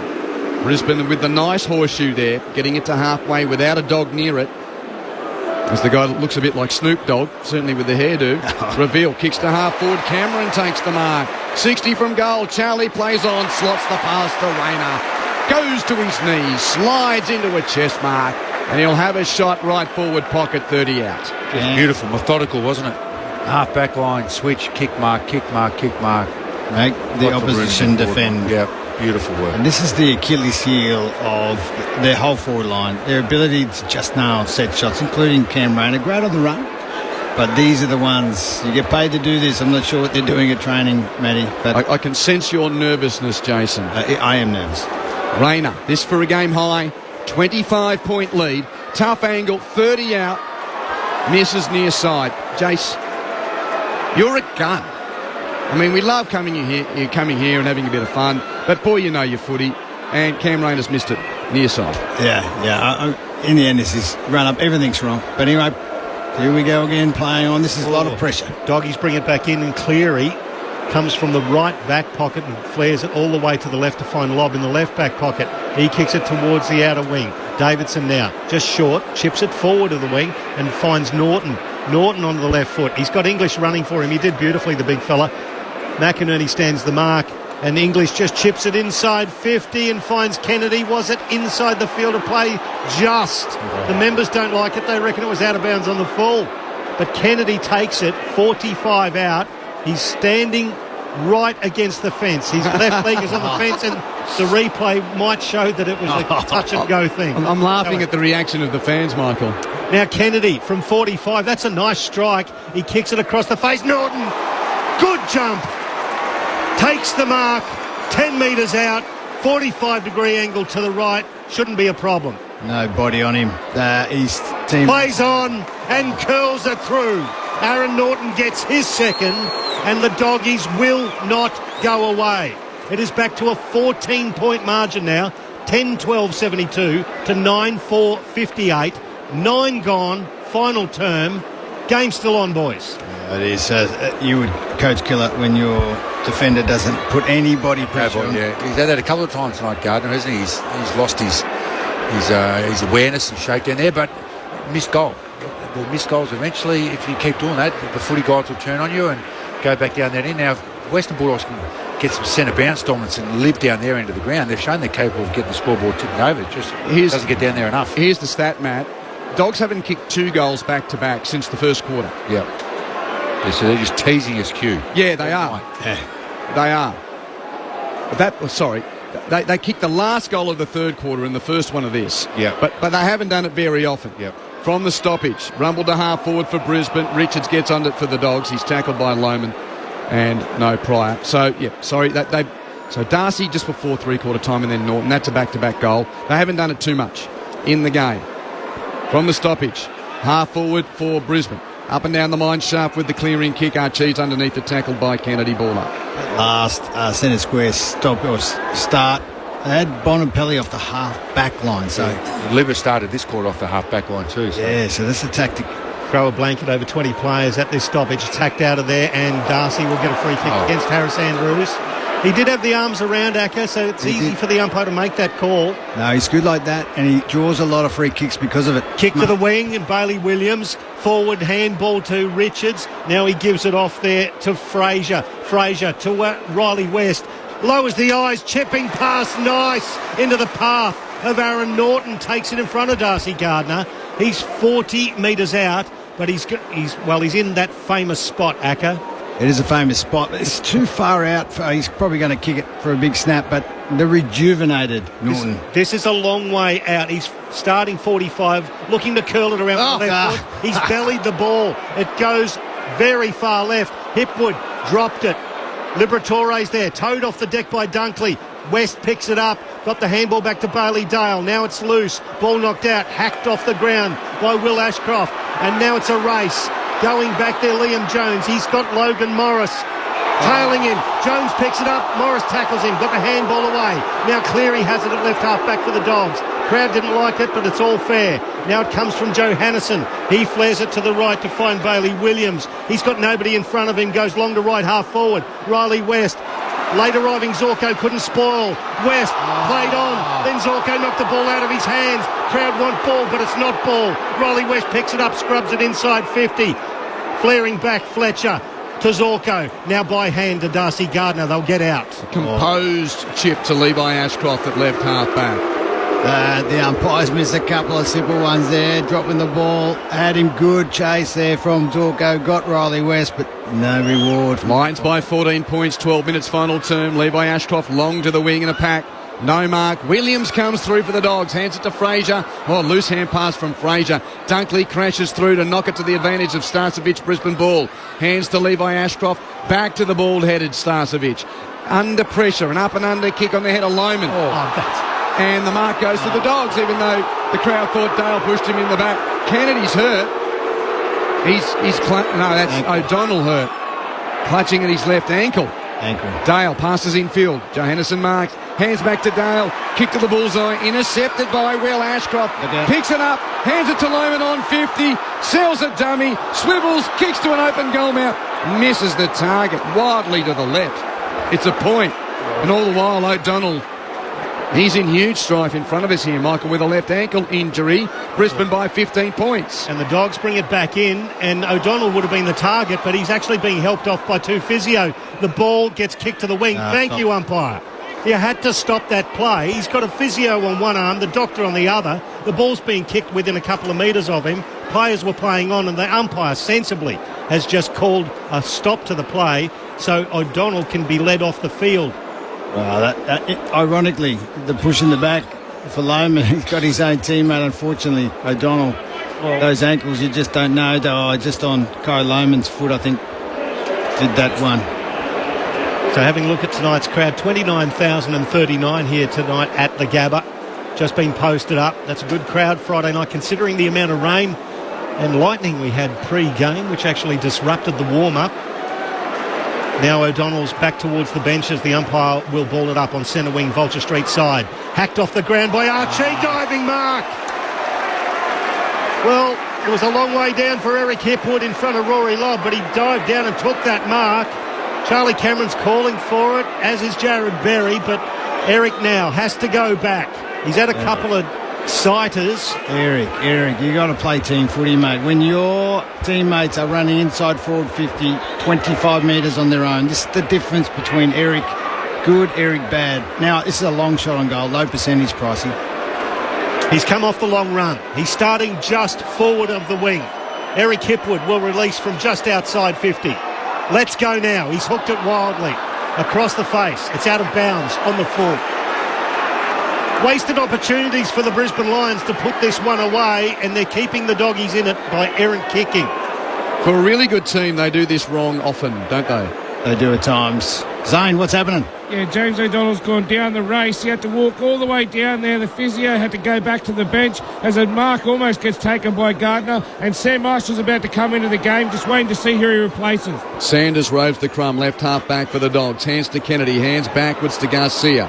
In a bit of traffic, but creates a space to kick to Norton. Marks on the wing. Plays on with a kick to half forward. Fletcher, brilliant intercept in front of English. He plays on.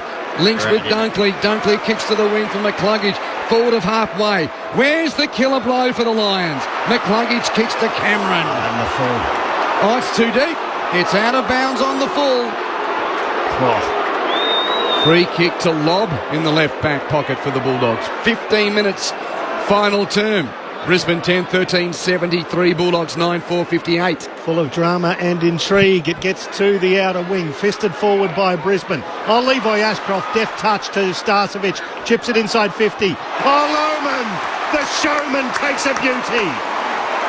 Gets up over Archie and a couple of opponents and takes it 35 out, slide angle to the right. They are on thin ice at the moment, the Bulldogs, and that last play, if it hadn't gone out in the full, boy oh boy, but this one, that's what you want from your forwards. Kai Loman finally gets another jump and plunks it, and this, I know he's been working hard on this at training, so let's see if he can execute, Matty. So Kai Loman has 1 goal, 2 for the evening. Strikes it well. 2 goals for Kai Loman and gives the Lions just a little bit of breathing space. 11-13-79 to 9-4-58. At the 17-minute mark of the final term, it's a 21-point margin. Zane Bojack on the boundary. Yes, Sam Marshall has been activated and he's on for Bruce. Who's off? Oh, Bruce. Thank you, Zane. So just the second game for Sam Marshall. Another of the Lions Academy products. So Sunshine Coast, but went to Melbourne Grammar and finished off his footy education in his teenage years again at Sandringham. So around that group. Yeah. Mm-hmm. You got anyone in Southport from Sandringham by any chance, Matty? We have got one, yes. One. Down that way, yeah, just one. It's good footy breeding. It is. Lots of good players come out of there. It's 21 points now. Joint. What have we got left? 8.5 minutes. Dogs on wood. Need 4 goals. Centre bounce. English with the tap down. Libba swarmed. Got rid of it. Richards picks up. Rush kick to half forward. Taken by McNeil. Hands it on to Garcia. Hands to West. West 35 out. On his left. Not a great snap. It's on the head of Bont near the point post, and Leicester thumps it away over the line for a throw-in. Oh, Leicester, you're 1,000 years old doing that. Oh, no wonder he's so popular. Well, that's a brilliant effort. Been doing it all night, hasn't he? It's been wonderful. Well, he had almost a career-best year last year. He's thinking he's going to retire, wasn't he? Yep, he was thinking about it. Why would you? Throw in, left forward pocket for the Dogs. Comes off hands now. It's picked up by Riley West. He gets his foot to it, toes it forward, punched away from Norton. Front and square, it's Rowe. Garcia has a ping and scores a goal. Fraser it is. Another one of those I'm come to clean the pool moustaches that just got me there. 11-13-79 plays 10-4-64. 15 points the margin. Again, Dogs won't go away with 18 gone to the final term. There are many like that in your team, Matty, with those bad moustaches. But I tell you, little quick forward, keep the ball alive, chaos footy, good goal, little right foot snap. I tell you, they're just hanging in there. Hanging in there. You never know what's going to happen. Well, 3 goals needed, 7 minutes 54 left, Matt. Yeah, well, they 2 goals from 4 inside 50, so same thing as all night. If they can get the ball in there more, they've definitely got firepower to score. They just struggle to get in there often enough.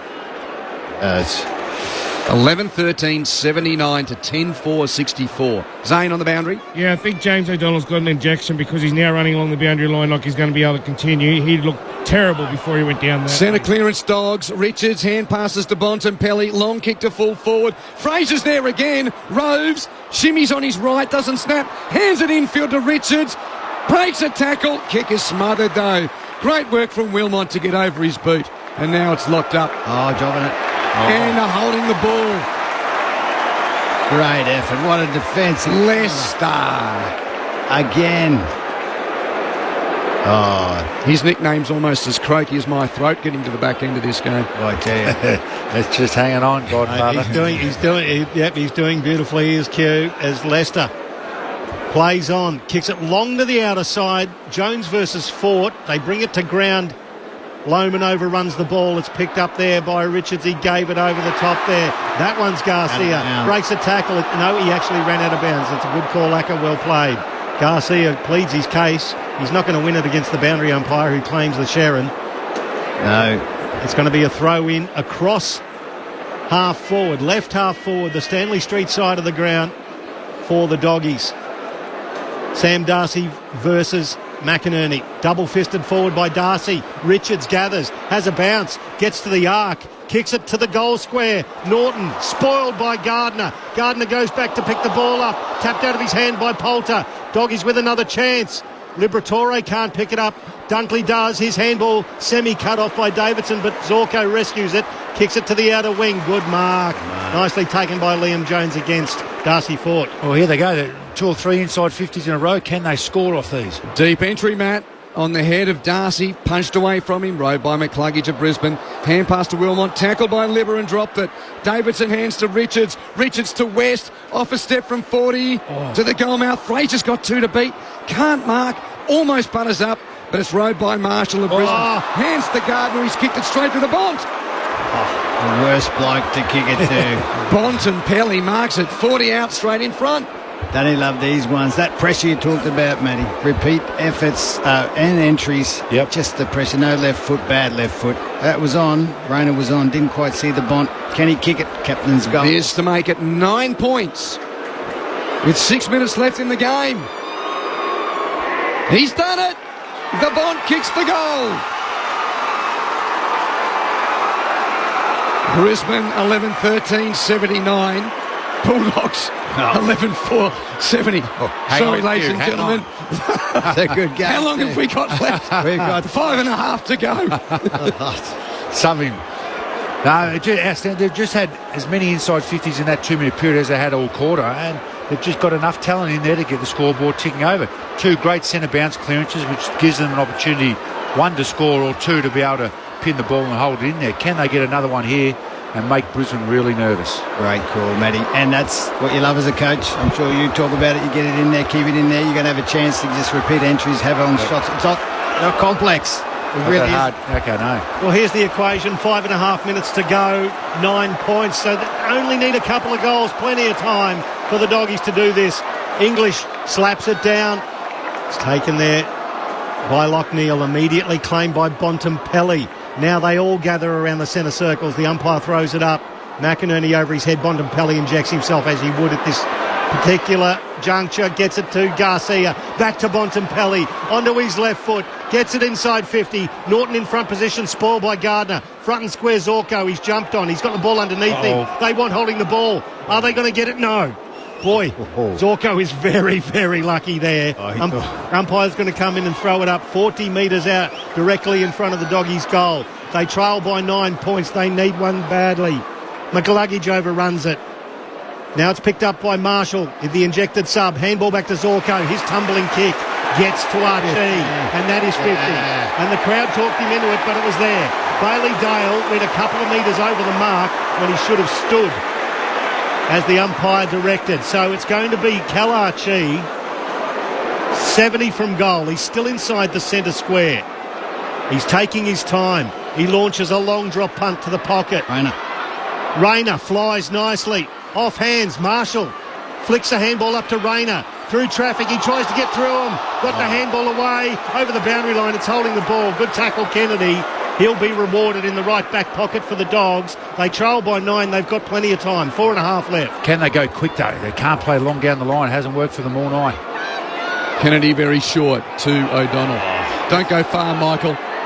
Don't go far. That was O'Donnell with the mark on defensive 50. I'll give you a breather for about 30 seconds. O'Donnell with a kick to the pack. Bontempelli underneath it. In the back. Gave a push away on Dunkley. Free kick to his old premiership teammate. You know what? He's one of the classiest footballers I've ever seen, Marcus Bontempelli. That was lazy. That was just a lazy push. They've been getting away with it. I tell you, all night they have been doing that and getting away with it. See what happens here. It's good pressure. Dunkley found Marshall. Marshall wheels around. Kicks it inside 50. Looking for Archie. Spoiled away from him. Roving. Neil. Tackled immediately. Should be holding the ball. He got it to Lohman. Now Lohman's tackled and the umpire says no held to him, no prior. The Doggies are doing more whinging than tackling at the moment, and the ball's stuck in the left forward pocket. Nearly every player on the field is forward of the centre circles, most of them inside 50 for the Lions. Umpire throws it up. It's taken there. It was Liberatore. Got a shoe to it. Marshall got himself involved, picked up by McLuggage, handball to Charlie Cameron. His wobbly kick across the arc bounces just towards Berry. He gathers, immediately claimed by Poulter, into the ground, 50 out from the Lions' goal. Lions by 9 points, and we've got 3.5. 3.5 minutes to go. Your voice to hold up, Q. McInerney with a tap. Liberatore, Robe, kick smothered. Went to Sanders, gives a quick hand pass. Clearing ball from Bramble, doesn't get far, taken by Dunkley on 50, deep kick, marked on the goal line by Jones of the Bulldogs. No score. They're going to have to check this. Well, I don't think it's a score. He might have juggled it. That's the only question. That's why the umpire's painting that little invisible box. Oh, yeah, he's marked it beforehand. Getting a look at the replay. It's right on the line, isn't it? Got to go with the umpire's call here, I'd reckon. Yeah. Did we see the soft call? Soft call is behind. Okay, so he thinks he hasn't marked it properly. Umpire, he looked like he was impeded by the goalpost. Well, now we're getting a ridiculous angle from behind the goal, which is not going to help a post-to-post kind of call on the line. You've got two umpires right there, and we are letting someone with the TV picture, which is so... They're getting tired, Q. It's so poor. Like, that's not the right angle. It's been a frenetic game. So much going on around the contest. So much. The ball. If you can't get the angle, go back to the soft call. There's a goal umpire and a boundary umpire in line with the ball. Why can't we trust them? We have trust issues. I mean, we haven't got the right replay. So go back to the humans. And this hurts the Dogs' momentum, I reckon, Q. They're up and about, tackling pressure. Kendall Lyons wrestle it back. Well, still arguing. Let's go and get a coffee. Be back in 5. Oh, now this is ridiculous. 27-minute mark, final term. There's 9 points in the game. And Greg Swan on the big screen, he'll have something to say about still this going. when he becomes the boss. There we go. Insufficient evidence to determine So insufficient evidence. It's a point. Decision on scoreboards. That's a point. So that's a point to Brisbane. They lead by 10. You're handy. Dragging it out for all of us, Mike. Well, there's a minute and a half of your life you'll never get back. Umpire's call. So there's still 3 minutes 12 left. The Dogs have the ball in the goal square by the agency of Bramble. He plays on. Kicks long to the outer side, looking for Norton. Fisted away from him, through hands. Fletcher. Crowd want to push in the back, and the umpire gives it to them. Finally.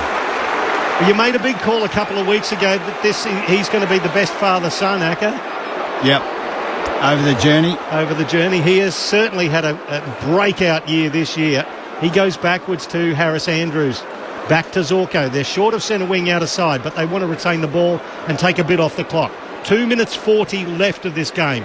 Zorko still holding on to the agate. Kicks it long now towards right half forward. A big pack. Darcy Fort spoils through hands. Bailey Dale. He can't get his kick through. Poulter's at ground level fighting for it now. He can't get it out. It's flicked out somehow. The Lions appealing for a free kick.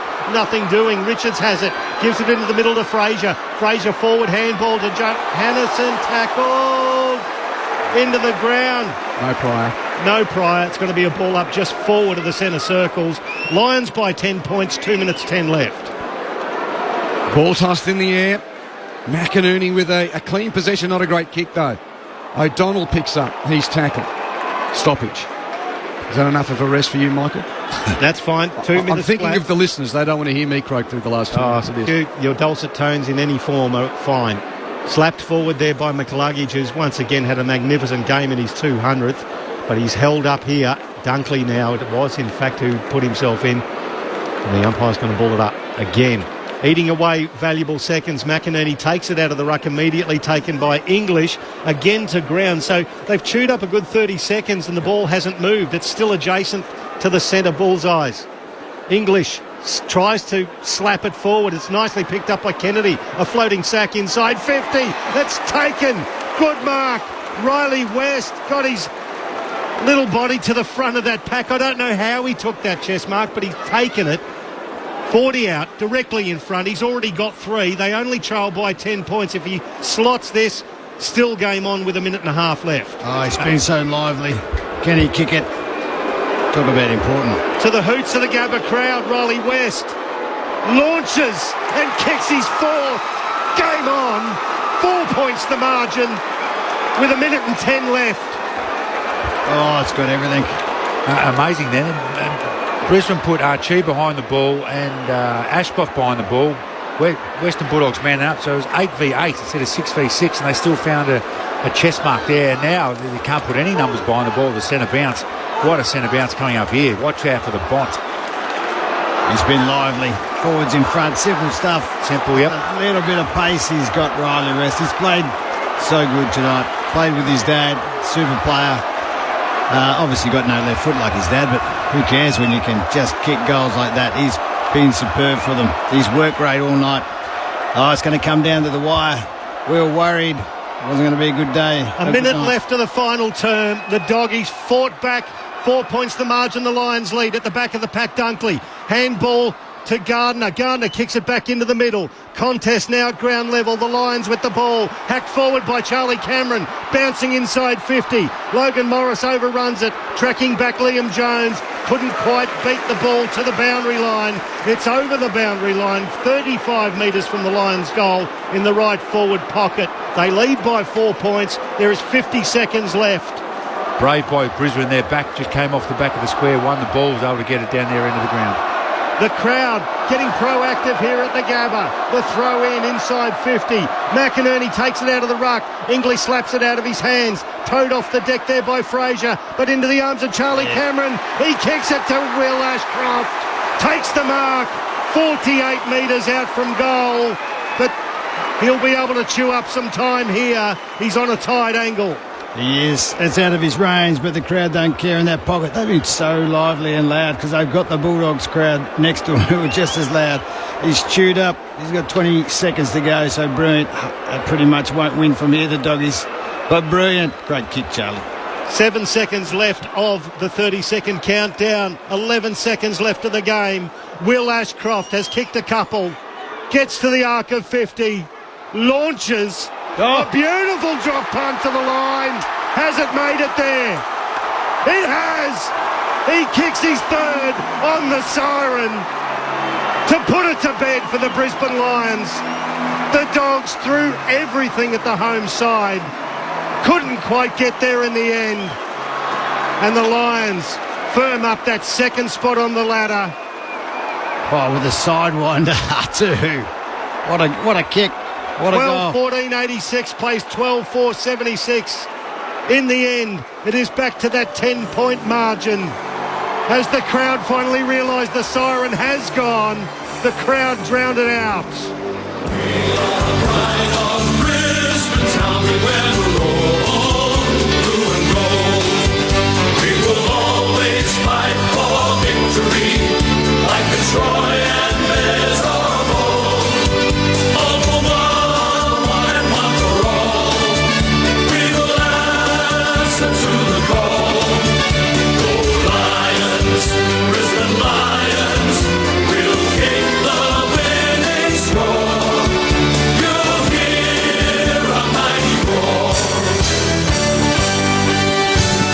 In the end, the Brisbane Lions, with only a couple of goals in that final term, but enough to pip the Bulldogs, who finished with a flurry.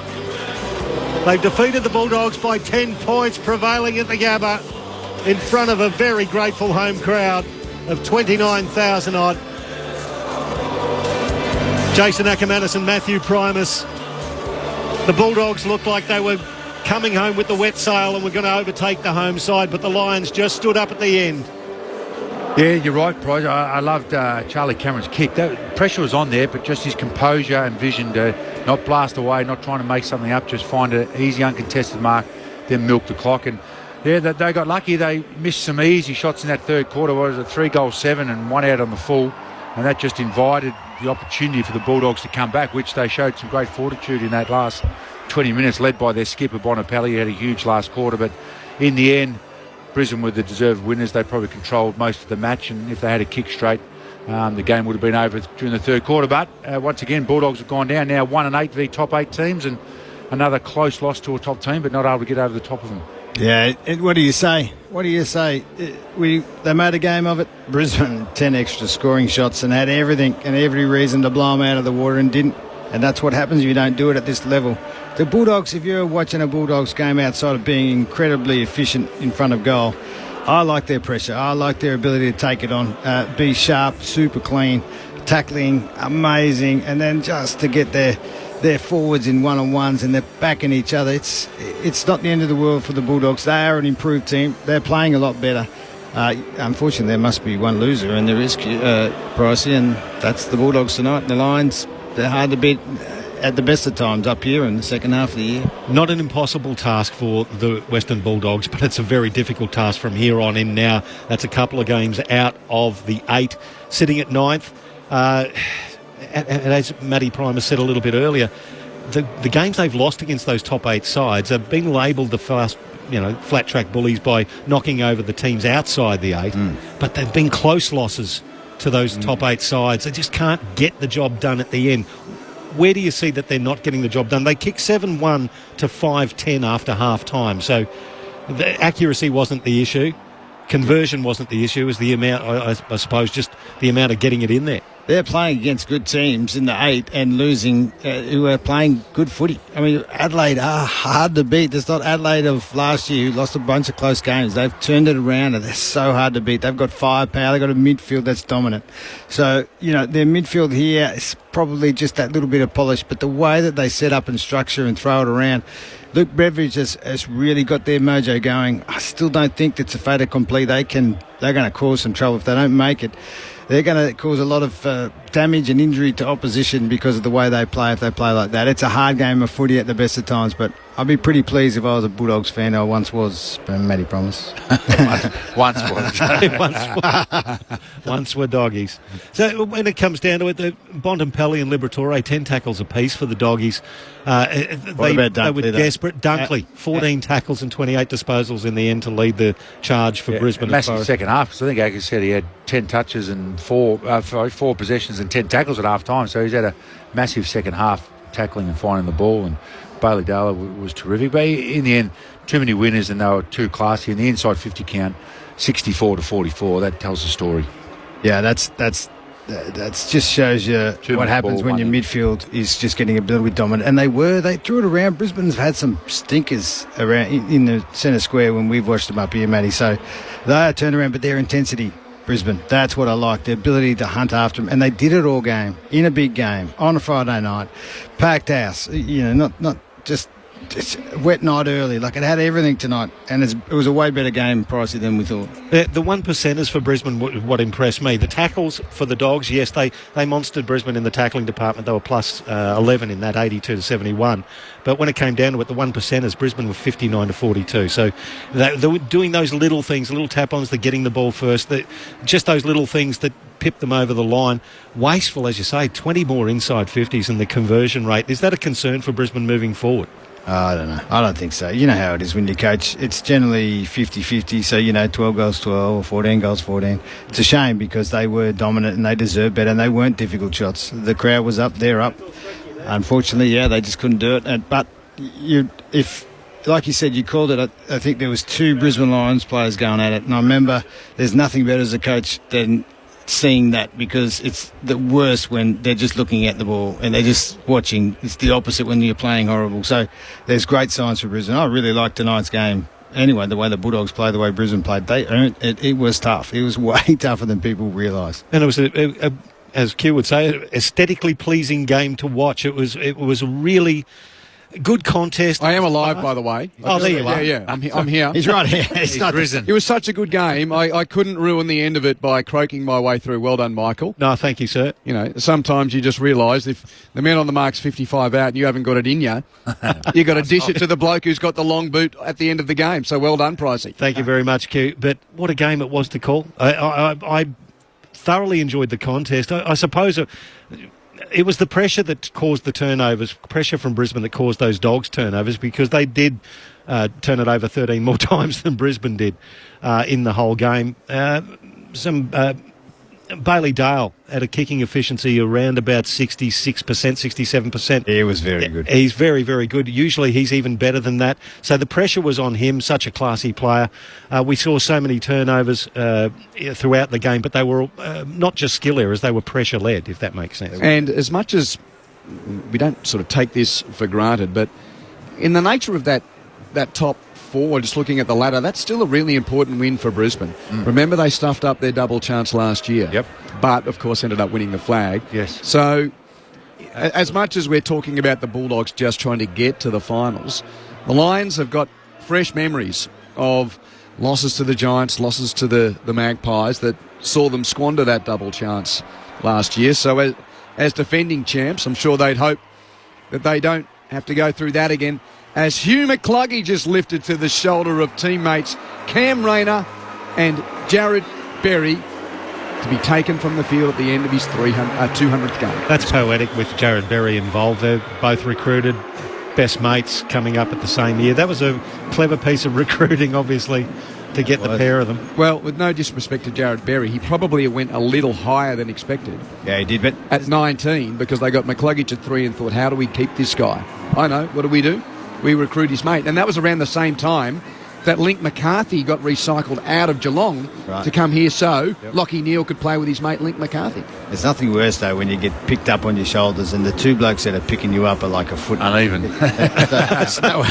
Uncomfortable. That was really good for the Lions. They look about the same height. How did anyone pick you up? Did anyone pick you up, Matty? I didn't get to milestones. Oh, rubbish. How many games you played? 150 odd. Oh, well, there's 2, 150. 100, yeah. Well, no one carried you off. No, they did. I forget who it was. You forget? Yeah. Maybe because you're too heavy. So I don't know how I would have broken a shoulder. I'd be injured more from carrying you off. Onto the subject of McCluggage, it's been well debated. He's, over the last 4 years, made the All-Australian squad. Surely he breaks through this year. He's in. I'll ask Zane Bojak's down in the dressing rooms. Yeah, they're walking in, and look, I tell you what, Dane Zorko was the first in the rooms, even though he's covered head to toe with tape.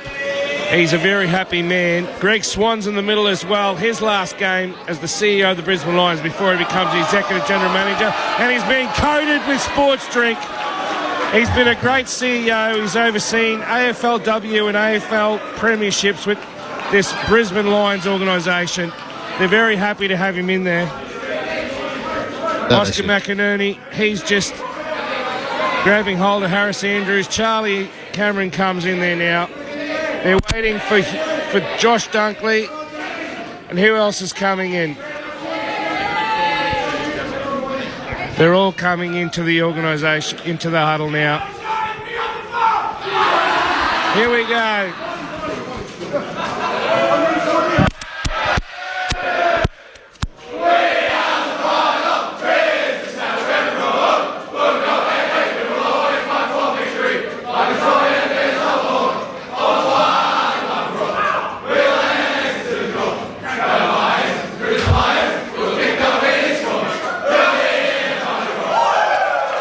The old saying about getting too close to the action. Well, Darcy Wilmot, dead sets, just put sports drink over me, my book and the microphone. Hopefully it's still working, and we'll have a chat to Will Ashcroft very shortly. That's what that was, Zano. Okay. Charge of the Light Brigade to the middle as well for kick to kick. They're protecting that centre wicket area.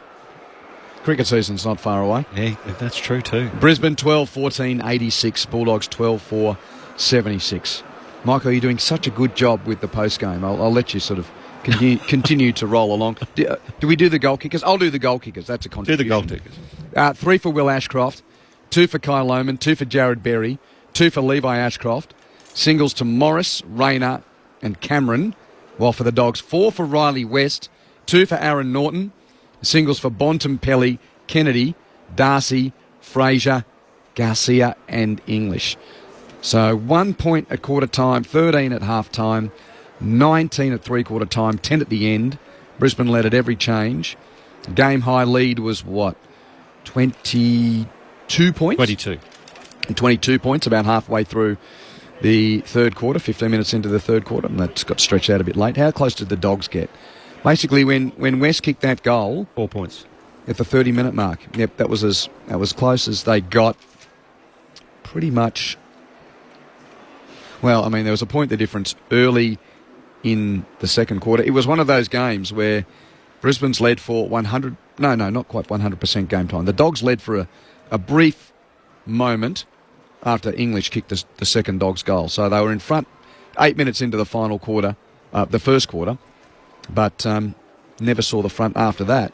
Yet I used that terminology around the elastic. It was a bit like my... voice, your voice, Matt. You could feel it stretching, about to break. Yeah. So interesting. Next week you got Essendon for the Doggies back at home. So they should be able to chalk up a win there. But that effectively leaves them 2 games out of the 8 at 9th if things stand as they are. As I said before, not impossible, but we'll find out a little bit more after Zane. We'll join him back in the dressing room. Zano? Yeah, I'm down here with Will Ashcroft. Just kicked the lazy 3 goals tonight. Tell us, mate.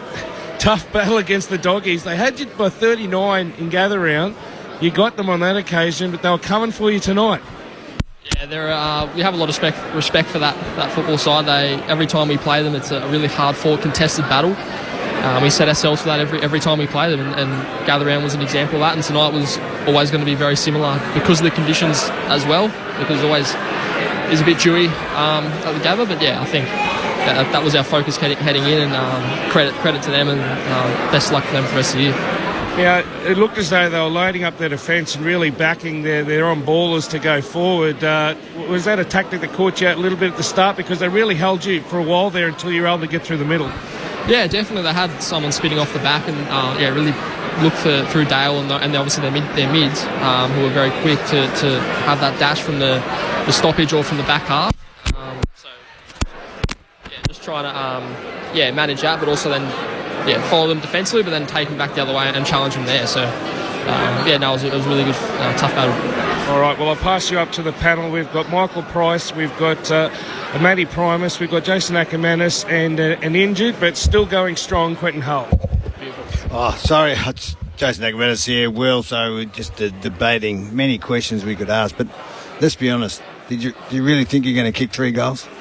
I mean, Sorry, can you turn it up a little bit? Oh, turn him up. Oh, there we go. I'll speak a bit louder. Go for it. Sorry, mate. Did you think you're going to kick any goals? You're not really, it's something that we'd love to see you do more of, let alone you and your brother, but kicking 3 goals, good reward, because you've been doing a lot of good work off the ball, a lot of tackling pressure. The boys look fantastic. Obviously, Greg Swan's last day, I'm sure everyone's happy to see. He's a great man to see him move on, but kicking goals, is that something you want to do more of? Absolutely, yeah. I think trying to be a damaging midfield, obviously hitting the scoreboard is definitely part of that. And the last sort of month of footy now, I've been able to hit the scoreboard and working out different ways around forward 50 stoppage and different ways in transition I can get involved to hit the scoreboard. It's definitely part of it. I think the defensive side, if I keep investing in that, and we speak about that a lot as a midfield group, if we invest in our pressure acts and our tackle and our hunt on the ball and the man, then it will get rewarded back the other way. So keep buying into that. Personally, as a midfield group, we should get them. Hey, Will, what was the feeling amongst the players when you were dominating them in that third quarter, but you just couldn't put them away on the scoreboard? Is it just, hey, let's keep owning territory, let's keep the ball in and eventually it'll turn? Or what was the message at 3/4 time from Fakes? Because really you could have put them on toast at 3/4 time. The game nearly could have been cooked for you. Yeah, I think that's happened a little bit at different times this year, and you can't dwell on those missed opportunities. I think, we're a forward half team. We want to lock it in our forward half and keep pounding the rock. And I think that's what Fages' main messaging was, is that the processes that we're backing in are working. Maybe not getting the reward at different times, but if we keep, investing in it for long enough, it'll eventually crack and it'll get the reward we need. What about your intensity?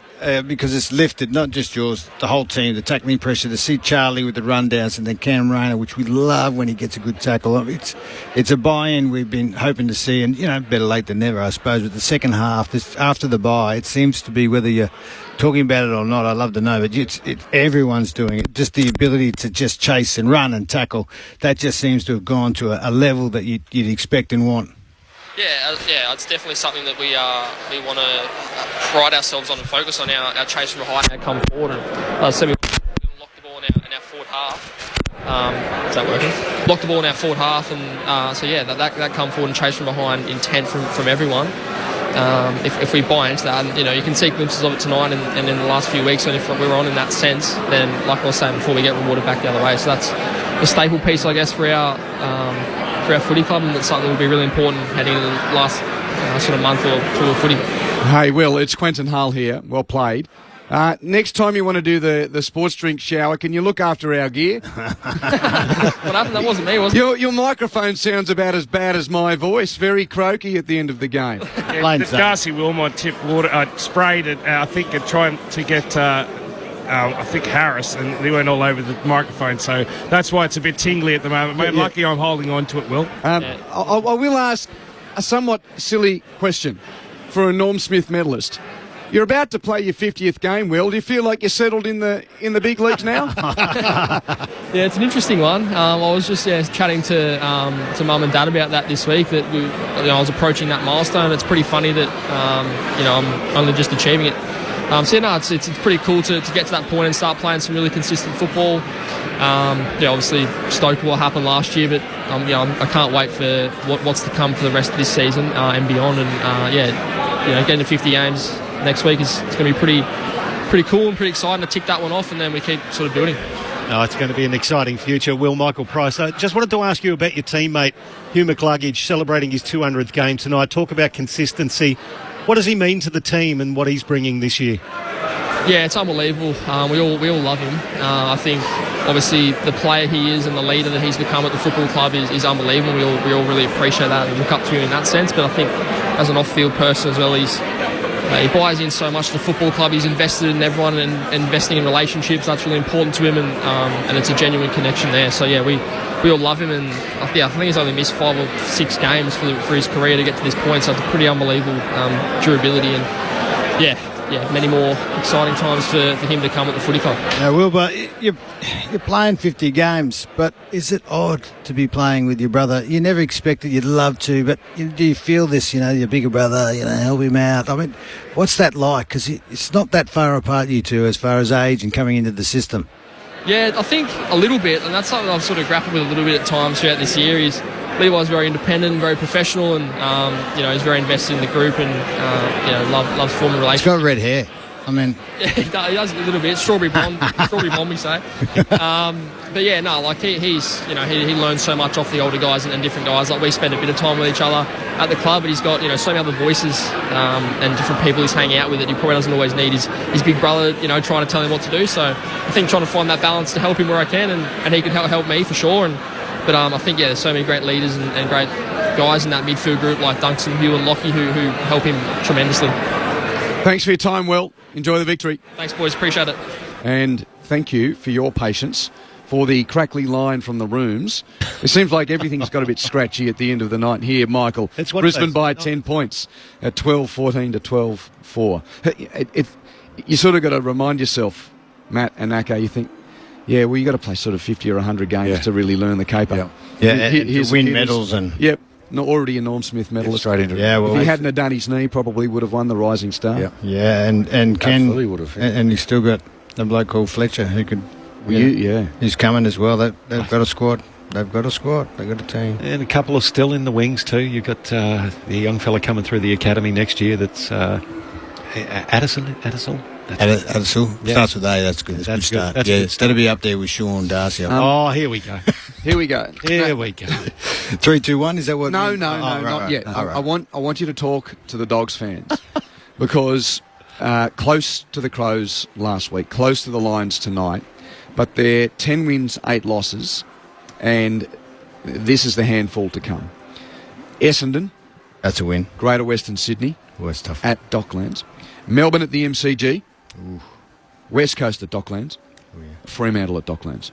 Oh, yeah. How many do they need to win of those? I reckon 4 of the 5. 4. All of them. Just win all of them. But in the end, they're playing good enough footy. I'm telling you. Yeah, but it doesn't matter if you're playing good enough footy and you don't earn a ticket to the dance. I understand, but you've got to get inside to 8 to win it. If you play 2 red-hot teams at this time of year like Adelaide... But are they really a chance to win the comp, Jace, do you think? Oh, not the comp, but they can get in the 8. Well, that's I know. What I'm saying. If you're Dogs... But isn't that a downgrade from what we thought at certain times? Yeah, they're playing rubbish footy, but tonight was intense and tackling pressure was awesome. I mean, they played some good footy. That is a good brand of footy, and they've been playing it for weeks. So, Friday night, in the big lights. Let's frame it up in a year where, there were lots of talk about, Matt, you've been through this, the coaching of Bevo. So, what, 11th season for him, he's re-signed through till 2027. After all of that noise from early in the season, they got rid. If you get to the end of it, and they don't make the 8, it's certainly it's a log or two for the fire of that conversation. Yeah, they got rid of Chris Grant. That was the best thing they did. That was causing him a lot of grief. Yeah, it's an interesting one because how good is their list? Do we think it's have they got a chance to get to a prelim? What's going on with Jamal? Are they that good? The Ugle-Hagen scenario is out of their control. Yeah, that's out of their control. It's it looks as if against the good teams, they can't defend the good teams, the really good teams. Is that the Achilles heel, the lack of another quality defender? Yeah, just the way they move the ball, I think it opens themselves up too much to get exposed. So they run forward hard. I reckon today they played slower, which denied them having enough inside 50s to win the game, and they nearly did in the end, but that was a bit of through Brizzy's inaccuracy. But I reckon against the really good teams, when they play their tempo, when it turns over, it opens up big time the other way. So that'd be my question mark. And, yeah, they've got no room for... Like that Fremantle game is probably going to come down to that in the last round. It might sneak into the 8. Yeah, and they've got a better percentage, the Dogs. They've got a great percentage. Compared to Freo. When they play the bottom teams, they smoke them, yep. Yeah, I know it's not ideal, but that's a good sign. Like, they don't, okay, we're playing might be a lesser team, but they don't go out and just go through the motions. They really do destroy them if they can, and that's a good sign. They've got a lot of good signs. I know it doesn't mean anything and guarantee anything, but this time of year you're playing that type of footy, yes, you're hard to beat. Brisbane's won here by 10 points, 12-14, 86-12 for 76. Michael, can you please do the run of the stats? We'll have a look to at the provide stats. the ammunition for Matthew's votes. Matthew's 3-2-1. Matthew's votes. You throw me in there. Not Jason's. No, well, it's Acker's night. His two clubs. Even though some are saying it's the Jason Ackermanis Cup, it's really the Josh Dunkley Cup. Josh Dunkley because he's Cup. won premierships. And for Josh Dunkley with those tackles, if he knows getting 3 votes. What about the Michael McLean? Look at him. Even though I've handed the Brad Hardy Cup to Matthew. Oh, Brad Hardy, he's a great fellow, Brad. That'll do. Love Brad. Okay, disposal count 364 to 339. The Lions plus 25 in that regard. When it came to contested possessions, the Lions were plus 16 there as well. The tackling was the Doggies, 82 to 73. The Lions had 20 more inside 50, 64 to 44, and the hitouts 55 to 39 in favour of Brisbane. When it came to centre bounce clearances, 12 apiece, but the overall clearances, the Doggies plus 10, 46 to 36. The big stat was the scoreboard, 10 points the margin. The Lions lead it individually. Josh Dunkley for Brisbane, 28 disposals and 15 tackles, if you don't mind, 4 score involvements, 6 inside 50s. Hugh McCluggage, 27 disposals, 18 of those contested. Will Ashcroft, 26 disposals and 3 goals. Zorko, 25 disposals and 647 metres gained, and that's just second to Bailey Dale. And Jasper Fletcher, Lockie Neal, both with 24. For the Doggies, Bailey Dale, 33 disposals, game high 745 metres gained, 6 score involvements. Ed Richards, 27 and 10 of those contested. Bontempelli, 24 disposals, 10 tackles, the Bont. And Liberatore, 23 disposals, 10 tackles for him and 5 score involvements. Matty Kennedy with 21 disposals. Gentlemen, there is the individual and the team stats. That's where the game was won and lost. Yeah, there's some pretty telling stats. So when it comes down to it, like Bontempelli almost dragged his team over the line again. That last quarter, yep. Magnificent final quarter. It must be a taxing game plan. They dragged their entire team into the defensive area, almost flood style. Up and back. Up and back, Yep. up and back. That's a very taxing game style. Yeah, it's a hell of a lot of effort, and when you've got a team that can bring really good heat to you the whole time and then own the ball and make you defend for long periods like Brisbane did, then you're taxing. They're getting taxed when they don't have the ball, and then it's hard work when they do have the ball too. So Brisbane played them really well tonight. They just couldn't really capitalise on it in that third quarter on the scoreboard. And 34 points the Brisbane Lions scored from turnovers as well, so that was a crucial part of the game. Yeah, and that's a bit of that's the main scoring source for every AFL team, but it's the Achilles heel for the Bulldogs, that ability for teams to burn them on the turnover. But they were uncharacteristic with their skill level tonight, the Bulldogs, especially in that third quarter. They butchered the ball out of their back 50 and were their own worst enemy. They did. And that's the thing, when you rely on skill level and you come up here and you're just a little bit off, and you don't need much. And that third quarter, in the end, the Lions did them a favour and just didn't kick the goals.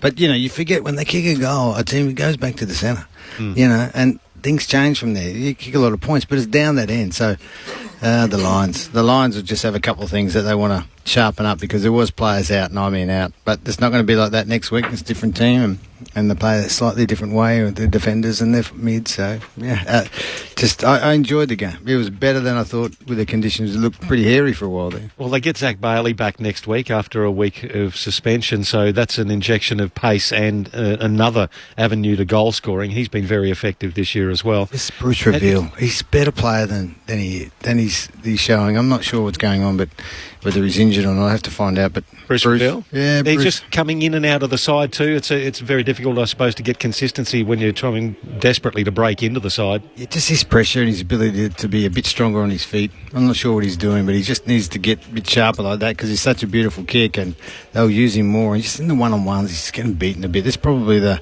player tonight for them that just, even though he deserved to get subbed out, it's the one player and that they need. Every player, Brisbane to be flying and up and about, because come finals you're playing against the best teams, and he's the guy that concerns me, because he's got so much more and he should be better. You mentioned it earlier, Charlie Cameron. He's had one, not his greatest year, But you just see little glimpses of him working his way back into some form, but it's not on the back of his goal kicking, it's on the back of those defensive efforts, the sneaking up behind, the tackling efforts.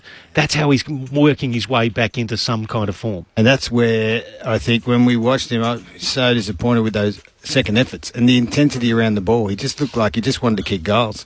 And, he said before, don't put me out in the midfield. I don't want to go up there. I want to kick goals. But if you're going to play like you do, deep forward, or you're going to play forward, permanent forward, you've got to get up the ground and you've got to help out and you've got to put that pressure on because you've got the wheels to do it, And I think that's a change in his mindset and certainly in his actions. And he looks like a player that you want in your team. And early in the season, he looked like it was a little bit selfish in some ways, and I hate to say that because he's not. All players aren't. It's a tough game, but the same with Eric. Eric, hey, you want to kick these goals and you're 50 out and you have players on. Just those little things are going to make Brisbane even better, and they're the things that the Fags and the coaching staff are going to need and want.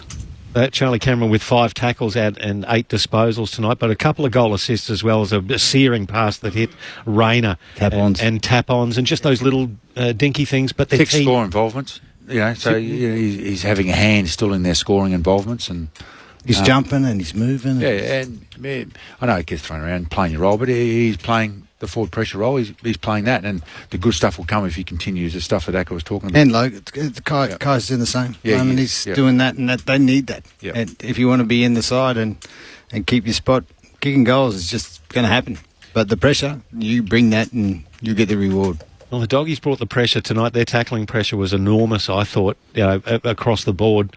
And, the Lions were inaccurate, but they were forced in a lot of instances to shoot under pressure and from out wide. Yeah, but what you didn't see off the ball was how the Bulldogs were grappling and getting in position. What your mate Sean Darcy did, Sam Darcy, what he would do before the ball would come in his area to get any of his opponents off and out of position to get into the front spot, and he draws a lot of free kicks because all of a sudden he's so strong and they're just a little bit smarter with it, and that's next time you're talking to Luke Darcy, apologise for me. Oh, Luke, he'll be devastated. Luke, I mean, obviously, wasn't as good a mark, and it would fall. We used to call him a draft because he'd fall over all the time. But his son is a star, an absolute star. Could be anything, couldn't he? Who got the votes? Over to you, big fella. Ackermanis medal.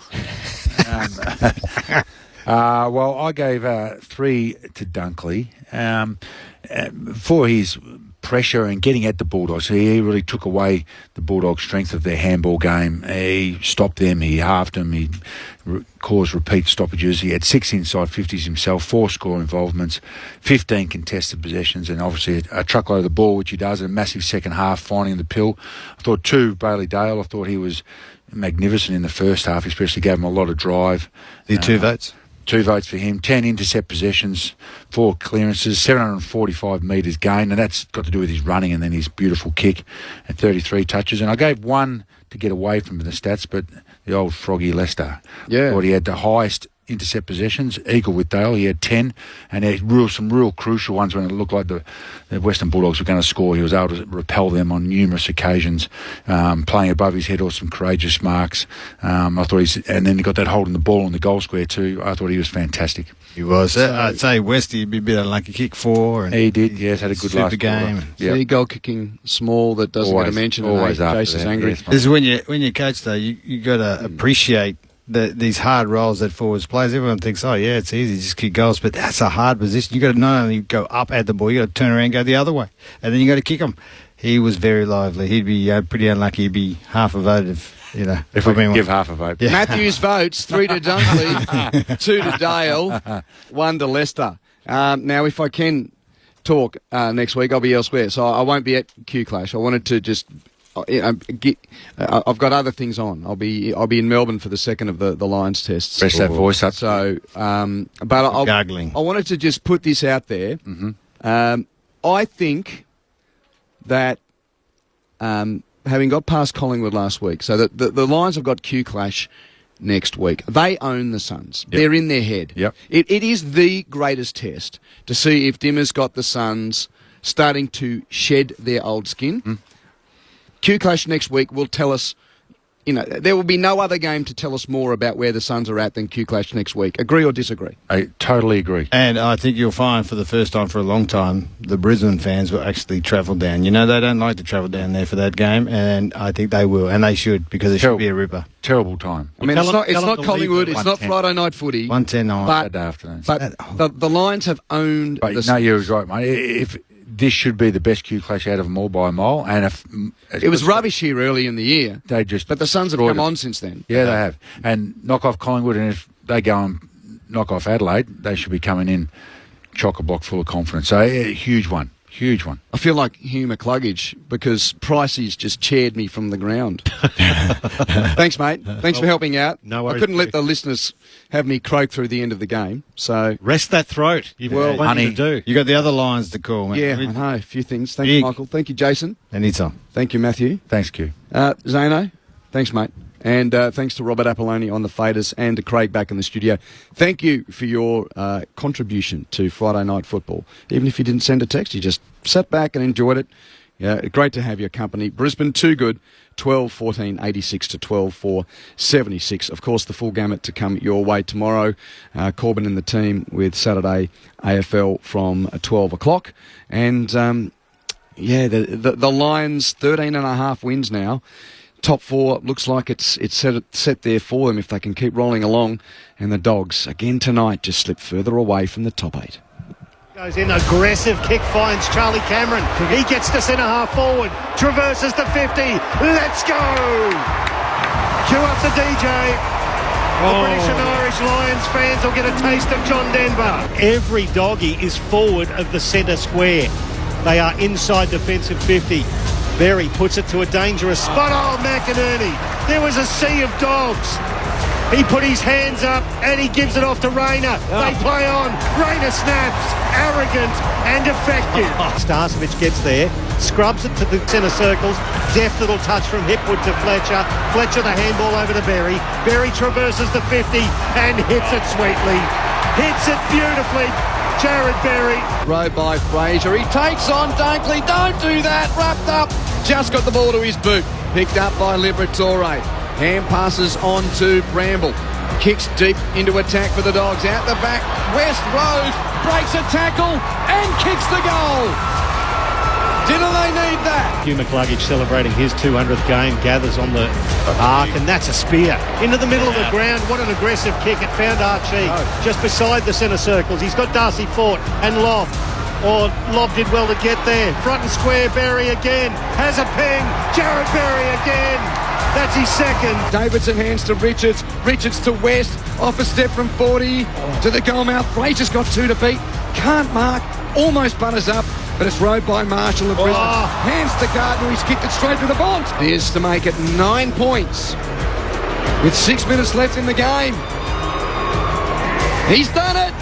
The Bont kicks the goal. English tries to slap it forward. It's nicely picked up by Kennedy. A floating sack inside 50. That's taken. Good mark. Riley West got his little body to the front of that pack. I don't know how he took that chest mark, but he's taken it. 40 out, directly in front. He's already got 3. They only trail by 10 points. If he slots this, still game on with a minute and a half left. To the hoots of the Gabba crowd, Riley West launches and kicks his 4th. Game on. 4 points the margin with a minute and 10 left. The crowd getting proactive here at the Gabba. The throw in inside 50. McInerney takes it out of the ruck. English slaps it out of his hands. Towed off the deck there by Fraser, but into the arms of Charlie Cameron. He kicks it to Will Ashcroft. Takes the mark. Will Ashcroft has kicked a couple. Gets to the arc of 50. Launches. A beautiful drop punt to the line. Has it made it there? It has. He kicks his 3rd on the siren to put it to bed for the Brisbane Lions. As the crowd finally realised the siren has gone, the crowd drowned it out. Hi, I'm Corbin Middlemass. And I'm Ed Cowan. He played Test cricket for Australia. And Ed Cowan gets his first Test match century. And he commentates the cricket. This is greatness uninhibited. Together, we're giving you your weekly cricket conversation. We're pulling apart the biggest stories in the sport and delivering them to you